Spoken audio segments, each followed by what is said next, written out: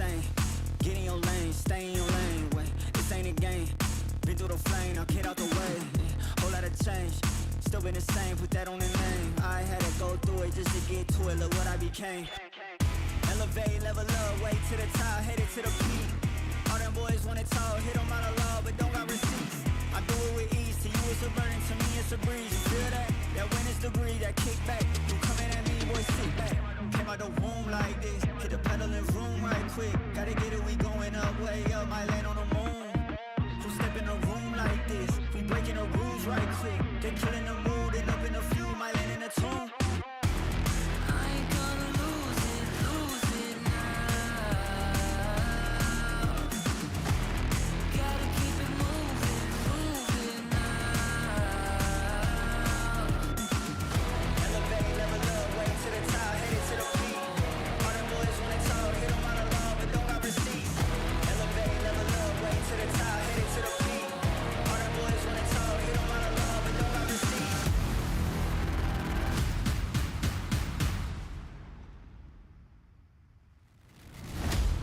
Bad with a vengeance, killing the odds, I'm leaving no remnants. They all in attendance, gotta go big, I aim for the fences. It's mine, I sense it.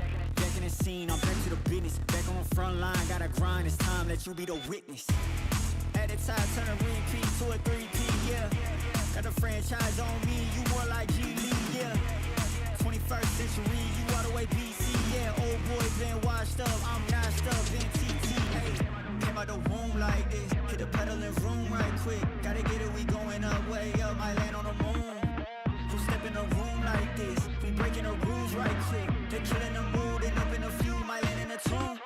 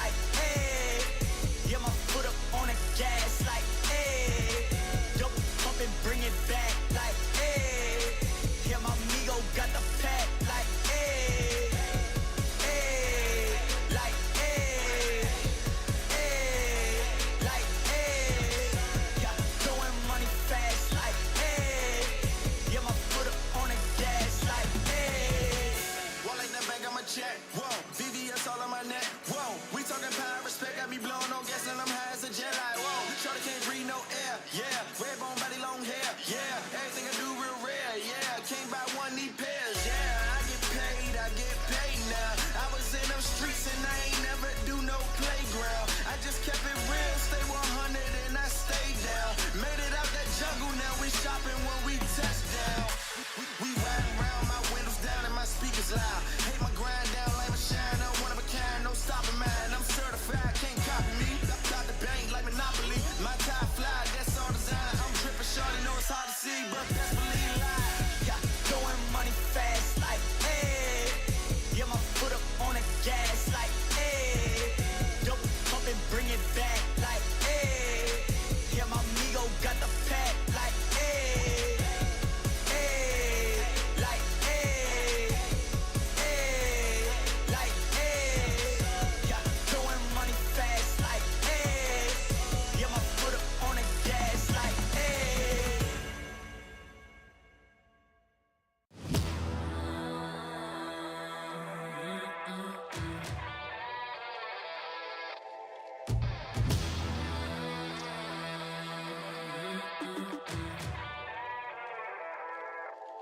Yeah, motivated, I'm focused. Came a long way from the lowest. Yeah, gotta get it, the mindset, gotta put it in motion. This is the moment, gotta one up my opponent. Back then they ain't noticed me, now they know it's me, I'm the chosen. It's my time, yeah, I put that on Bible. No excuses, gotta get to the final. Take all of my idols and turn them to rivals. It's all or nothing, man, the trophy is vital. Game time, bet I'm coming in clutch. No hang time, man, they can't keep up. The game's on the line, seconds on the time. Who can't fight? It's gotta be us. Better under pressure, go ahead and let it fall on me. I'm destined for it all, you better call on me. They say what doesn't kill you make you stronger. All that pain, it done made me to a monster. They say what doesn't kill you make you stronger. All that pain, it done made me to a monster. Yeah, whole lot of times they doubted I wouldn't be who I am without it. Sleepless nights, I counted. It all paid off, it's really astounding. I had to keep the faith to elevate. Hope for better days, they were coming. Now we can celebrate, knowing every day is abundant. Yeah, it's my time, yeah, I put that on Bible. No excuses, gotta get to the final. Take all of my idols and turn them to rivals. It's all or nothing, man, the trophy is vital. Game time, bet I'm coming in clutch. No hang time, man, they can't keep up. The game's on the line, seconds on the time. Who can't fight? It's gotta be us. Better under pressure, go ahead and let it fall on me. I'm destined for it all, you better call on me. They say what doesn't kill you make you stronger. All that pain, it done made me to a monster. They say what doesn't kill you make you stronger. All that pain, it done made me to a monster. All that pain, it done made me to a monster.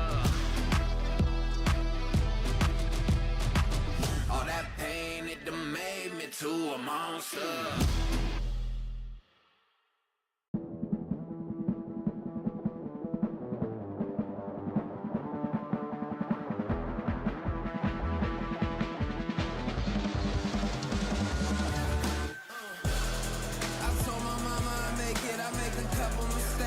I stay in my lane. I keep my feet on the pavement, and don't you ever mistake it. No, this ain't never been a game. Tell me where the competition. Seem like they all been missing. Never made a wrong decision. It's got me walking different. I stay gassed up. Please point the opposition. No scope, it's no joke. Just know I aim with raw precision. I went and got my bid up quick, 100 figures. They once was competition, now ain't sitting with us. Been on a wave since we've been away. Snatch the game, now we here to stay. I told my mama I make it, I make a couple mistakes, but see I stay in my lane. I keep my feet on the pavement, and don't you ever mistake it. No, this ain't never been a game. I told my mama I make it, I made a couple mistakes, but see I stay in my lane. I keep my feet on the pavement, and don't you ever mistake it. No, this ain't never been a game. It's that you can't touch me. Things get ugly, they mad now. This all must be a whole new level to count. I'm packing on the pounds, pulled up with the dog hound, and I still had time to shut it down. Now you see them all screaming my name. See them trying to switch to my lane. They ain't never fit that frame. Only present when the cash came. Plenty days I've been on the road chasing. No legend ever said they was complacent. Nah. I told my mama I make it, I make a couple mistakes, but see I stay in my lane. I keep my feet on the pavement, and don't you ever mistake it. No, this ain't never been a game. I told my mama I make it, I made a couple mistakes, but see I stay in my lane. I keep my feet on the pavement, and don't you ever mistake it. No, this ain't never been a game.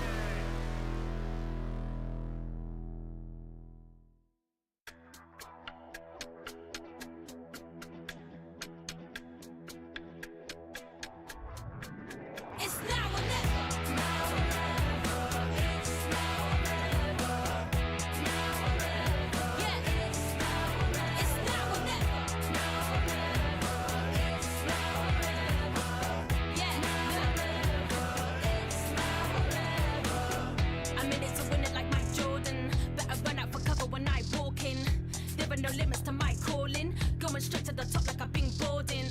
Taking the title like there are no rivals. Doing the eyes closed, give me a blindfold. This shit is easy, like a recital. And taking my shot like my hands on the rifle. Yeah. It's now or never. Yeah. It's now or never. Now or never. It's now or never. Woo. Now or never. It's now or never. It's now or never. Now or never. It's now or never. Yeah. Now or never. Yeah. Look. Now or never. Keep quiet, the queen's talking, keep walking. Couple of rings brought in, lines choking. Couple of reporters reporting. Fire line with a red dot, no recordings. Taking the title like there are no rivals. Doing the eyes closed, give me a blindfold. This shit is easy, like a recital. And taking my shot like my hands on the rifle. Yeah. It's now or never. Woo. It's now or never. Now or never. It's now or never. Now or never. It's now or never. It's now or never. Now or never. It's now or never. Now or never. Yeah. It's now or never. It's now or never.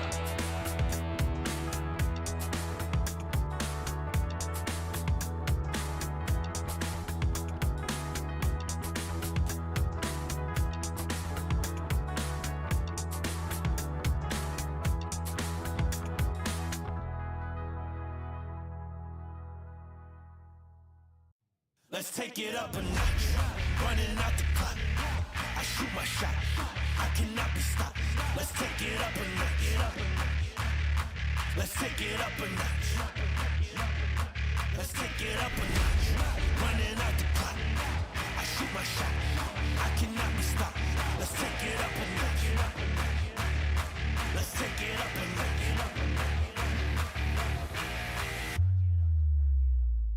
Let's take it up a notch.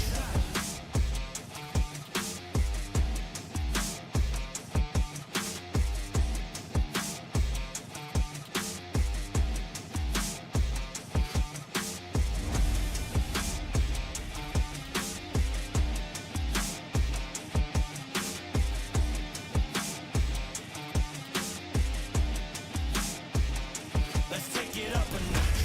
Running out the clock. I shoot my shot. I cannot be stopped. Let's take it up a notch.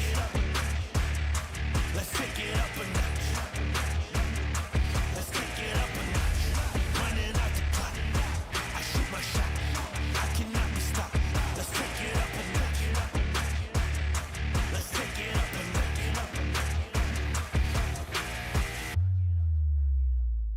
Let's take it up a notch.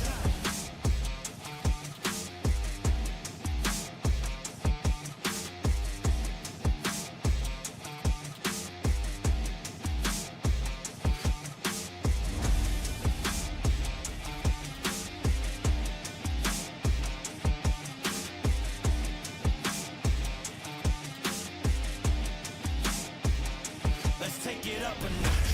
Running out the clock. I shoot my shot. I cannot be stopped. Let's take it up a notch. Let's take it up a notch. Let's take it up a notch. Running out the clock. I shoot my shot. I cannot be stopped. Let's take it up a notch. Let's take it up a notch.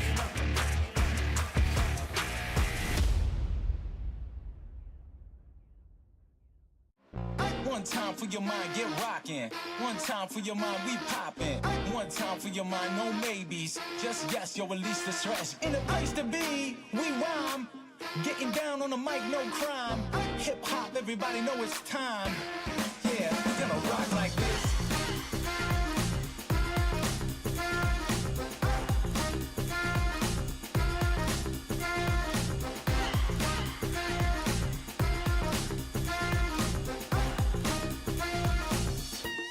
Yeah, we're gonna rock like this. Yeah, we're gonna rock like this. We're gonna rock like this. Yeah, we're gonna rock like this. We're gonna rock like this. I just can't stop. No, no.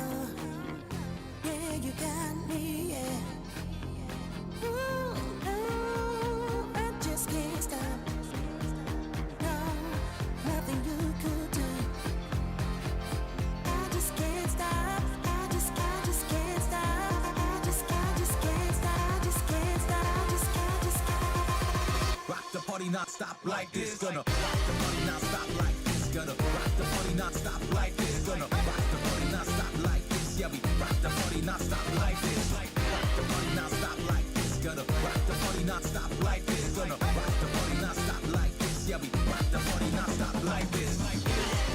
Run it up. We got the fire. Run it up. We got the fire. Run it up. We got the fire. Run it up.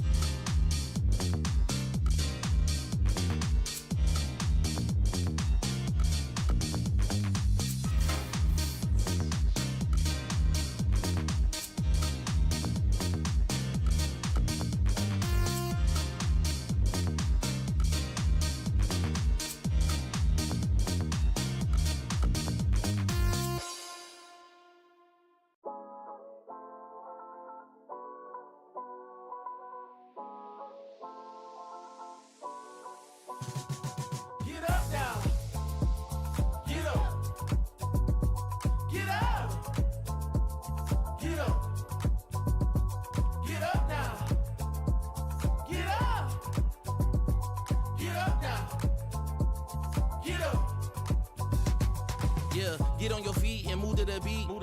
Pour up some drinks and then we repeat. Yeah, chasing my purpose, need a release. Yeah, my life's a beach, I'm lost in the breeze. Do this with ease, don't play with my dreams. Yeah, it's so together, it's not what it seems. Heart of a tiger, life of a king. Yeah, chasing my bag, my feet in the cream. Running these laps, not losing my steam. I'm feeling good, this life's what I need. Don't intervene with my energy. Yeah, I'm in her scope like Jimmy Iovine. Yeah, no Superman, but I'm feeling supreme. This not a movie, but I'm making a scene. Yeah, I can tell you how to live your life, but you just gotta get up. Get up. Get up. Get up. Get up now. Get up. Get up now. Get up. We just gotta live our life, we paying a price. Piece of the pie, I need me a slice. Yeah, rolling the dice, the scariest spice. Sticky like rice, the tricky reprise. Yeah, love will suffice, I suffer in silence. All alone, I'm lost on the island. Let's spread peace and less of the violence. Sebastian Bach on God's playing violence. Yeah, the flowers violet, give me my rose. This for my city, all for my bros. Did it alone, so far in my zone. So raise your glass, let's all have a toast. I can show you how to get like me. Live your life till you die. Yeah, look, I can tell you how to live your life, but you just gotta get up now. Get up. Get up. Get up. Get up now. Get up. Get up now. Get up. Get up.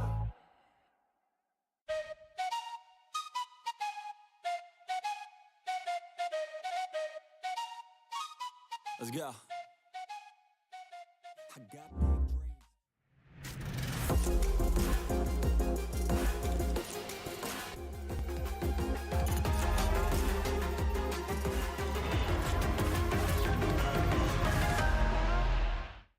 Hey! Hey, Tom. Alberto was looking for you, by the way. Really? Yeah, you better get there Okay, quick. I'll go check.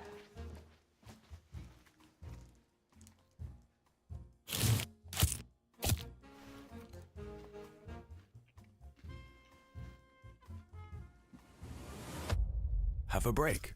Have a Kit Kat. Tom Biz. You've had your fun. It's my turn.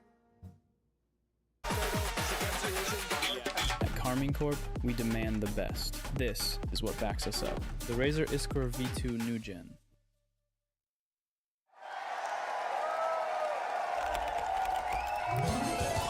Red Bull gives you wings.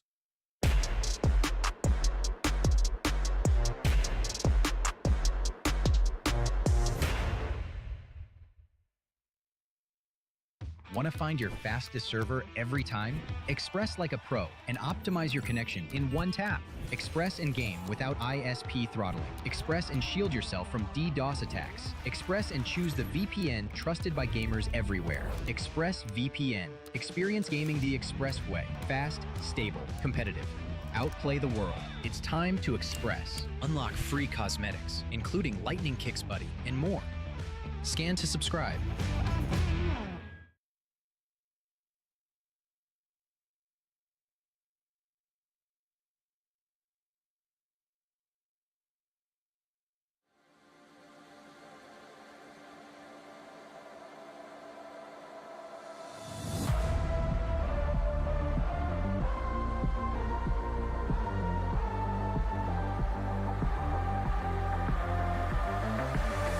I need to keep you around with my feet tied, tied to the ground. The end's nowhere to be found. I don't know why you don't leave me to drown. Oh, don't know where to go unless you say. Don't know what to do unless you stay. Thinking that today will be our day, again.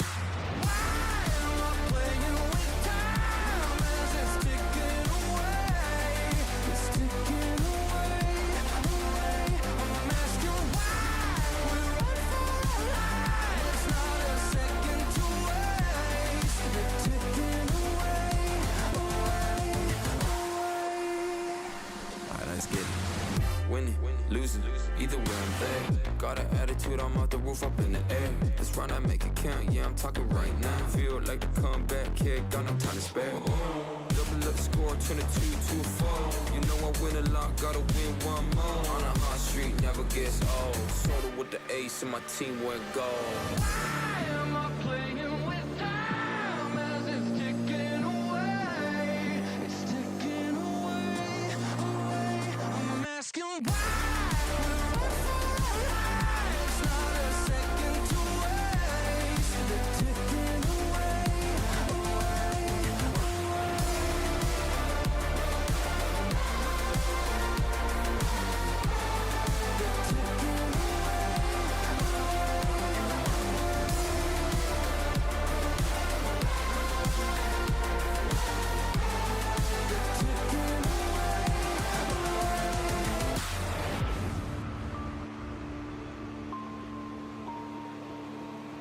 I'll give it one more try. I don't know why, but I keep coming back every time. I want it more than my life. I don't know why, but it feels so right.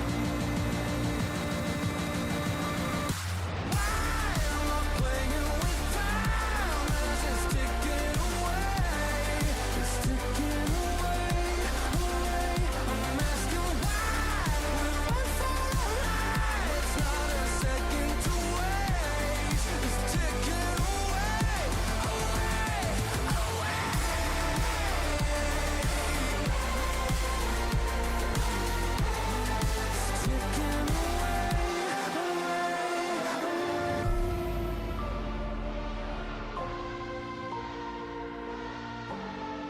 ticking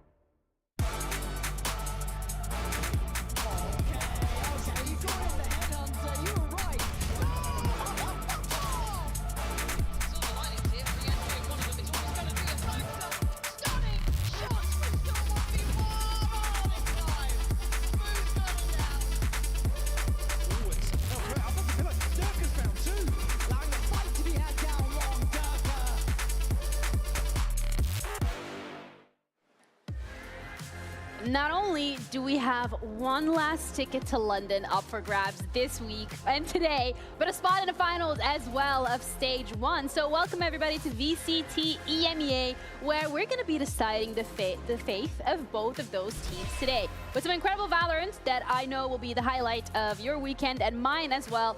We had some crazy upsets last week, and who knows, this week might not be any different. I'm your host, Ginny, and I'm joined with Billy and Minnie. Last weekend, it went by so fast. Yeah, it's crazy to think, and I'm just excited for today, right? I think that we've got some great teams going to London already. We finally get to find out that third today. We might even get to see a Turkish team in a regional grand final here in EMEA. It's a lot to be excited about. Yeah, there's a lot of great stories, and I think the Valorant keeps getting better, and I'm really excited to see who we're going to crown the kings of EMEA at the end of this week. Yes, and today we're going to be sending one team to the finals. But before we get into things, we have a little bit of a bingo that we would like to discuss with you guys. Because besides, of course, crowning some of the teams today and the players, it wouldn't be EMEA without an absolute checklist of things that are bound to happen. I went to Pilates this morning, okay? I'm laughing, don't worry. I prepared for this. So yeah, this is cute. I like this. Let me just help you here. Really? Do you want to do it? Wait, let's do a height check. Okay. Get out. Just block. It completely blocks me, by the way. Oh, how's it going back there? All right. No, but it's exciting, right? I think you've already kind of touched on it. We had such an exciting week last week that we thought, why not bring the excitement and have the fans play along, have the Twitch chat play along? We saw so much that we have a couple of things. Yampy barking, Rien's obviously insane last week. Ones? We can't reveal them right now. I like the tech pools in the middle. The free square is a tech pool. Would it be EMEA without a tech pause? Exactly. We almost escaped it, and then last week was the opposite of that. But in terms of today, we're gonna have to fill these out ourselves. Minnie, do you want to take ownership of Any row in the particular? barking one I think is going to happen. Yeah. So I'm going to be watching out for some barking today. Yeah, I think that's fair. I think play our game is probably a guarantee in there at some point as well. Our players and our coaches love to tell us how much they're playing their game. So yeah, I think that's a guarantee. Gassop, that was this. If he can, if he can outdo last week, absolutely. then fair. Like the way that he stood up across the stage and just stared at a town on fire, if he's going to be able to outdo that this week, fair play to him. I would love to see that, but we also have to look at the brackets specifically in terms of the games that we're going to be having a look at today, because they're going to be the deciding in terms of how the rest of the week is going to play out. So first things first, Vitality. They're going to be going up against Foot. Yeah, I think there's a really big opportunity for both these teams now. They've qualified to London, now show what you're made of. Vitality at the start of the year, we said that this was supposed to be a super team, they're supposed to be great. They had their troubles in the group stage, but now is the time to show how good they are and go for that top spot. I love how you put supposed to in there. No, but it's crazy. Like we're looking at a discussion now where they're like potentially going to put themselves in a position where they can actually win regionally in EMEA, which at the start of this group stage certainly wouldn't have been an option for them, I think, given the performance that it was. And I already touched on Foot, right? Being able to make that grand finals, first regional appearance for a full Turkish team, potentially lifting the trophy. It's exciting times. Yeah, and I think the other big story of that the bracket is no Santiago teams making it even close to London there. All going out in that lower bracket. It just shows us what kind of times we're in at VALORANT with the meta and how other teams are developing after those Euro nerfs and changes. Yeah, it's constantly evolving and the teams have to be able to adapt to that. But with it, we still have one slot available for London that will be decided on our second match today when we have Eternal Fire going up against Heretics. So that's an exciting one as well. But today, specifically, this first game, we really need to look at Vitality and Foot in terms of how their play styles going up against each other and what that actually is going to be bringing out on the server. So far in playoffs, both of these teams have looked phenomenal. Yeah, I think the story for this match for me is the stylistic clash. Neither of these teams, I believe, have played against a team of the opposing caliber in their recent run. So Vitality in the group stage might have done, but since they've hit that playoff form, they were going against those mature kind of Team Liquids and Fanatics that aren't going to run at you every single round. And this game is now going to be that Foot firepower just being very aggressive. And I'm interested to see how Vitality deals with that. And on the flip side, I don't think Foot have played a team quite as good as Vitality yet either, on the kind of more mature side. So I think it's going to be that clash of styles coming together and seeing how that goes. Yeah, I think definitely Vitality are a more structured team, at least we've seen that coming into the playoffs versus this kind of firepower and aggression from Foot. But honestly, I think what's allowed Foot to get to this point of being able to qualify to that Masters is the variation in which they play. They do have that firepower, but they're also able to have discipline in moments where they can condition that aggression against their opponents, but then pull it back. I think on the Vitality side, however, you have Pal, Yampi, they played for BBL Esports last year. They used the puzzle pieces in the way in which they did, where they're very used to this aggressive style. So I think coming up against that today, they shouldn't really be a stranger to that. I do think that narratively, I think they have struggled with it a little bit this year, and I think that Durka in particular is a player I'd like to highlight. I think Durka has been very good, and he was very good in that Fnatic game against a team that's a bit more slow and meandering around the map. But I want to see how Durka does against a team that has that full firepower, because I don't think that he, this year, has shown he's dealt with it very well. Yeah, historically, when we're looking at it, we have it on the screen as well. Vitality going up against Turkish teams doesn't always, or if ever, really go in Vitality's favor. We do have that game at the start of the year, but again, that Ulf roster wasn't the full-fledged roster that they were going to play with, so it does make things a little bit more interesting. But in terms of us sitting here and speculating about Durka and how his performance will be against Turkish teams, let's just hear from the man himself. Durka, last week, you guys had a phenomenal performance. Again, congratulations on qualifying to London. But coming up against Foot today, I want to ask, historically, you guys haven't been the strongest against Turkish teams. Is there a reason for it? What is it about that region and their playstyle that you think you struggle against on Vitality? I think we struggled a lot in the first weeks of group stage against them, mostly because our comps weren't good enough, and like people know, and when they play really aggressive and fast, it's like a bit hard to adapt on top of having like issues with the comps. But now I think we had like 2 good practice weeks, like last week we showed amazing results, and now today just keep improving, and we'll see today. Yeah, and it's been a while since we've seen you in a grand finals for VCT. You know, it's been even just over a year. So what do you think is going to be different, and how are you staying motivated? The fact you've already qualified, but you still have that ahead of you. I mean, we qualified, so it's like main goal done. For me, it's like also, I think I and the team, we also want to just win the tournament, because it will help a lot with the points. It will help a lot with the seedings and stuff, and also just having extra time, which I think for us it will do a lot. But also, we're not really worried, because like we could have missed this opportunity like long time ago too. Awesome, Doug. Thank you so much for joining me. Good luck today. You. Compositions, aggression, a lot of things here, Mini, that have been brought up from Turkish side of things when it comes to their games against Turkish teams, but the stats don't lie. Yeah, this is something I noticed, that like I think that a key piece is getting Dirk on momentum, and he's been able to get momentum in his games and playoffs so far. But I would argue against Foot, this is a different challenge now for this renewed vitality. Can they keep up against a team that is going to be running at them? Can Dirk face against that pressure against a team that has members like Sop that is going to be running at him every single round and not going to give him the time or space, or even the time to even mentally reset after a round? The stats don't lie, yet they were manipulated for this narrative, which is actually crazy. It didn't include the little win that they had against Ulf with the subs in kickoff, where I think Derek had something crazy like 12 first kills and 4 first bloods. If he wants to claim beating a team with 2 subs counts as like a counter narrative, then he can manipulate the stats all you want, Mini. But I think that it's fair to say that the vitality that we saw against that BBL, being the last Turkish team that they played, is a completely different roster from then to now. So I have a little bit of faith in the terms that they've been able to figure out the comps in that structure. And you mentioned Sop here as well, Mini. I definitely think that coming into this matchup today, these are the kind of spearheads that we're looking at when we think about that aggression from both sides. Yeah, the thing that impresses me about Sop is he is the one that gets the most amount of first kill or first death engagement. Like, he goes for the most amount of first engagements in the league right now, and that usually means that you're being reckless. But he is coming out on top in most of those interactions. In this meta right now, we're giving grace to some of these Neon players, saying, oh, maybe they died, but they created a lot of space. But with Sop, that doesn't exist. He just goes in and gets the kill and makes the space at the same time. So he is built different right now.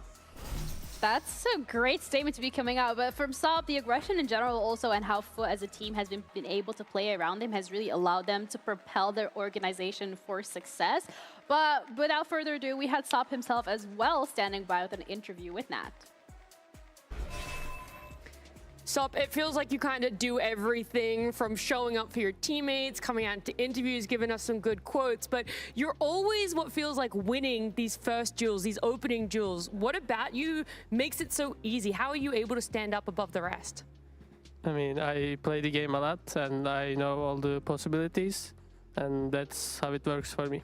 So it's just running a lot of different iterations and just having that practice? Yeah, practice makes you perfect. That's what I can say, actually. Well, it feels like you guys are partway there, but you're going to have to come up against a new look Vitality, right? They've done a lot of improvement in the last few weeks, so how would you rate your chances against them today?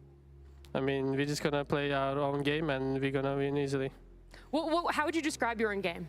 In game, I'm not gonna lie, I think we just only listen sociable and we shoot our guns. That's it. I like it sometimes it's just that straightforward. Yeah, I take entries, he calls something, and we win the rounds. That's it, that's the formula, the recipe for success. Well, thank you so much for joining me. Good luck today. Welcome. Thank you so much. Well, there's our first play, our game on the bingo. Let's go. We're already off to a great start. But wow. Jokes aside, looking at Sop coming into this, the confidence that he has, we already kind of saw glimpses of that at Ascension last year, right, Mini? And I think the story for him is so great this stage. Coming into this Foot roster, deciding to leave his old team that he once ascended with, was grinding in Premier all throughout last year, and now he's off to his first global event. And the marker out to knock off the bingo. And for me, like, to continue the point, it's the confidence that comes through from him. Yeah, we're losing some of that from our other Turkish teams like BBL at the moment, but Sop is the person that has been having that confidence the entire time. I hope to see it even if they go on a little bit of a loss. I would hope to see that still. It seems like he still has that about him. And he was the player that I was most excited to watch this year. I knew he wasn't going to be old enough at the start to come in and play straight away, but he has delivered time and time again in stage 1 so far. So sticking with the bingo theme, play our game. We already ticked it off because that's what Sop just mentioned in the interview. So I want to actually play off of that. Was that enough aura farming, or is that still? No, okay, we're not there yet. Not yet. We're just at the play our game stage. But Billy, when it comes to playing their game, we've already highlighted the stylistic differences of both of these teams. What is it about Foot's game or Sop's game specifically that could make it very difficult for Vitality to actually win here today? I think I already kind of mentioned it, right? It's the conditioning with that aggression, but then also being able to strip it back and have that discipline in key moments. I think that that's probably a key part for Foot, and like I mentioned, what has allowed them to kind of qualify to that event, because I think that that's a real strength for teams now, being able to dip in toes in different kinds of paces. Yeah, we also have a skirmish because those are back since we don't have seeds anymore. So it's going to be interesting to see which team is going to be coming out on top. Bro, they will again put me that I'm talking alone, but last time Westside was giving me some rubbish about it. What is he peeking right now? Fight! AF! Yadasha! Yadasha! Yadasha! Yeah, sit down, bro! No, we don't take this.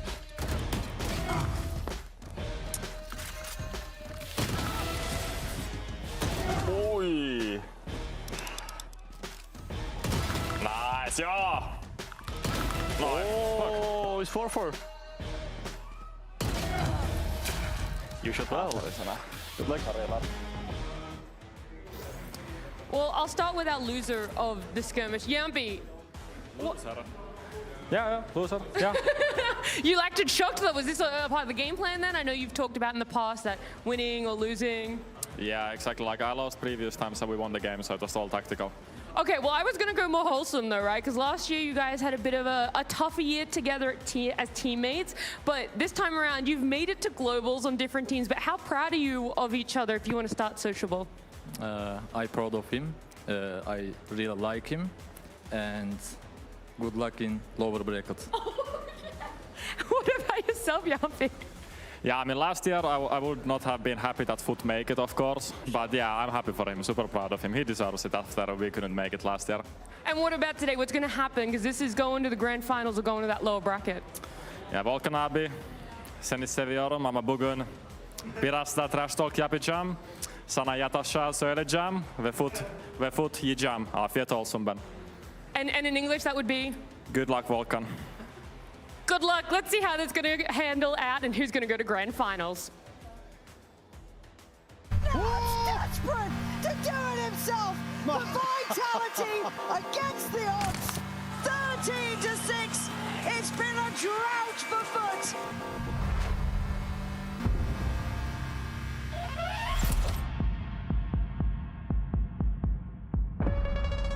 I don't believe in super teams. I think it's just a gimmick people used to hate watch. It's not about the stars you have. But when a team goes through rough times, that's what makes them super. Do I believe in super teams? No, I don't think they exist. But if they do, I want a super team. Vitality are okay. They're a good team in paper. But they still didn't reach their full potential yet. I respect Foot. They also went through rough and good times together as a team, but today it will not matter because we will be better. Fight now, that's great damage. People always bite off more than they can chew. From Sop, right after the timeout. I will always think I'm the best on the server.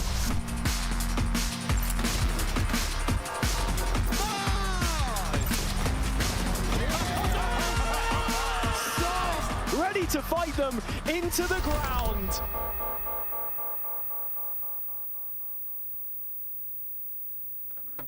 Smoke on my vision so hazy. Shots in the dark, you made me fall. Decisions in the past were made. All these eyes on me, can't breathe. Gotta keep from falling. Esports. Keep falling. Take a risk even though it might hurt me. The fire in the chest keeps burning. I'll put it aside. But it won't be Vitality.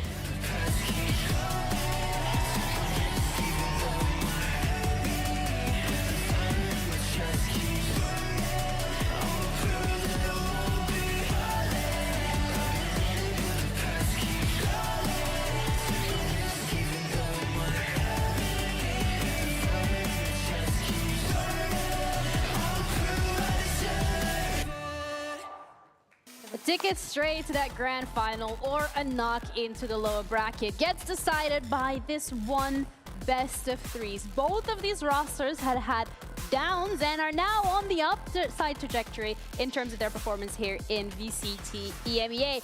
Question remains, after they won the skirmish, what would Foot like to eliminate? Starting off with Breeze.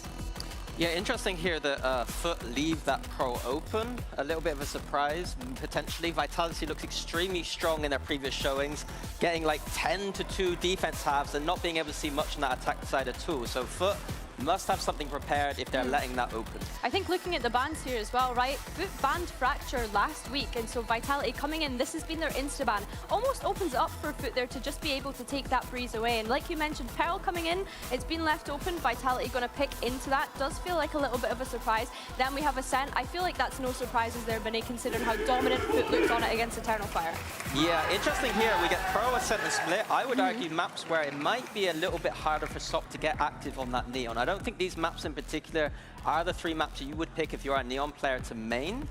But that being said, I think Pro is a map where we expect him to do some damage. For me, it's all going to be about, can they stop this Vitality game plan, which I'm sure is going to be the same as last week with that chamber, going into those deep extremities and dislodge Chronicle out of those extremities early. Yeah, and let's not forget, these were the 3 maps that Foot actually played against Eternal Fire last week, and they were pushed to that 3rd map, double digits on them as well in the end. So they've definitely had a week to kind of chill out and coming to this one to prepare to potentially get to that grand final spot. In comparison, you have a Vitality that have played 5 maps so far throughout this playoffs and really needed to come in prepared to this one. I think starting off with that Pearl Mini, I like that you mentioned Chronicle, especially starting on that defense for Vitality here.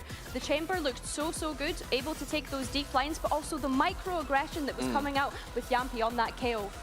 Yeah, the players are getting comfortable on their Razor chairs, but I would like to discuss further is the comfortability when it comes to how the first map's going to play out, especially because we already touched upon the fact that Foot was pushed all the way to the decider in that series against Eternal Fire. Vitality has had a chance to sit back. So is a week enough time to give Foot an opportunity to improve or maybe even come up with something new? Well, they've already been switching between ideas on Pro already. They were playing that Waylay before and then switched away from it towards a Phoenix. And that didn't work too well in the previous game. But you'd hope they go away and go back to the drawing board and figure things out. Truthfully, in this veto, we would expect Vitality to take this one. This is the map where it's not bad for Foot if they lose it in terms of the 3 maps. I would expect them to rise up more in the 2nd and 3rd. But it is going to be, what have they changed? What can they adapt to? Vitality have got a lot of footage on that defense side. Is there any weaknesses there that they can look to exploit? Yeah, exactly. And I think as well, when I'm looking at this Pearl composition that we saw from Foot come out last time, it's not too similar to Team Liquid's, and we saw how Vitality were able to completely dismantle Team Liquid's composition on Pearl last week. I'm looking at the adjustment to see how are Foot going to be able to clear out that operator that we highlight on B Long that we're going to be expecting to see Chronicle on. It looks like the Phoenix is staying in the race, and I think this is something that we have seen from Foot, and that has worked, because the Waylay, there were a couple of question marks in terms of how that played out. Vitality also sticking to what we're used to seeing from their side of things. So again, both of these rosters, Mini, should have enough footage to be able to come up with a game plan to counteract one another. Because Vitality's game plan worked so well before, and that was having Chronicle set up deep on the extremities with the chamber, and then after that, having some interesting trap plays with that KO, the aggression coming through the KO Flash and Durka. Foot, they're going to probably keep that. And it's now down to Foot to see what they can do to react to that. They need to push out Chronicle early, and they also need to make sure they're not getting those KO flashes to the face and just running into a Durka, basically. Yeah, I think that you're looking at what tools they have to be able to do that, right? I'm looking at the Phoenix Splashes here. I'm looking at the Fade Prowlers, depending on how close up Chronicle can get popped up on here on defense. And the reason that we're rambling on about it so much is because that was a key component of Vitality finding so much success. Really intriguing, though, that Foot actually decided to start on the attack, considering how strong Vitality's defense looks. I think another thing to look at here is Yesterday on the Cypher. I think Cypher is a little bit underrated on this map. We see a lot of Killjoys usually. The Cypher camera being used to scout out those extremities, seeing what's happening on Vitality's side, see if there's any of these trap plays happening. I think Yesterday will play a pretty big part in seeing what Vitality's intentions are early in these rounds. Is there either one of these Asian compositions that you prefer over the other, or are they both so streamlined and in line with the playstyle from either of these teams? I prefer Vitality's. I think it's just because with the Foot composition, it's very difficult to try and fight for that B-long space. I like Vitality's, but Foot suits them. All right, well, this is it. A ticket straight to finals or a knock into the lower bracket in this best-of-3 series between Vitality and Foot starts here on Pearl with our casters, Mitch and Tom. Well, two teams stood head and shoulders above the rest, and Vitality have already beaten one of them. Now it's time to face off against Foot. It does feel like Sisyphus reaching the summit. Foot have been the unstoppable factor when it comes to this stage, Tom, but Vitality are heating up coming into this matchup. Well, it's sort of two teams at a different stage. One team went 4-0, then had a slight drop, came back, make it through. Vitality, it didn't even look like they were going to make it out of the group stage, and now they're here fighting for a final. And for both of these teams, this is a huge opportunity. Having a victory in stage 1 and stage 2, well, there's only been two teams that have ever done that, Liquid and Fnatic. Stage 1 and stage 2 have belonged to them for a long, long time. And with the trophy just a couple of games away, potentially, for one of these teams, it's a good opportunity. Well, we're kicking off Pearl. Vitality's map pick with Foot on the attack side. And although the pace probably wouldn't change regardless of which side we'd see them on, Sop is going to be the one invading, taking down some utility and putting question marks at the back of Vitality's minds. But the attackers are converging in the very spot that Vitality have put numbers into. The strength about to be tested, and Durka, in fact, about to take the test to them. Off the flash, he swung in, but they dodged it. Peeking out after for the pick, and now the pressure onto the defenders, numbers falling. They had so many players here just moments ago, but a sea of red has washed them away. Sayonara's got to get out surely, and the Shock won't make it for the kill. Yeah, that felt like the opportunity, and now it just seems like the flood of Foot. It's already going to put Sayonara out of the round. A 1v4 needed to take home this pistol. First goes his way, but it is Sop's round. A victory in the pistol. And one I think is going to be fairly important, because I'll be brutally honest with you, Mitch. I thought this map was going to be banned by Foot. I didn't think they'd want to go here at all. I think it's one where they've had some pretty nasty defeats. Eternal Fire losing 13-5, and then the two dominant victories we saw on the other side when Vitality played it. I genuinely thought they'd avoid this map, but evidently they'd rather play it than others. So is that you telling me that Foot take this and we're looking at a 2-0? Yeah. And if it's close, you know, where does the margin need to be for you to believe it's a healthy game for Vitality? I think the fact they let it through, it's going to be closer than the last couple of games. I don't think they would have just not fixed any of the issues they have. Also, a lot of the pressure is off in terms of making it to those internationals. There's still a lot on the line, but yeah, I'd say if Foot win this, yeah, I think the momentum will take them through Ascent. If it's close, still a chance at a 2-0.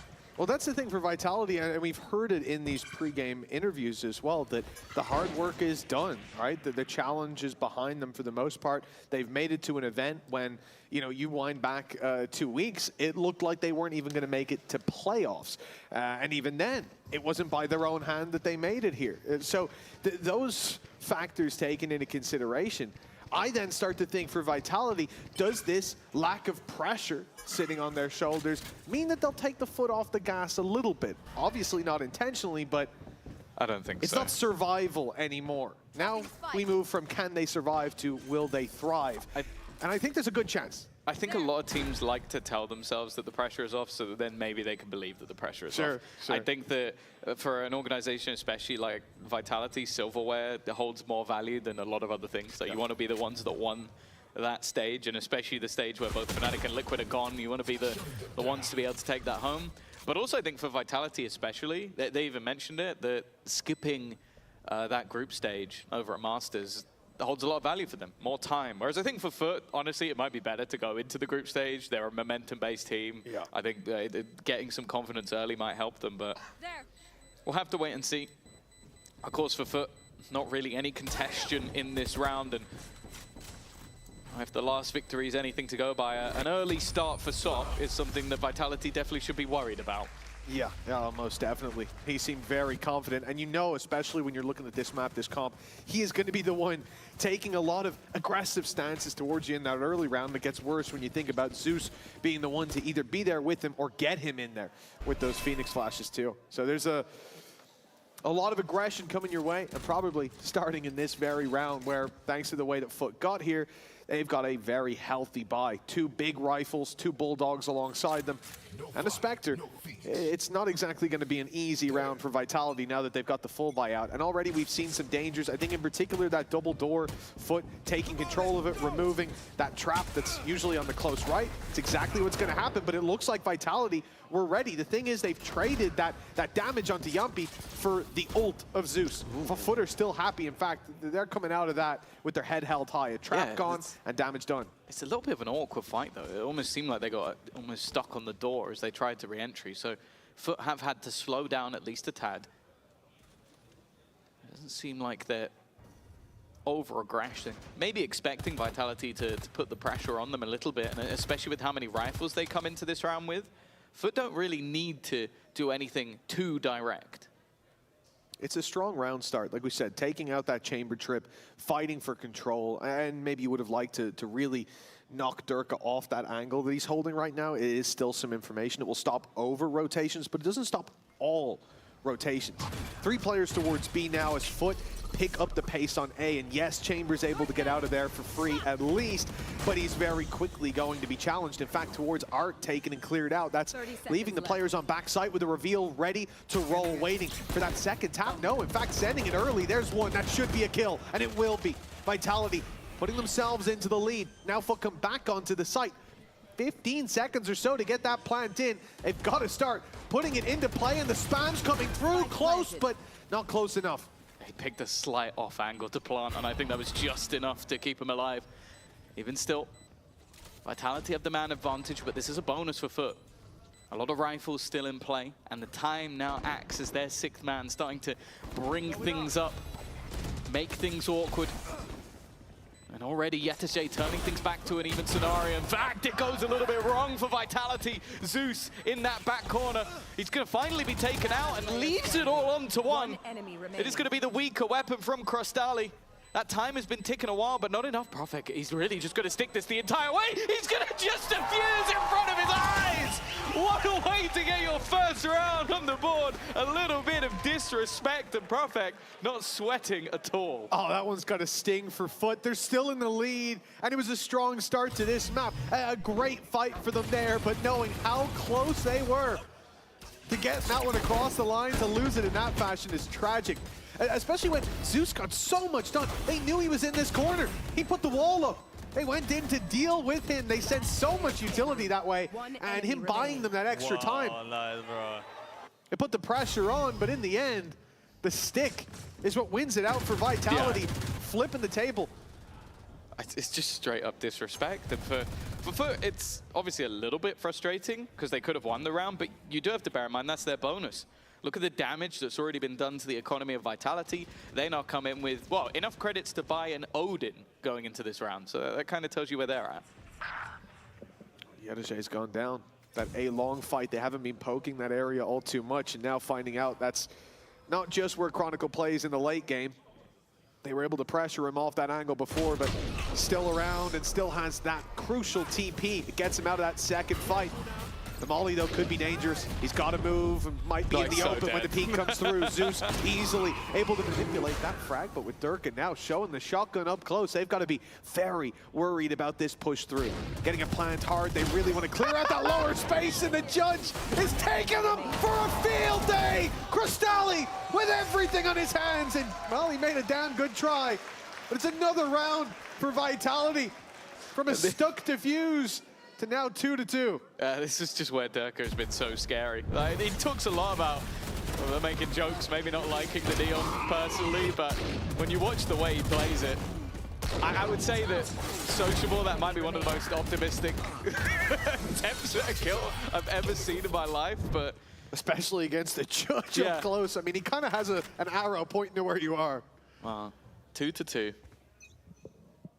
Even with what was a bit of a vulnerable buy in the last, Dirk has bailed them out. Had some incredible games for them to qualify, and a weaker purchase now coming in, and it's a little bit of an awkward battle again to start, but Sayonara comfortably dealing with Sop and Zeus. Yeah, that might have been what happened last time as well, just Durka throwing out the stun, that relay ball catching pretty much the whole team as they're trying to walk through those double doors. And now same old strat as last round. Remember, Foot, they sent Yedege creeping up on A long in the previous. He walked straight into Chronicle. Now, he sent creeping up on B long, a last-ditch attempt to take some space, and he has gotten them it. An orb is going to give them an ult on Fade, but is the Nightfall really going to change this round? Is it going to help even getting through? 2 Stingers and a Sheriff. I think we chalked this one up to a lost round already. Let's see if they've got some different ideas, though. Yeah, with Durka so close. Unless they can get Profek with pretty much nothing in response. It's going to be incredibly difficult, and there you go. Okay. Not a bad shot. The Judge is the only gun nearby. He's been caught by the Seas as well, so a little bit more vulnerable to those SMGs, but that only lasted a moment. Durka's decision is just to try and hold that space, and the lineup is going to buy additional time. The spam, though, again doing a lot of damage. They've somehow brought this back to even, but still, the weaponry hasn't been retrieved. Nowhere for Crostali to go. And as always, the Sayonara shock darts are on point. Yeah, he did remarkably well following up in the initial fight that they had towards those double doors on the stun that Durka put through. Wonderful job on the way back in. Yeah, Foot made more out of that than I thought they would, considering the investment that they had. Very nice opening with the...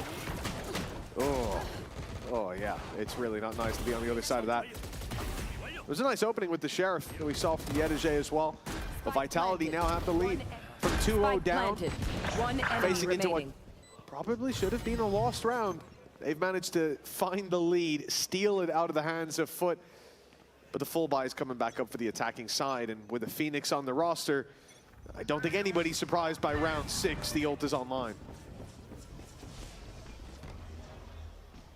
Well, same can be said for the other side. A free sniper rifle available for Chronicle will help pad their economy that little bit extra. It's also worth noting as well that versus Liquid and GX, it was 10-2 defensive halves for Vitality. Not that they struggled to close either of those games on the attack, but we just haven't seen much of what they have to offer on that side.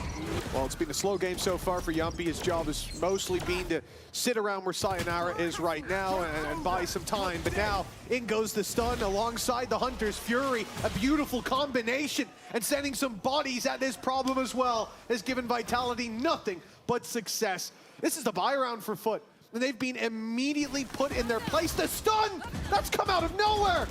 Just off the timing, and well, it hasn't worked out as well as it looked like. That should have been kills, conversions, and instead, Vitality are in a 2v2. They're on the back foot. Robin Hood's gone down as well. Chronicle, a man that's so reliable in these moments, well, he will be called on once again.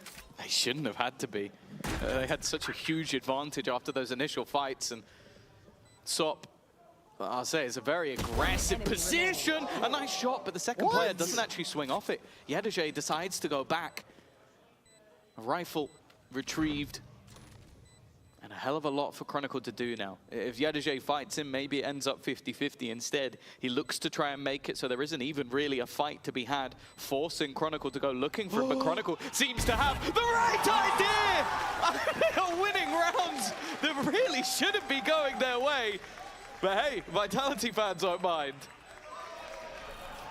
And he's on his feet as well, waving to the other side of the stage. This is ridiculous. I'm pretty sure he caught him the second Yedege went to... he goes back to. went to check his cam or something like that. Oh, yeah, wow, yeah. I think just before that I said Yumpy's been having a bit of a tough game, but that round really added to the tally. I really want to see this in the replay, though. What was it? Yeah, the second he touches his cam, the millisecond he's put to bed. Nuts timing. And a timeout for Foot. What did you say on that video, brother? Hello! Hello! Oh, he's been listening. He's been listening and taking names. You love to see it. See, the funny thing is, you see Powell with his hands together. He has got into praying because at the beginning of the year, he prayed that somehow Chronicle would end up on his team, and it came true. So now he's just got to continue doing it. Another man he's very lucky to have is Sayonara, someone who only joined, of course, this stage.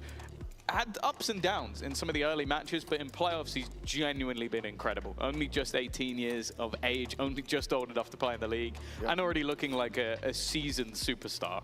Well, I think we talked about it a little bit when he joined into the roster, right, about how he was a good teammate, a good team player. Yeah. Didn't really seem to care too much about the statistics, but those stats have followed as the team has heated up, as they found their identity on that server. It's also on duelist, controller, and initiator. Yes, so you have an 18-year-old that is able to play 3 roles within your team excellently. And also it's the Viper as well, so you can kind of throw Senti in there as like a quasi role as well.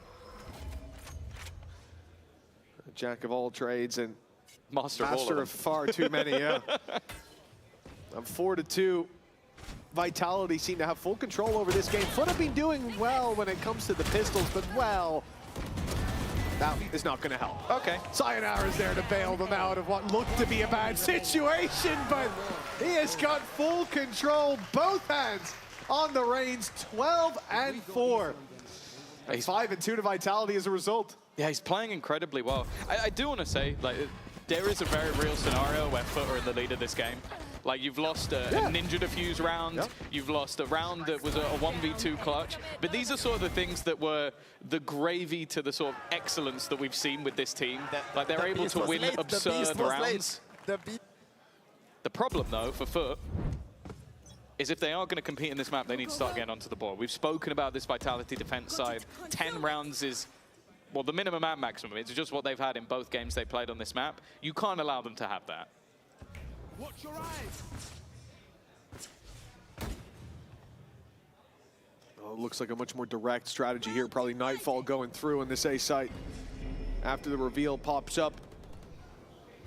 They don't get long to react to that with the wall in play. They've made it close. Foot, though, breaking through the walls. Always the challenge, but not for Sup. He's made it look easy against Durka, but an immediate trade doesn't make things that easy. Nightfall going to go into play, only catches 1. And that leaves them then thinking about a flank. But that flank is already covered. Yedege on the wraparound. Zeus joining him. It does mean that on site they're a little bit lighter, but with Crystalli picking up Yumpy, I believe, straight through the smoke, that one should buy all the time in the world for this double flank to come through. It really looks like they've got all their win conditions ticked. That's the thing. They like to take their time on these retakes. And so it gives an opportunity to wrap around. The Cosmic Divide, if anything, has helped out. And leaves just Chronicle standing. You've still got to be careful, though. You still have got to be careful. Oh, I was getting a flashback to what is every other round we've seen so far from Vitality. That was nearly in competition for play of the game, which is saying something. Yeah. Even though we're only 8 rounds in, it's been a chaotic starter. And, you know, a very aggressive invasion. This is what we talked about from Sop. He's going to be the guy that's just coming swinging at you. I do think that Zeus has been a safe pair of hands in a lot of moments there. It's just Chronicle able to make it look dangerous. But in the end, Foot back to winning ways. They found their third a lot later than we thought. I love that flash. It's going to buy them that first fight. Normally you pay the price of that operator. But instead, denying it, and they get this control on B site. Now, laneway's a problem because the trap's been broken, and they put all the pressure on Chronicle. Beautiful stuff from Foot.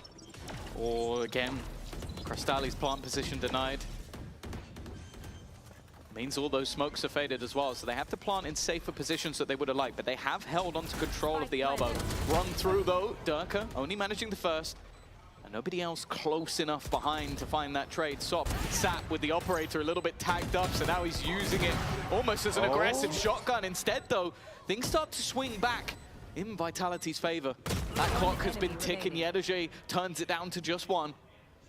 Yumpy to try and find his ex-teammate waiting on the other side, and Sociable is more than ready. Foot start their climb back into the game. But more importantly, that economy now starts to dwindle. I love what we see from them there. I'm not sure that they can have the exact read that Kron is playing that position. As you know, it's swapped around a lot. But after hearing the op, that's where they start to at least grow suspicious. And sending out a player, I believe it was Yedije, to the double doors, he breaks the trap. That means that as they, the trap that's in the laneway, right? So as the B site's being pushed, Kron can't fall back. He's got nowhere to go. He can run up the laneway that he knows there's someone there, or he can go to site, and well, you saw exactly what happens when Sop runs it down on you like that. A nice crunch, a nice idea, and a great payoff for the attacking side as a result. Still that buy-up for Vitality here, though. Just all about. credits put into this one, and they will very much be struggling for the cash if they lose out here. Problem is, it almost feels like Dirk has been better with the judge, especially while having that overdrive in back pocket. Means that any sort of retake won't be a problem. The fact is, though, a more direct push on the other side, but getting through here when there's a judge waiting almost seems impossible. That door has been a gift and a curse, and while this time the push is cursed, an in-zone flawless, with the Yumpy being picked back up, and Vitality return like it's nothing. Yeah, Profek peeling away from bottom of the scoreboard with that. That was a big round for him. Confidence builder as well. The triple found, and the judge still dealing the damage we expected. And a great return to form for Foot. Again, we've seen that weakness was there. But Foot pushed down on that B site just the round before. This time Vitality looked much more around taking that mid control, having the early push on Art. And in fact, that will be an even earlier push this time. Flash set up, Art push coming through, and it's Chronicle to take point of contact. Nicely done for the double, and he can just get out for free. Nasty stuff for Vitality. And they are doing it against the low buy. This was a bit of a risk to it, but with the chamber, it's always worth taking that risk. I think as well, we might have to start asking Captain Cow what's the record for most assists in a map, because I think currently Yumpy is on 16, which normally you'd look at KO and go, okay, he did get quite a few in the last round just using his ult, but he's had some great flashes. He's had some great nades as well, denying the plants, and it might, I was going to say not be needed for the rest of this one, but Yedije trying to turn the tide, not going to be happening. 7-4. I love how 5v3, they got punished for overfighting the pistols. What does Sayonara do? He's given a chance to pull the round back, runs in and fights the pistols as quickly as possible. There we go. Consistency, the most important thing, evidently. The funny thing is that flash had to be so pixel perfect because Chronicle literally like semi-caught by it. If he's even a millimeter further out, he's blind. Confidence on him. Nice. Nice. That's the key to throw above and behind. There you go, 3, 5, and 16. Well, 7. His KDA is going to be crazy after this. For God's sake. 7 on the board already and 1 left to play for. This could be a stellar half for Team Vitality. And a lot of their last 2 rounds in the early stage has been pressured towards Art. Foot try to fix that by pressuring back, by fighting for that space and avoiding the early flash. But none of it comes their way. Because of course Vitality have gone back to the start of the game. Send Chronicle to hold that A control, get one, get out, and now Foot as they take the site, already a man down with a lot to deal with. Rotations have come through, Profek's on standby, but you're always worried about that tour de force. Oh. The swing from Sop. And the trade's back, actually relatively effective. They've done well here, and the swing out from Profek is caught. Takes away the advantage that was garnered and puts it back into a much closer situation. Durka with ult online, a chance to maybe pad the space. Yumpy, this time the fragment's only going to clear out the site. Sociable has just slipped in. Durka suspects it, though. Even seeing that smoke should be enough. And there it is, the punish. A 2 versus 2 time still ticking. Yumpy not yet spotted, brushing shoulders with Yedije, but he's the one to fall. The finger guns overheated. Durka's down to 30, up against the wall. But he swings into Zeus, who's somehow unaware. The position is near perfect. He can stick this. Yedije knows he's got to run, and Durka tries to catch him. 3 HP is what decides the final round of the half. And it's Foot on 5. Well, former teammates now vying for a place in the final. Let's send it over to Kukuka for a TLDR on the Yumpy and Sociable lore after the replays.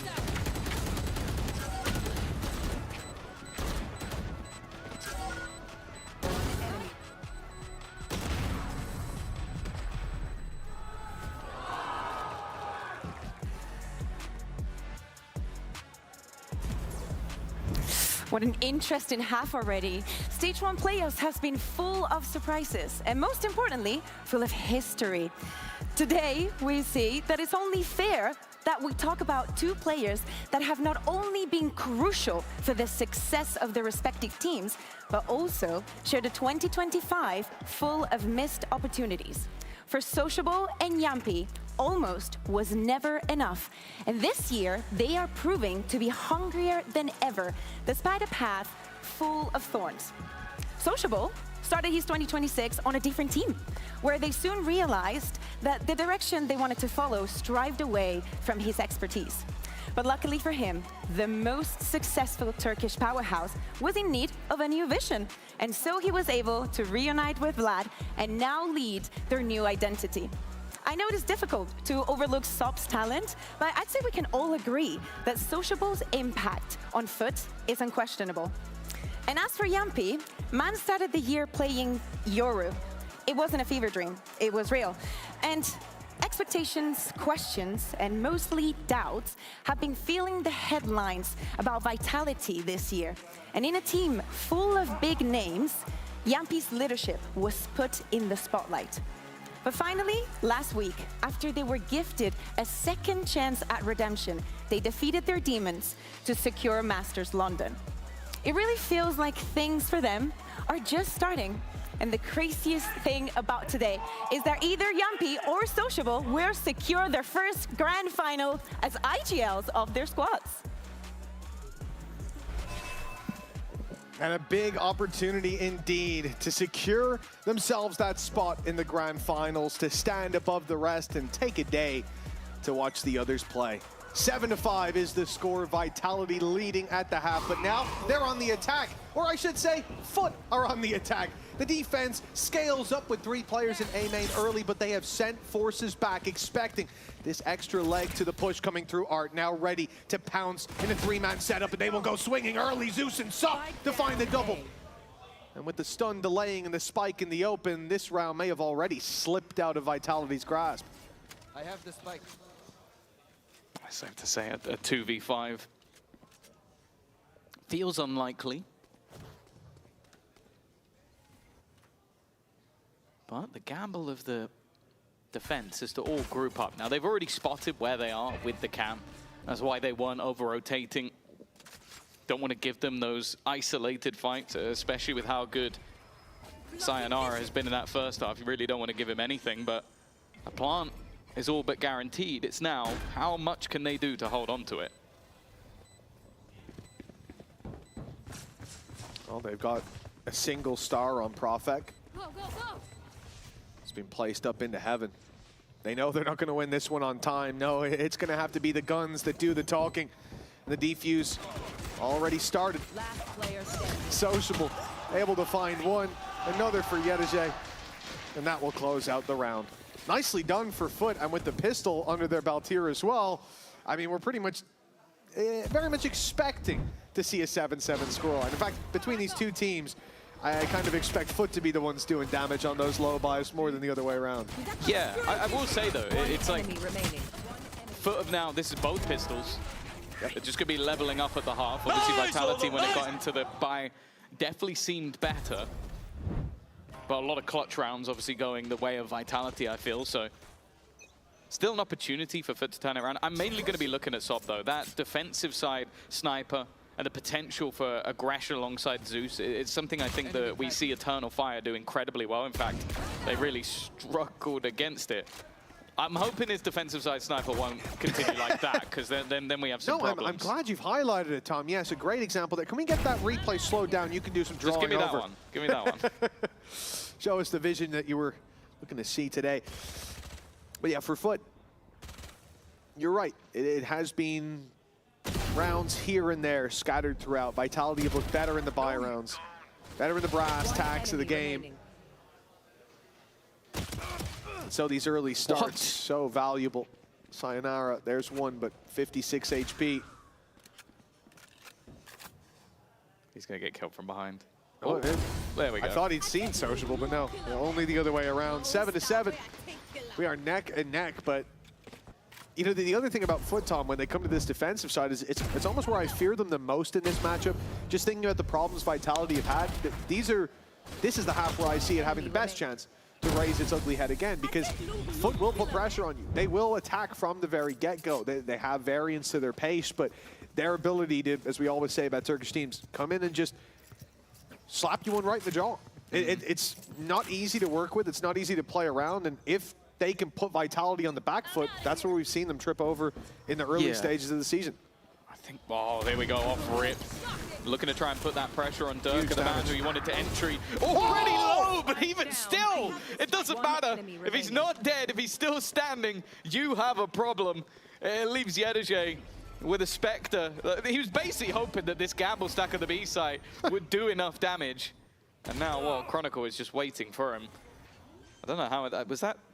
It feels like it can't have been a headshot, but it did enough damage that maybe it was just through the stairs and through the wall. Yeah. thick box, very thick box. That's crazy. You know, you start the round out with a 140 tag on Durka. You're probably calming that, thinking, oh, he's easy to take down now. No. Durka's looking back like, you think that's going to help? 2 quick kills, and yeah, the trade outs after make this an easy round for Vitality. It had so much promise for Foot right off rip. They've got the numbers in the right spot. They've got a big gun there as well. It lands the tag on the danger man. Yeah, Yedege is all alone. Time's already gone. He's not getting in there, getting 3 kills and defusing, and he knows that. Instead, looks for the kills, the exits. They walk right over him on the way out. 8-7. The early half done, and despite 2 pistol rounds under their belt and the follow-ups, Foot are trailing by 1. This coming round is where that has to change, where if Vitality win, you could definitely see them running away with the game. Well, I want to look at Zeus as well. I did a headshot to him, I guess. There you go. He was confused as well. But I think that Zeus on the defensive side, Phoenix, I want to watch, because I think we've seen a lot of other players do it better. I think Fabian especially was phenomenal. But then again, if Sob's going to do stuff like that, I guess it doesn't matter if you have supportive utility being thrown in, because he's just wrecking people before they can even move. I mean, Zeus is just here for the retakes, really. You know, pop a flash out the smoke and get in. It's all about Sob. Just send him around to slay everybody, evidently. Fighting for an 8th and already a man advantage. Foot making the right steps to success in the early stage. Vitality, although they'll take this slow, their game has been read now, and it will be the Phoenix ult sent through to catch these players. Nicely done by Zeus. Crystalli's there with them, and they have got Durka trapped. Although the ult fades, and Durka can flee. It's massive from Profek! Sop cleared his head from his shoulders. That is outrageous. Delete the agent from the game. I don't care about nerfs at this point. That's the stupidest thing I've ever seen. Can I get that replayed? Let's cue the replay. It's an in-zone flawless, but honestly, I don't know if we can count that one. That is straight BS. What? Don't care. Don't care. Like, this was a nice shot, but I really, Great teamwork. Who cares? Look at this.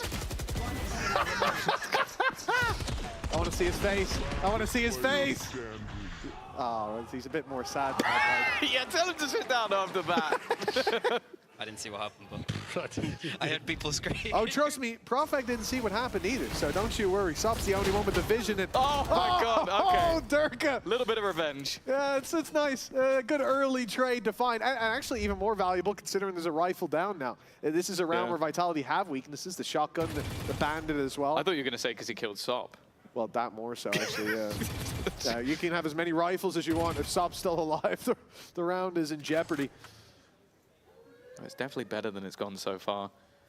Yumpy, I'll say him having a pistol is a detriment, but his assist stats are going up. His kills have not been going up for the majority of this game. He's mostly been on the setup side of things, so... It's a very nice way of putting it, Tom. Yeah, it's been a bit rough. The funny thing, though, is just look at the current setup. They're not even like doing a one side of the map. They're using the utility from Cypher just to basically hold B and then play it as a retake, which historically was never really the greatest way to try and play this map. B was always very difficult to retake from, but it does seem like that shift of sight has at least made things a little bit easier. And now Yedege starts to reclaim that ground alone. Definitely a gamble if he goes a little bit too far. We've seen that in the past, but he gets the one and he leaves. Well played. Yeah, perfect play from Yedege. The plant, though, doesn't seem possible to deny. No, the timing good for Vitality. They get to play post-plant now with Hunter's Fury. That means you go towards long, but Zeus knows that. He's waiting for them. Baiting them in, luring them in, but the trap, it ends up sprung on him. Now Foot step forward, time ticking, and a Hunter's Fury as well as a gravitational well, or an Astra sub, sitting on the point. Now one less player to work with as well. The first tap baits out the grav well, but they need to pull the players into fights. With the Hunter's Fury, that's going to be awful difficult to do. A kill avoided for now, but the final burst has bought them so much time. It's already done. Look at that. Utility in the post plant, all Vitality needed, and 9 rounds will be found. Yeah, I think this might actually be the perfect example of why most people don't just give up the B side completely. Yes. Because it is very, very difficult. So, nice beard. Or nice beards. I'm jealous now. Yeah, where's mine? Oh, nonetheless. It's good work from Yedege, but then it's just so difficult. The second that Hunter's Fury is available as well, like, you're against the clock, and Yumpy does well to just hold on to that position, put some doubt in the minds of the remaining Foot players. Still, though, economy to play with. An overdrive on either side, and it's right back to this battle for B-Long. The flash is unreal, and because of that, they are so blind on the other side. That question, maybe the Phoenix for him, but well, after this, I don't know if I have any questions anymore. Well, we've had questions, right, about where that ceiling would be, and it looks like it might just be a wide open sky. For Foot, a rundown and a shutdown as Vitality look to pick up some of the steam left behind in the previous. Yedege in there to close this out, and 9-9, we remain a close game. I hope we have the POVs of how many people were blind there. Just look at this swing. Yeah. It's just swinging into just like everybody on the other side. I think maybe Sayonara dodged it, but then he's caught by the grab well. That's just a gorgeous setup from Foot. And this is something I speak about, that like a lot of people will look at this squad and go like, oh, they're just running down. We'll go kill him. They're just playing over-aggressive. They're playing silly. And then you look at some of the setups that I imagine are being called, like, okay, we're going to do this round. This is how we're going to play it. This is the flash. This is the... And that's just wonderful. That is one of those things where it's hard, I suppose, at times to think, like, how do people keep getting caught off by these Turkish teams playing aggressive? But they pick their moments, and then they come out with some setups like that. It's all about being disruptive. That's the name of the game. But this is a cool thing going into this series. Of course, for Foot, it's a team that we've talked about as making it to champions. They've made it to international events before. But when it comes down to their placements, the highest they've ever placed is 3rd, which is guaranteed. If they win this game, it's the highest ever placement for Foot as an organization. And obviously, in a group stage or in a proper league format, it would be the same for Vitality. Like, they have made it to 1st place of Kickoff, but obviously Kickoff has a very different format. A lot less games, a lot less time to adapt. And as saying earlier, the only teams that have been a Stage 1 or Stage 2 champion are Liquid or Fnatic. So we will have a new champion to end this stage. That's all coming up on Sunday night, and one of these teams will without a doubt be featured. This series decides which on the scoreline. Neck and neck, fittingly. We move towards this B side again for Vitality, but this isn't quite the pacey take we've seen in the past. You've still got mid being held on the walk-up. Yumpy still sat outside the A site, but eventually they will group up. Seeing no aggression, it's time to go pushing into Foot's 3-man stack up. If you notice, the popularity of the Bandit has slowly been growing. Yeah, it has been increasing. The opportunity for those maybe slightly RNG at time headshots if you miss the first bullet. Or if you're Ordaz and you get 4 kills and then miss about 10 bullets. That's not the Bandit, though. Instead, the Headhunter is there to start, but Sop with a shooting gallery does miss 1. The overdrive, however, gives him slightly more bullets, and Yedege has just found one through the smoke. Make that a second. In fact, he's just cleaning up. Yedege to give them the lead. 10 rounds now for Foot. And this is crunch time for Vitality. Yeah, I mean, the criticism of Foot was that they weren't that good when it comes to the late rounds, but now they're starting to put them up. That's 2 in a row. And if I'm not mistaken, the economy of Vitality should be pushed to the brink after the coming round. So it's one more chance for Vitality, a team who, as you said, you take those pistols, you run them again. They managed to find even one of them, and this gap is looking a lot more friendly to the French organization. But instead, the Turks take the lead. 10-9 we go, and round 20 is going to see some aggression around mid from both sides of the stage. Still walking up is Zeus. I mean, they want to take this fight all the way around, but Chronicle, he has a way out. He has a TP, but he's being shot straight in the head. Shut down early, but Vitality respond immediately. A 4v3 now on the cards. Yeah, it felt a little bit more disjointed. Like they get that opening pick, and then the remainder of the Vitality players are just able to swing. Even still, though, again, the abandonment of this B site. Foot gambling heavily into A, and it feels like after just a moment of prodding and probing, that might be a read that Vitality have as well. It's crazy that there is a danger right now for just a walk-up like that. Mid's completely open. The only thing to watch it is a cam around Art.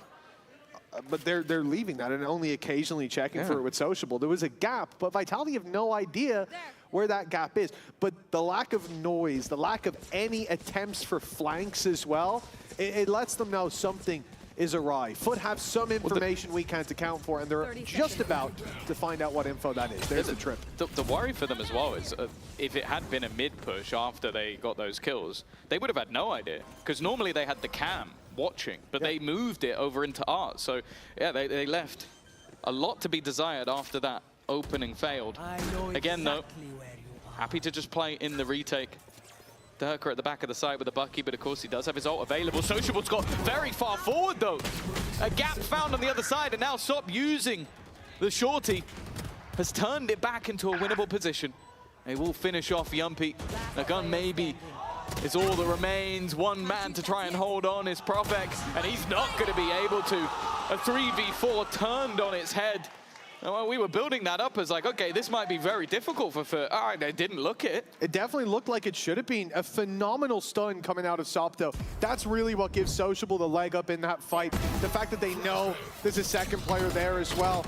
And I like as well how they played after this initial mid-fight. Like I said, there was a danger there of a walk through water. There could have been a timing. But other than that, they did very well to mitigate any risks. I'm not sure what was going to happen there, but playing with the numbers towards the A side, leaving the trap on B long as well. I like that little bit of flair to it. It gave them the information to get the rotate in early, and if it wasn't for that, they might not be able to catch those players in that back side. So yeah, altogether, Foot really starting to wake up as this map comes to a close. And with this being Vitality's pick, and now a 2-round gap, and also economic pressure starting to lean on Foot, sorry, on Vitality, I'm not surprised that they've gone for a timeout on that attack side. I think as well, one of the most fun things about this series is just those two youngsters, Sayonara and Sop. Two that came into this stage. Of course, Sop was kind of expected initially to be with the Eternal Fire roster. Sent them back into the lower bracket as he made it into that first international event. And then for Sayonara, the same.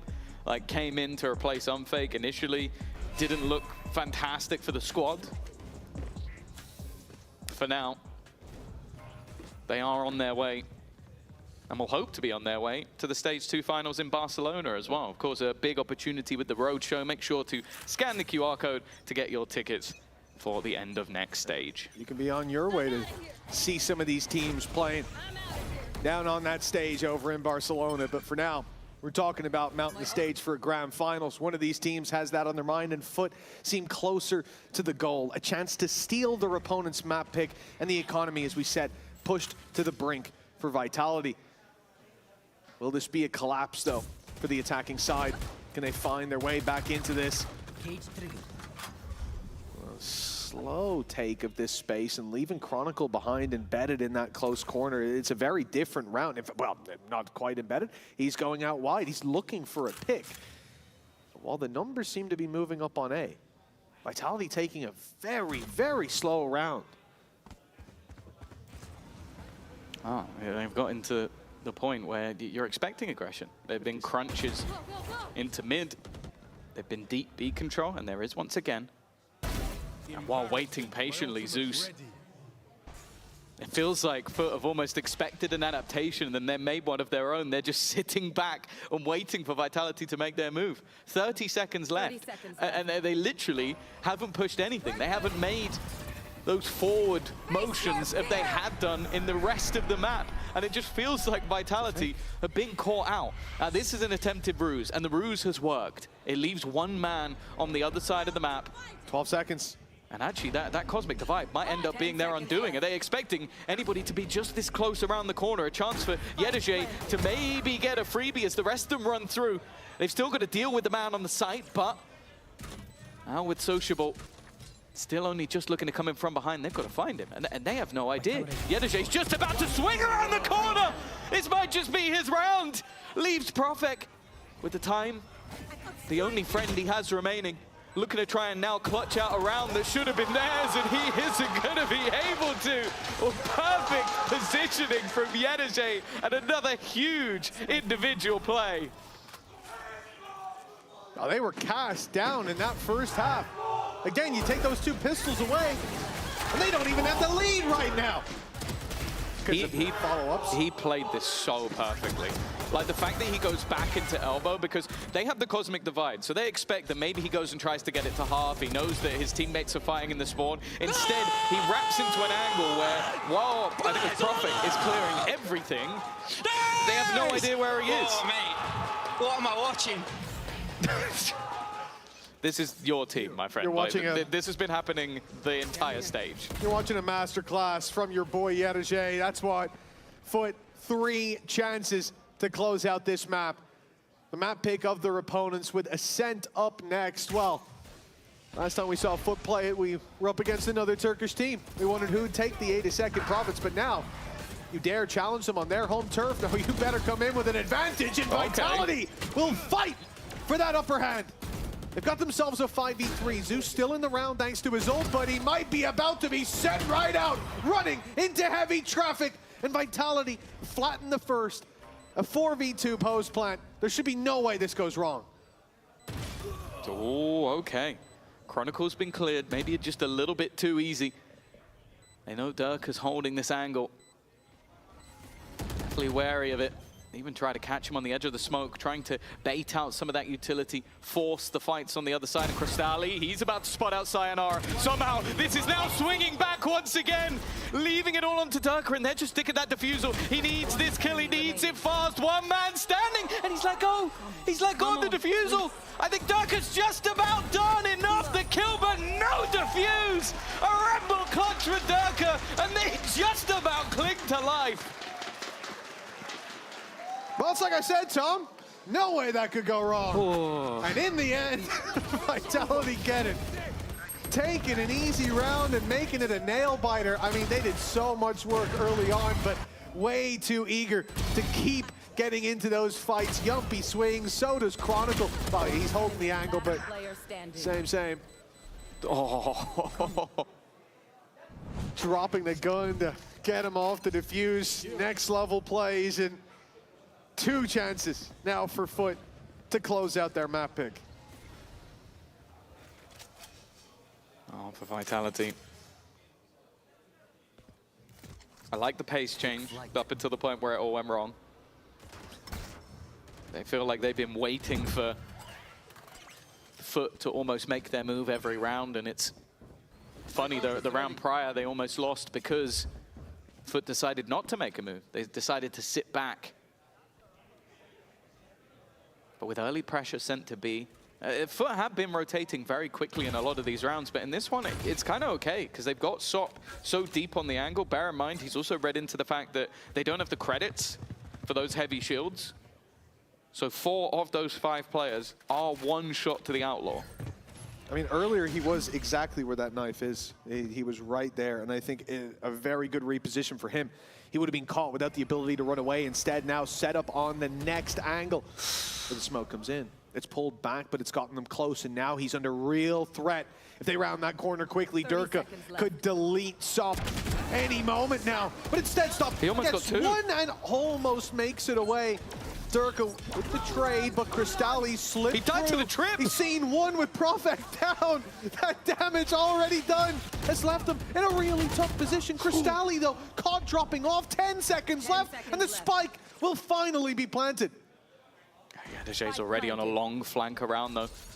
His first kill of the round came off the back of a trip, but with his teammate dead, and that's the moment that Sayonara, the spidey senses begin to tingle, but it's not pretty. The remainder about to be revealed, and it's left all down to one.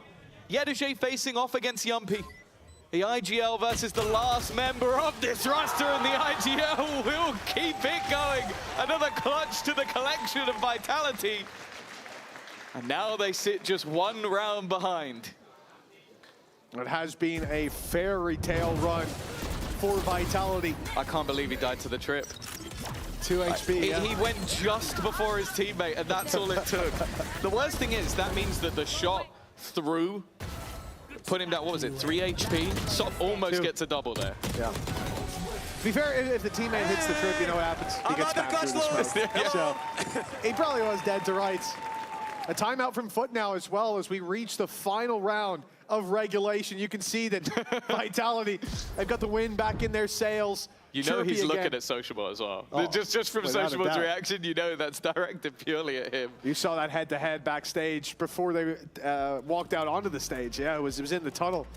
And they were, well, you know, I'm just going to say, I'm not sure that Yumpy's translation of what he said was perfect. I think he might have left out a few words. Either Turkish is a lot longer to say very small amounts of things, Yes. or he lied. Yes, it was like 4 sentences. Yeah, and then he said 3 words. He was like, I said, good luck, mate. Yeah, so I think that... Not sure about that one. Very poetically said, I suppose. Luckily, I think we have a large amount of Turkish fans for our audience, so I'm sure someone has already gone through the effort of translating that, but yeah. 12 to 11. Foot were moments away from taking their opponent's map choice, going to the Turkish home ground of Ascent with a chance at their greatest ever finish in EMEA. And now, well, the ball is in Vitality's court. They've got a better buy. Ult's relatively even. In fact, they're fairly close to a couple as well.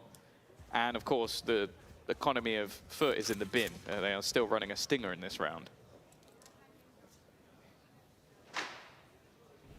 From trailing, a chance to equalize and bring us all the way to an overtime. Sop is he's sticking around a little bit. He wanted to get revealed, running back, and then still be in spot for the fight, but he thinks better of it after the missed jump.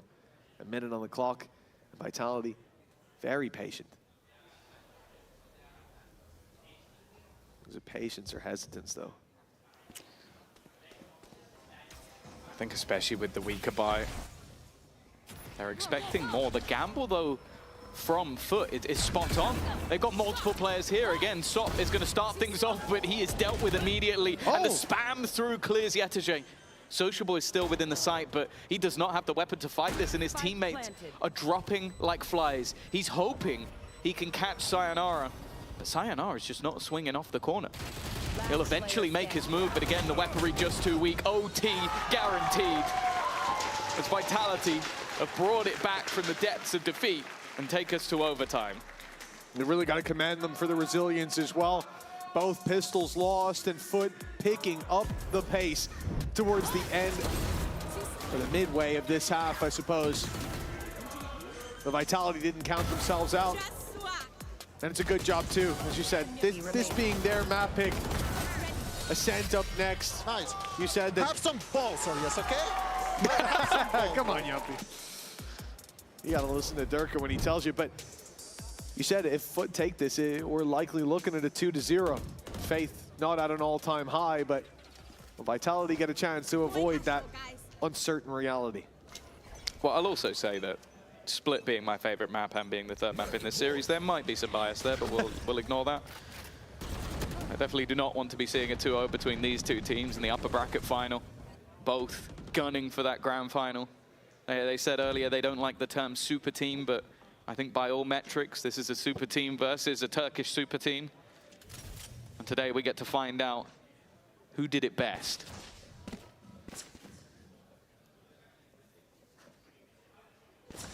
A minute 10 on the clock.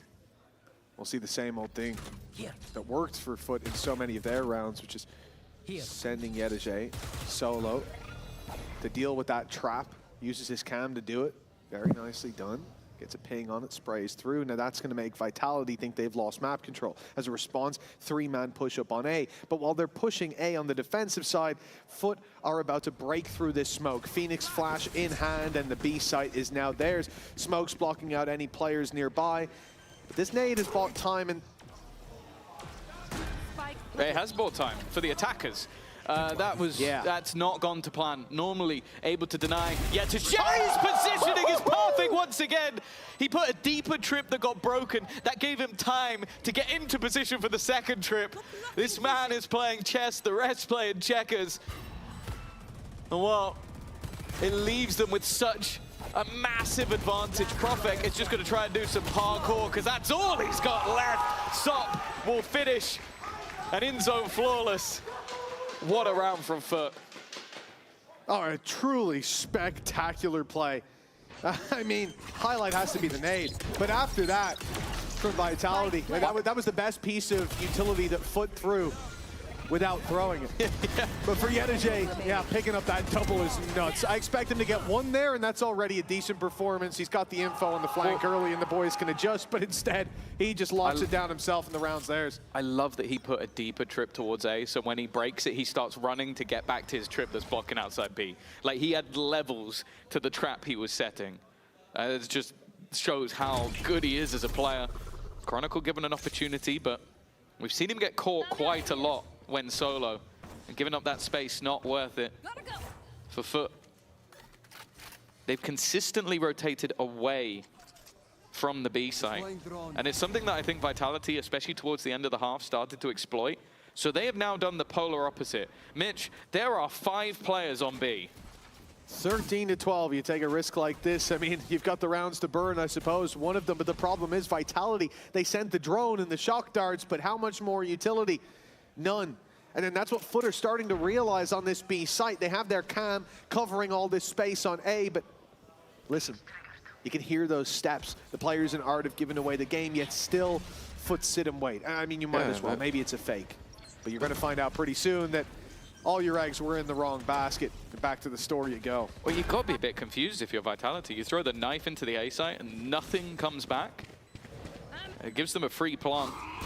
I don't know what it was that gave away the game, but it has put them into a wonderful position, a post plant and A with 0 players lost. I'm liking the look of the Odin, though. A chance for real spam, but Dirk is ahead of everything. And so Sayonara, it's given them 2 easy picks. In fact, this is so comfortable. It's not quite going to be the flawless of the last. 30 HP. There's no way. They'd have to make a huge mistake. Well, I thought for a second Dirk was just going to turn his back to Sociable. But he'll close it in the end. 13-13, we carry on. The show must go on indeed. Another overtime needed. We are just on the first map. And I've seen series take about this time. I miss watching Pacific play. Yeah, I was about to say that their last map being a 13-0. I hope we don't get that split.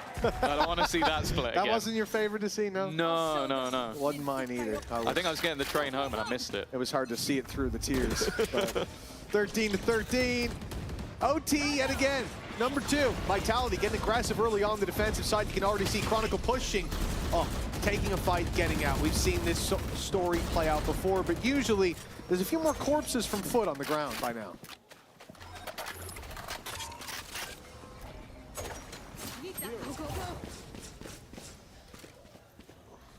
Oh, they're in the defensive rotations. Chronicle again, just trying to almost hit a spam shot. If that smoke goes up, I'm certain, you'll hear a bullet or 2 spamming forward. Sat towards the back of the site, and already an even trade. Puts things back into a 4v4 scenario, a post plant picked up, and some very deep positioning, in fact, from the side of Foot. I'm more looking at that wraparound. There's still a trip in position, and this could be perfect for Sociable. The second that's broken, he can now hone in on the fact that there is a player behind. It's already being watched. 2 players about to be caught by the knife, and they've cleared out Zeus, but this could be a problem. Sociable's timing needs to be almost perfect, but considering they've already got one off, he can now move forward. He can step in and clear out the player on site. Profek would need another ninja if he's going to have a chance, and it was not the case. Foot take the lead. There seems to be no managing the amount of scenarios we see them in that you start to question, can they fight their way back through? And it's almost always a yes. 27 kills from SOP so far. The question remains of will another overtime be needed here today? Big rounds from Foot. But on the defensive side, what's been working for them? What caught them off on that attack side sometimes was the early aggressive plays, but it looks like both teams have a fairly similar idea here. Flash goes through, and so does Durka on the back of a pulled back smoke, but they see nothing. And Foot's response to hearing all this noise is to wait. A firing squad assembled, a high-low setup, dodge the first shock as the trip goes down, but those players go in. Crosstally's alone. One went forward, one went back. It's a mistake. And now Zeus is the one under pressure as a result, caught with hot hands and cold feet now for Foot as they should be retreating, should be avoiding these fights, and yet they fill in the space, immediately realizing that Vitality have gone back. Oh, I like this. You know that they will have rotated. They were rotating 5 people to one site in rounds where they hadn't seen anything. I'm out of here. And you can just see the doubt. SOP's now deep within the B site. Mid's being pressured by Sociable. They think they're about to catch a rotation, and instead Vitality are just sitting there. A wise man once said, follow the plan, and they are following the plan to the letter. Leaving Yedeje now completely alone. Sure, a full sprint to the other side is coming in, but there is nothing that can deny this plant. They know Sociable broke the trip behind. Very recently, so they're worried about this art play that he could be wrapping back. It's the right read from Durka, but Sociable delivers the kill. SOP from the other side, now pressure all around for Vitality. They have to fight for every inch of space as the defuse seems to be underway. Profek here's the steps though. Now he knows that Yedeje's not on, and he'll get back in just in time. The Red Bull clutch for Vitality. They will stay alive. One more OT. It really is crazy how these rounds are going. Like Vitality play it perfect to the letter until they plant the spike, and then it just got shaky. Like players getting caught out, like one off the edge of a smoke, another, I think, yeah, Durka just walking to his doom, and it comes down to Profek having to clutch once again. But they have had these clutches in droves. Oh, you could see the relief rather than anything else. That felt like it should have been an easy round, and it most certainly wasn't. From belief is everything to relief is everything. You can breathe easy now as we go back to the OTs, neck and neck. Vitality on the defense, but Foot looking to pick up the pace on this B hit already through the double doors. And it looks like they'll bypass any fights around mid now. B is the target, and they are locked in on that avenue of approach. In fact, SOP is already in there, running it back on the site with his back turned. Profek's able to easily take him down, but only the one found. Numbers still even. I think based off how Vitality have played, a lot of the time Profek has been out of the site, so when they saw a player leave, they just assumed that was it. SOP, not a man you want to lose, 29 and 23, but his 30th kill will have to wait. His reliance will have to be on his teammates. Yedeje sat in the corner, but it's not reached him. He's able to just sit in the one spot that wasn't cleared for Durka. He doesn't win his fight either. It's a trade from Chronicle. Yumpy just runs through, and his flash is so good it catches 2, but only 1 kill came from it. And Chronicle worries up against the shorty of Sociable. And Foot will have another bite at the cherry. There are moments there again that it looks doable for Vitality, but Sociable, he's caught flashed at first, he swung twice, and ends up jumping around with a shorty to close out the round. A nuts performance from him. One enemy I didn't even realize that how long he was blinded by that flash. Yeah, he also Fully. got a kill while blind. Oh yeah, that's yeah. He did. The very man who threw the flash. Yoki's dead by the time he's unblinded. Maybe he could see some of that. Ridiculous. No, the flash never faded. I didn't even realize it in the replay that he drops one with his eyes closed. Was he? He's like Daredevil. He was just using sonar to figure out where he was. Doesn't use guns, but nice try. I respect it. Ah, you know. There's probably a version somewhere that does. Yeah, okay. You got me there. You got me there. Where he is the Punisher as well. Well, 14-15 for Vitality, time for a timeout. And I definitely understand why we end up here, but we're swapping half. They've looked decent when it comes to this. What I'm worried about is Foot and that early aggression. I'm worried about seeing them go for the fight because we've seen Vitality, especially around A main, they have some setups to burst out of smokes to try to take that fight off the back of Yumpy's flashes, which, you know, he's been getting quite a lot of assists up to in this 26. game. Yeah, he's consistent as the rounds have gone on. But the thing is, for Foot, I could see a world where they decide to beat that delayed aggression with just full-on aggression. And I could see a world where it works. I feel like Foot have been losing a lot of their defensive rounds rather than at times Vitality winning them. Like the double stack up in the last where one player goes forward, one goes back. Then you have the rounds where they're all in on B or all in on A, just giving up the site for free. If I was a betting man, I'd say that at least right now it's felt like they've been the closer to taking this map. Which, considering that they won both pistols, it's a little surprising. For now, though, it has been a streak of attack side rounds.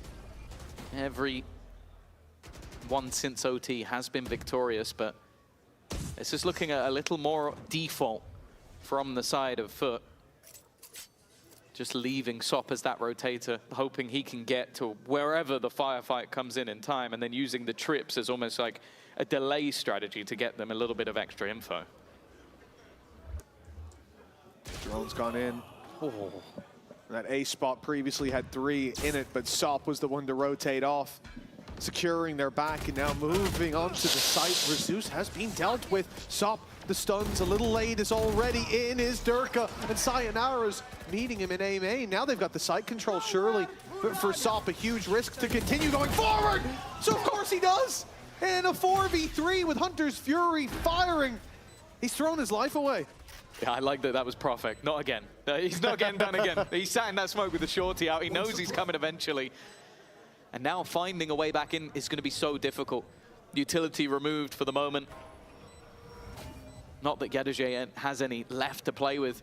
I think all they can hope for is that they tap this spike and people start swinging. They start making mistakes, but with a gravity well still available, they are just buying that additional time, although they are sticking this. Eventually, it will be denied. It got scary for a second. I got a little worried there, Tom. I got a little worried, but there was no need to fear the map that never ends. We've passed round 30 as we go to another overtime. Well, to be fair, the longest map... Was there any need for that? The longest map in history is between Pal and Yumpy and Propek and Foot. Fair. It was on Ascent as well. So scared to play against us, boys. We're doing a sequel. I guess. Come on. He's got places to be, you know. He's a busy man. The dinner reservations might have to be moved. Round 31. Attack again for Foot. His brother only comes for dessert. There's layers to that. Many layers. There are layers to that. More layers than a fruit platter. Well, a minute 20 on the clock and Foot already gearing up towards this B site. 4 here is sociable this time, the man. Left to play that late roll. Now, we've seen Yedije do it in the majority of rounds, and rightfully so. That does signal a change. Normally, Yedije is the one to walk through those doors, break any trip that might be there, and by now he would have already been doing that. But instead, there's no contact on the doors. So Durka goes walking through, and the timing is sublime. That is perfectly played by Foot, and it's those micro adjustments to play that a little bit slower that make the difference when it comes to OT.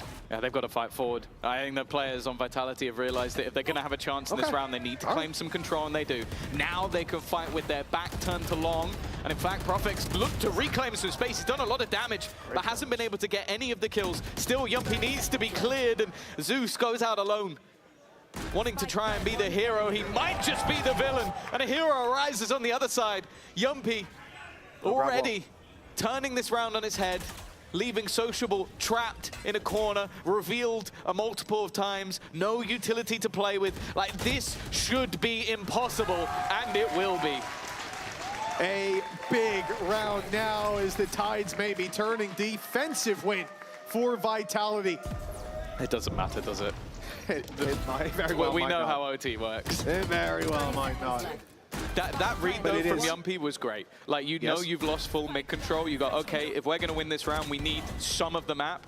Let's push long, let's take it together. And then he just holds that position. It means that they're entrapped the entire time, and they know they have to kill him, and so they keep swinging, and he wins every fight. 3 kills under your belt as well. They still have the drone for the retake, but more importantly, at that point, they've got null command.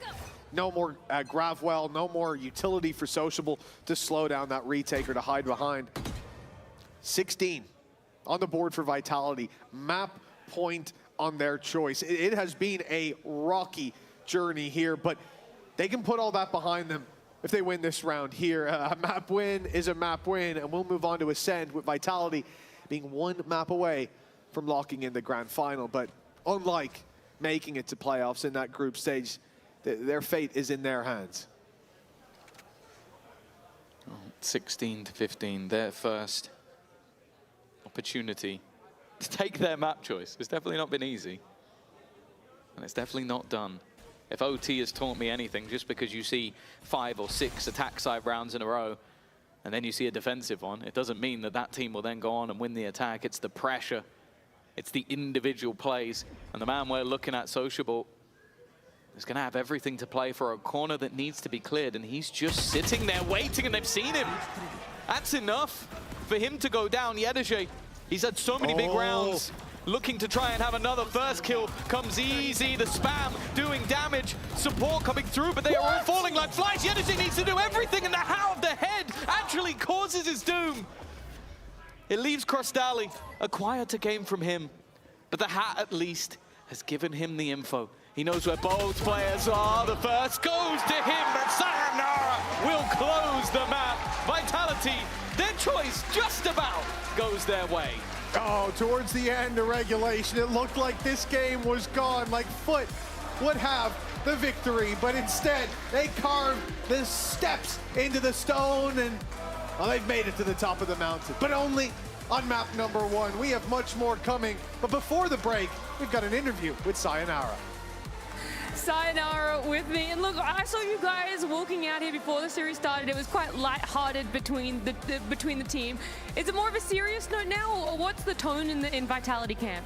I think we always take it serious. We always take it with a pinch of salt also. There are some good friends from my team on the enemy team, so it's never gonna be anything real, but it's more fun when you take it like more serious and try to enjoy the moment more. So yeah, there is some trash talking, there is some more enjoying the game, but it's always fun, so it's better. Yeah, and you guys put on a great game for us to watch there. I'll let you go back because we're expecting a lot. Ascent is going to come up, and it's going to be after this break.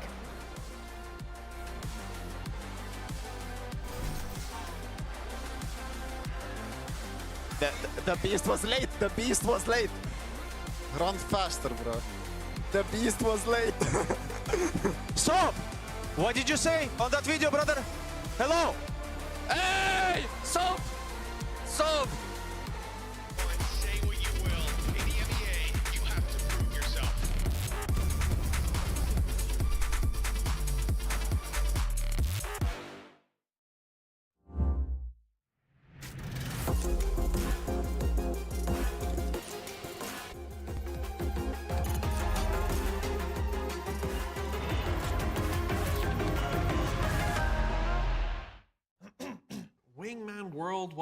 Wingman World while what?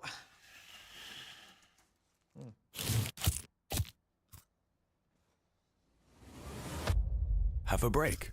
Have a Kit Kat. Wingman World while wanting a well-won break. Let's go! Arming Corp, we demand the best. This is what backs us up. The Razer Iskor V2 New Gen.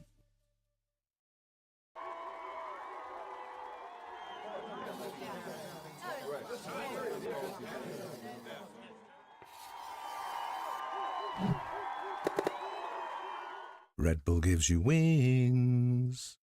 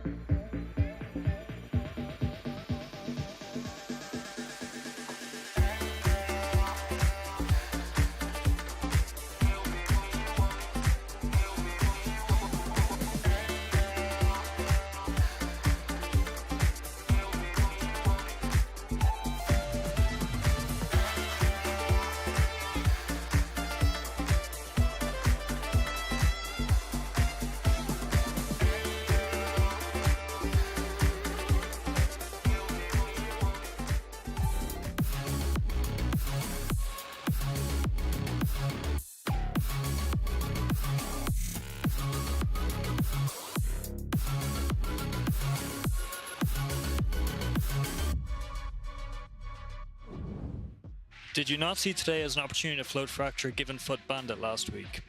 Yeah, I mean, they banned it the last 2 weeks, the last 2 games before, and then it was first, and then it was second ban, the one before that. We backed the rest of our map pool. We didn't really necessarily want to just go into a team that may have prepared something on it. So yeah, we were really considering it, but no, we just wanted to play it somewhat safe and just commit to it. So we've got the stuff ready if we need it, but we didn't think today was the day that we want to show it, really. Saving strats for Masters. I've heard people do that before, but...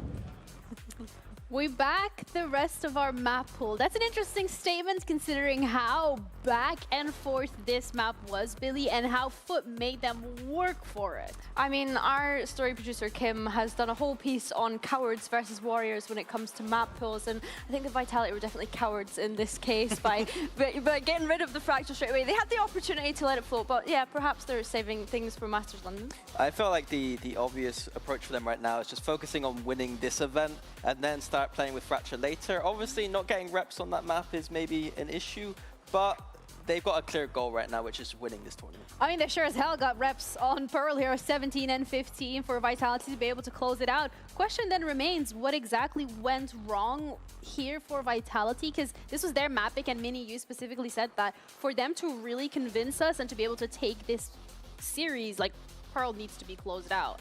It wasn't that convincing. I think it was a combination of a lot of things. I mean, here what we want to talk about is actually some of the good things Vitality were doing. Yeah, so for Kron, we said keep an eye on the B long presence that he was going to have on this defense, but actually it was the A. You see that he's spotted out by the Prowler there, and FUT are still trying to clear him out here. They pop up an Astra Smoke to see if there's anything that they can do to get rid of him being such a nuisance here. And I think this was something that he was doing really well. It wasn't just being able to get the first pick on these extremities, but then also being able to find the space which allowed his team seem to have the information. And then Foot, what they weren't doing by not clearing out Chronicle on those extremities very well was instead they did a lot of like middle of the map plays, and here we saw a B split. We saw way too many B splits on this map. In my opinion, one of the worst strats to run on Pearl, because you have this tiny doorway and you can see Judge's server ults coming through here. All 3 of the rounds I saw Foot run this strategy, it didn't work at all. I think Foot could have just cleaned this out before OT if they'd went and just cleared out Chronicle on those extremities and just hit the sites. And instead, they went for some B splits. And one of the reasons why EMEA is not very good at Pro is because we love these B splits for some reason. So that's the downfall that we saw. But for Foot side of things, they may not have been able to close this one out. They were able to push Vitality to overtime for quite a few rounds, but Ascent is their next map, so let's see what they're taking away from Pearl and bringing into Ascent. You guys dominated on Ascent versus Eternal Fire last week. What makes you so good on the map, and what did the team need to focus on to take Vitality down on it? Yeah, I mean, in the first half, we threw so many rounds. Again, we should have like ended the close it down, close the map on 12-9. But we couldn't.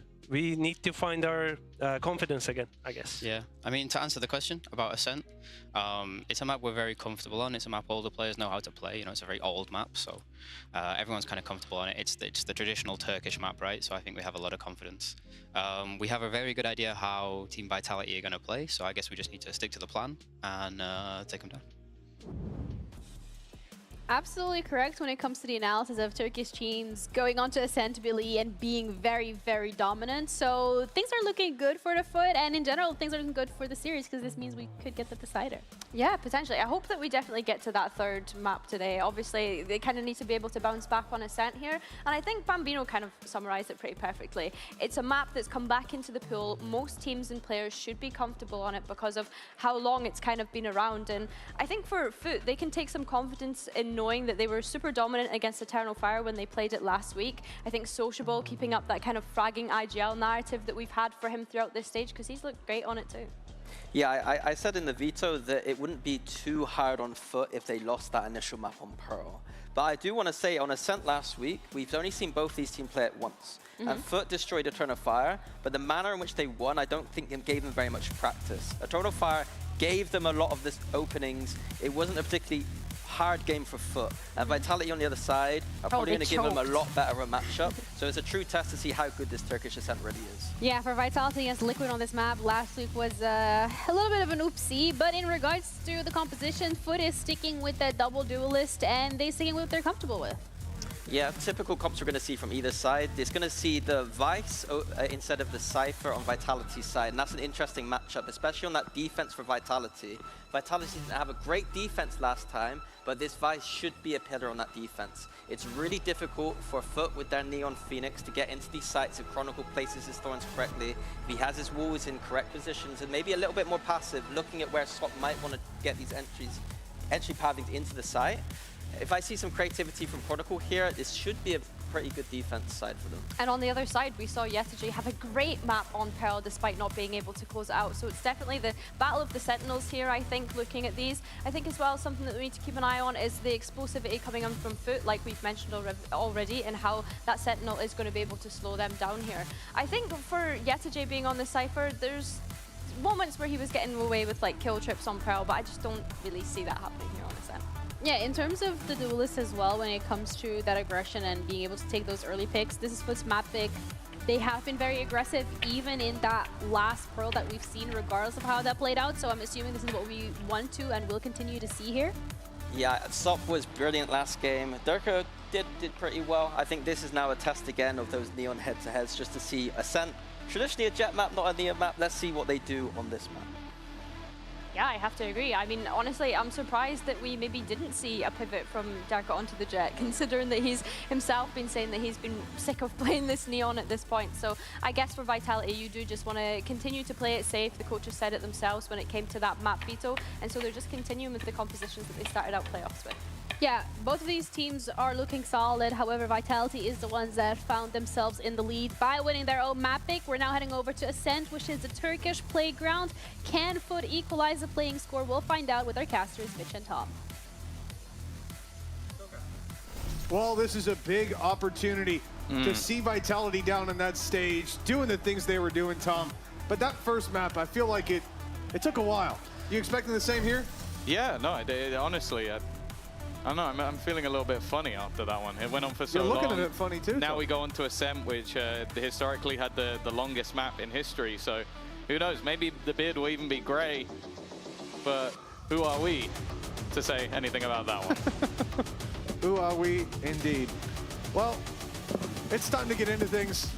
Ascent, the 82nd province of Turkey. That's what they used to call it back in the day. If you faced a Turkish team on this map, it was already 1-0. You were reverse sweeping, but now things have changed. We've said this many a time. Well, let's see if Foot can right the record and take this one from Turkey.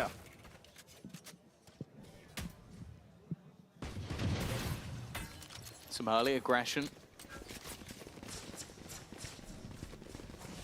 In towards middle, and because of that, a response from Foot made to take some space into B. Open, but Durka knows that wall's going to go off, and that's left Sop isolated. They've already managed to reclaim the site. I wonder if this needs to be a reset, but because Sop's got one, will they realize there's already a couple of players within the backside? Maybe not. Jumping in, a bit of a risk, gives Sayonara an opportunity. And from what looked like, what could have been a clean sweep into the site, it's left to Sociable. Sayonara a little low, and his position unknown. He's waited now, they're separate. The gap seems to open for him to walk right through. It's all down to the timing. Sayonara is peeping between both angles. Didn't see him there either. And Sociable, he seems to have the read. Worried about the wraparound, and Kron catches him just in time. The peak there, perfect, and Vitality with a pistol round. A big difference to the previous map. Remember, 17 to 15. It was a lengthy map, but Foot were the ones to get the leg up starting out each of the halves in regulation. Yeah, you're already witnessing the value of Vice on this map. Like, obviously, a tight choke. Sorry, what was that, Tom? One more time? Okay, just in case. A tight choke into the B side. It makes it so difficult to either hit the timing together, especially with Sop just being that little bit further ahead. And because he was, it allowed Vitality that opportunity to get back into the site. I think Sayonara's position was definitely not expected. And that was the undoing of Foot in that pistol round. Sayonara, well placed to delay, kept his ghost from the last round. Nice. And he's going for a little bit more, a completely different role to what he had on the last map. And you might be thinking, well, a kill and a death is not the best, but that's kind of what you want from your Phoenix play. Don't you dare. Okay, he plays it safe. I thought maybe he was going to go for the dive kill. Instead, though, that is going to be another player down and a gun for Sociable. Round spam to distract for Durka. He's got himself two. Lit low on the last, but Profex here to help out. Going into the smoke there's a little bit risky, sir, but it pays off as Yedajay falls, and well, we end up losing quite a bit on Vitality's side. And for Foot, I think this started out really well in the Vitality camp. You had this hot hands put through immediately on the flash from the other side that stops anybody following up on the space the Neon's taking. The flash to isolate the fight, I like that, but Foot managed to do so much from that position. They've lost the opening duel, they managed to punish it, and then make it all the way to the site. I think all in all, a very successful round two for the attackers. Yeah, Guardian was lost for sure, and you look at the buy the Vitality come in with, it feels like Durka's going to have the majority of the work to do. And only Flash sent into B main to give him that space, but on the other side of things, Sop just running down mid and getting rid of the wall. It did seem like their plan might have been to just almost fight straight through mid, but they were delayed early by that utility. Foot now looking to speed up. Will the bookie change their mind, or do they think they can deal with it? Well, that hot hands has done a lot, and a headshot will do the rest. Profek, paranoia in hand. He hasn't got a way back, and certainly hasn't got a way forward. Sayonara running around with the classic. He won't get anything for his trouble. other than his teammates. Bucky stolen from his corpse. Flash is good, and there we go. Yedajay's down. It's a frustrating way to fall. And the running back is online. If this was a 2v3, I would start to believe, but I do think Vitality are more likely to play this one for exits than to actually throw themselves at this. I mean, Yumpy obviously doesn't really care about surviving, but now you've got a rifle on Sayonara. Why not carry that forward? Yeah, seems like he's already looking to leave, and Yumpy thinking about joining him. And maybe if there's another gun down somewhere, but there you go. There they are.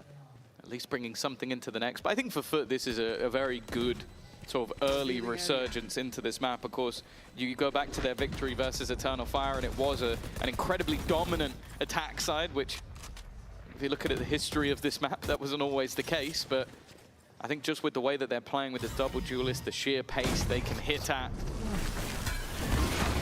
Well, you can see just the almost brutal combination of utility. It's going to be something that Vitality are definitely going to have to quell. And I don't know if they're always going to get away with a kill or two coming out of a jumping Bucky. Well, Sayonara as well, one of the players that we highlighted kicking off this series. And indeed, in pretty much every map he's been in, I mean, he is the one that was promised. 5-1 start. And that's especially dangerous when you see a Phoenix player have that kind of start. The running back's going to be online consistently. There's the trap destroyed early on. Good work by Yumpy to remove a lot of utility from Foot, but they are going for a very one-dimensional approach here. 4 players sent through B main. They've already taken control. Sayonara's ult is going to be cancelled out, and he's pushed on right away. Sup doesn't give him an inch of security, a moment of peace, but Chronicle taking down Sociables just put a real wrench in the plans here. Numbers back in favor for Vitality. It seemed like Sociable thought that side of the map would be clear. Gonna try and just swing off the contact, and Yedajay's done well.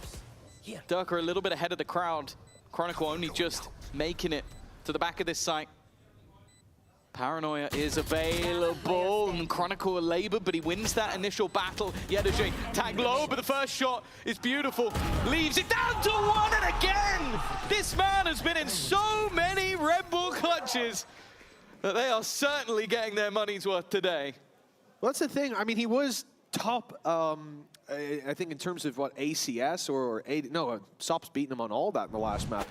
But some stats put him on top of the scoreboard. 27 and 19. It was a strong performance from him. And actually, when I thought about it, I was looking at the scoreboard to initially make the point that his stats weren't the best. I mean, they're pretty good, but I think his impact isn't even represented by that because, like you said, so many big rounds for Foot, so many huge clutches for this man. Even the ones that didn't represent, it wasn't a 1vx, but it was him against numbers on his site. It really does feel like Yedajay has stepped up a level coming into this matchup. That grand final spot clearly means something to him. Oh. Just clocked him in the jaw with that. Yeah, a little bit of early damage. That's the guy 22 HP, by the way. Just ran away and swung mid. I genuinely wonder if he just has tape over the HP bar. It just puts it on. It doesn't affect him. Like, he's going to swing everything as if he's got full HP. The man just doesn't care. I think it will only affect him if at some point maybe they have a Sage in one of their comps, so he can actually ask for the heal after taking first contact, but I almost fear that he won't. Here he goes again. Not afraid to just run into whoever's on the other side, and that might be dangerous. The Bandit dealing damage once again. It's been a heavy investment from Vitality into that gun. Sociable this time, he does thread the needle on the timing, but Sayonara well aware, doesn't really need to be fighting this. They have the spike down. He has one of the guns. Well, eventually, yeah, a sigh of relief from me as well. There's the spike being taken. Now the A side is a danger again. 15 seconds though. All Profek has to do is buy them some time. As the spike drops down, he's going to catch him as well. But the Paranoia's landed, fires out one of his own, but it's not going to save his life. 6 seconds now, and Under's Fury's caught him. They can still get the plant, but Under's Fury fires out once more. The round is over. Yedajay tries desperately to carry his rifle forward. But the Namoda Thrifty gives Vitality the lead. Yeah, again, just running it down versus those pistols. They've been caught out.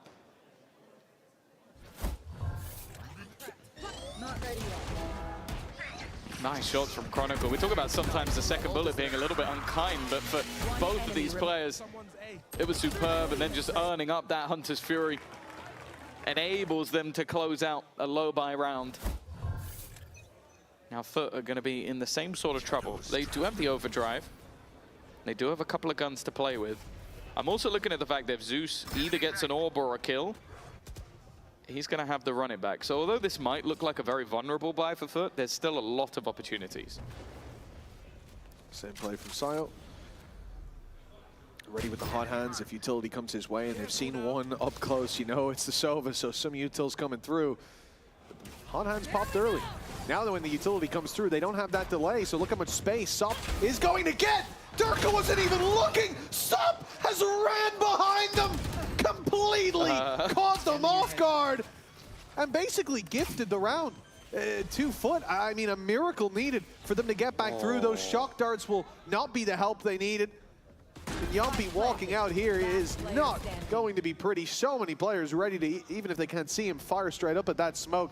What a round from Sop. The W key strategy working to great effect. I don't think I've seen Durka caught off that much off guard in a long time.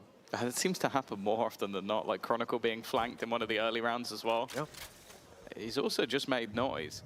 And it seems like Yedajay has definitely heard that, but maybe jumps just a little bit too wide. Of course, wanting to try and hold on to the gun, the credits of him and Yumpy might just be what pad the gap. He's running straight into Sociable as well. And back to back, another Amoda Thrifty.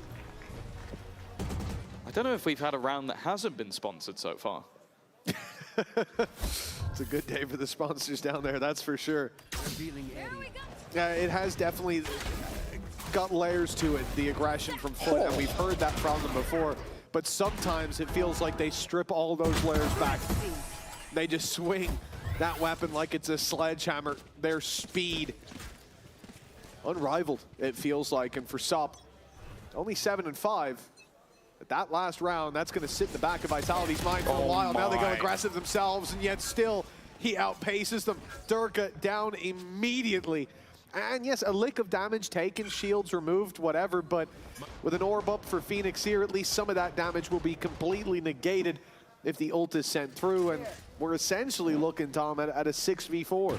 Yeah, they are not afraid to run into what could be a trap. We've seen that multiple rounds where Vitality have set up to sort of deny them control in B main, maybe realizing that that's the orb they're more likely to try and take. And it doesn't seem to matter. Like, he just claims that space like it's nobody's business. Whatever trap that's set is completely avoided. This has gone well, though, for Sayonara. Taking down one. Sat within. It's only going to be the pistol because of the Steel Garden, and then the re-swing to try and clear. Yedajay swinging off the back of it, though, has at least brought things into the realm of possibility. Sop knows that through that molly and through those thorns would be his demise, but he will make it to the site nonetheless. Trying to bait someone into a silly fight. And Yedajay, in fact, he's trying to bait them completely, but the flash is solid. Leaves Sop alone. You've mentioned his caliber. He needs a lot here. Not going to get a damn thing. Chronicle on the other side, and again, you said it, the flash was absolutely perfect. Yedajay is the kind of guy to try to find his team a way back into things, to slip away and fly under the radar while you're distracted by his buddies running on those hot engines. But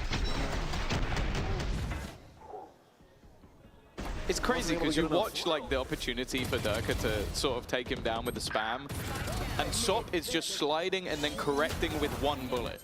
Like, that's how he's playing that. It's like, I'm waiting for this to finish. Flash so good it blinded everybody. yeah, but listen, evidently, game sense is enough for Sayonara. He could. Like that. The flick was ridiculous. They managed to hit, but a timeout now from Foot, trailing by 1 round, and Vitality, although they have been back and forth for a few rounds now, it's Vitality with that upper hand, the ability to break the economy. And sometimes we see those buys coming in when you're a little bit weaker, when you're going into an eco. But they're putting it all on the line here. Something that's quite cool about this matchup is you look at the sort of two players that are leading the way for those opening kills coming into this match, and it is Sop and Durka. And the funny thing is, this leaderboard has been flipping.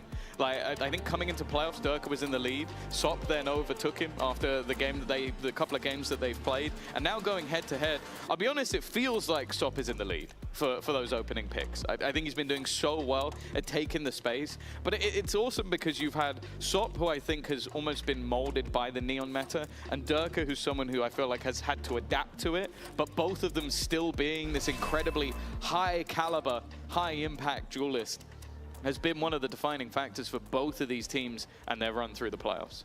Absolutely. Although here on this map, despite Vitality having the lead, it's been a tough showing for Durka.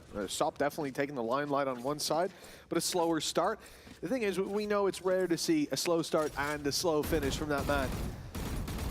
They've already got themselves the lead. How much more can they build on? Well, this round will be key for Vitality to build up that lead. As we said, investment from Foot is massive. Credits are put on the line. Bodies are put on the floor. Huge opening from Sop. He's too quick. I feel like you not even blink, you half blink and you're already dead. You think about blinking, you're too distracted. Yeah. Can't hit the shot. Not before he does. Early info. A lot of info. That was 3 players spotted outside of B. Oh, it's perfect. Timing of the shock dart, yeah. It's a little bit of tickle damage to either, but it's not going to change the fact that they lost Prophet within the first few seconds of the round. The smokes that you might set up outside of B main, not there to delay, especially with the full Vice setup over on A. It kind of leaves Yumpy with not a lot to play with. Does have the support of Sayonara. Almost looks like he's setting up for a potential flash or to just run it back straight into the site. That's exactly it. Run it back immediately activated by Sayonara. A good trade at least with him not technically going down. But there's still a man behind. Foot being so effective in these early trades. Molly going to clear out logs, but Sociable took that side position a little further back. But he's fired off now. He's given away his position. Good trade with Sayonara down. Hunter's Fury sent out by Cristalli. Even with the man advantage, they're feeling the pressure. Foot start to think that this round is losable, but that gets them to play tight. They're waiting for Durka to step forward, stun.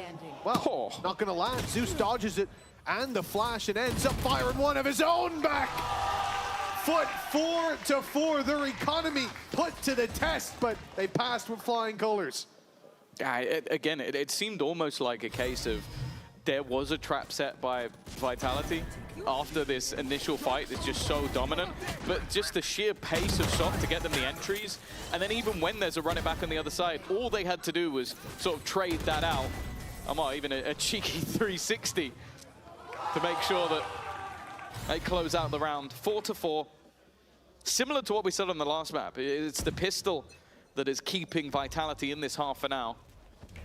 Other than that, Foot have definitely looked like the stronger of the two, and the setup, again, it's a good one, but once more, it's just dismantled by Sop, and then the follow-up by Zeus. This double duelist is just deadly. On Ascent of all maps as well, allowing Foot to play the pace just as they like. A 5th pretty much guaranteed at this point. But can they make it costly? Keep in mind, Foot were pushed to the brink of economic collapse not long ago. Their credits were all put into a round, and now they stand a chance to have a real build-up round in terms of the economy, and there it is, yeah. And just as we look over to Chronicle, the jump up comes in from Sop, a man who, to be honest, I was surprised that he managed to temper his aggression for this long. I could see him really wanting to go up into heaven, and, well, he gets his result in the end. And look at this. They're just going to box Chronicle in. They know that he should be towards the spawn, and if he is, a fight on his hands. Zeus is right here, and no weapon saved. That's a big blow in the end to Vitality, and the lead for Foot.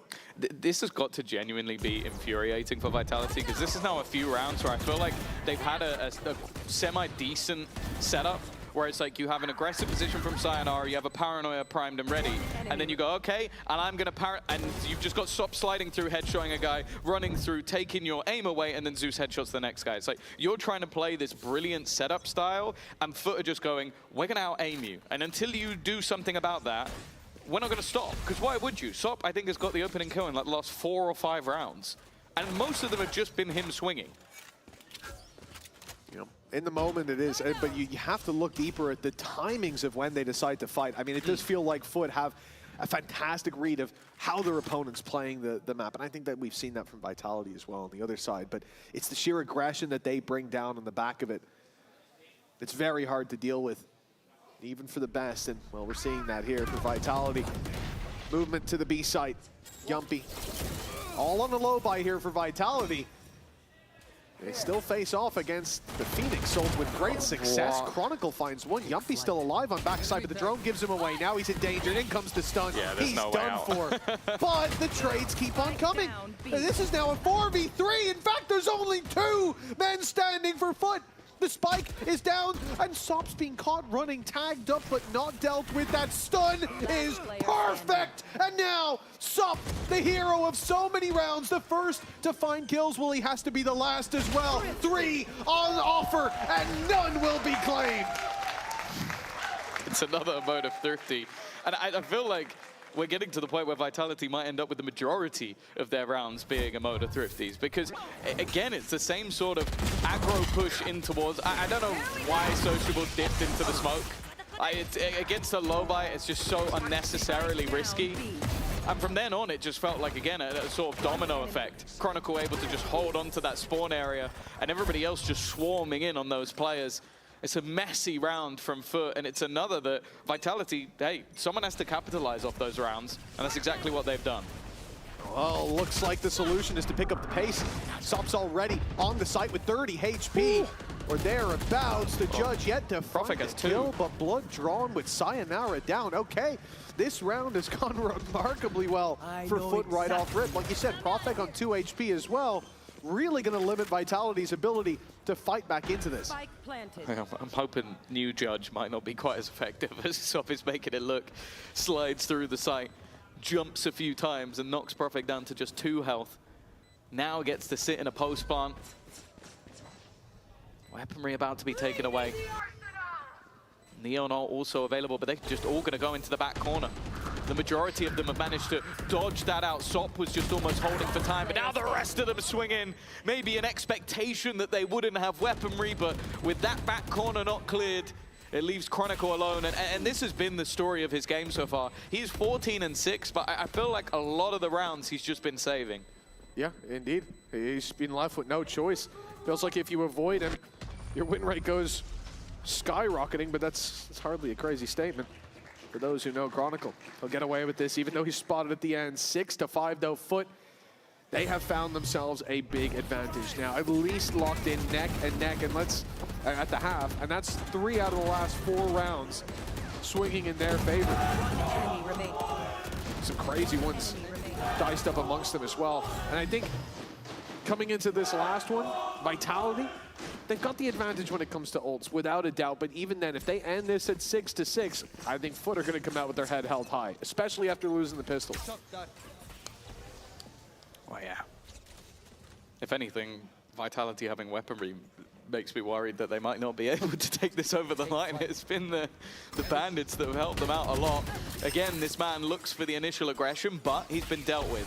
And honestly, without Sop to open up rounds, I do think the likelihood has just skyrocketed in Vitality's favor. He's been so difficult to deal with. Zeus isn't going to be able to hold for long. In fact, Sayonara is ulted on the other side, which has forced them back. He's going to go running in towards B main, but they have already retreated. Not willing to give this fight, and the timing from Sociable's nice, but it is only for 1. Sayonara is the one guarding the cross as well. Again, you come to timing. Timing and a bit of information from Yumpy, hearing those steps. The spike will be dropped a second time, and it won't even make it to a third. Yet a cut down before he can make it anywhere close. 6-6 at the halftime. This has been a nail-biter of a game, Tom, in both maps. Yeah. I don't think much is going to change. No, a back and forth and definitely a pistol round that was necessary. Nonetheless, let's toss to an interview with one of the very loud Foot fans. Nice, Ayo! Guys, very good count for us. I'm not gonna, very good count. Yeah, there's been an amazing turnout here at the Riot Arena in Berlin. A lot of people here for the Vitality, but right now we're talking to Frost, one of the Foot fans there. How long have you been supporting Foot for? Well, it's my third year in this arena today, like this year. And with the help of my friends, like we've been cheering for 3 years. And has it always been Foot? That's always been your #1 team? Always, it's #1. What is it about them that you love so much? Well, first of all, they're Turkish, like we're Turkish. And we believe it's the best team. Like we're gonna be champion in stage 1. All right, what do the boys need to do right now then to get this map over the line and win this series? Well, they just need some minor changes to win the whole series. But other than that, with the help of the fan group here and the Foothouse Istanbul, I think we're gonna win. I was hoping you would say that because you guys have been very loud over the course of a map and a half. And so while we're heading back to our casters, I wanted to hear what sort of chant you could get going with all of the Foot fans if you'd like to start us off. Absolutely. Let's go, footballers! Let's go, footballers! Let's go, footballers! Let's go, footballers! It's getting loud down there on the stage, and, well, good reason to be excited.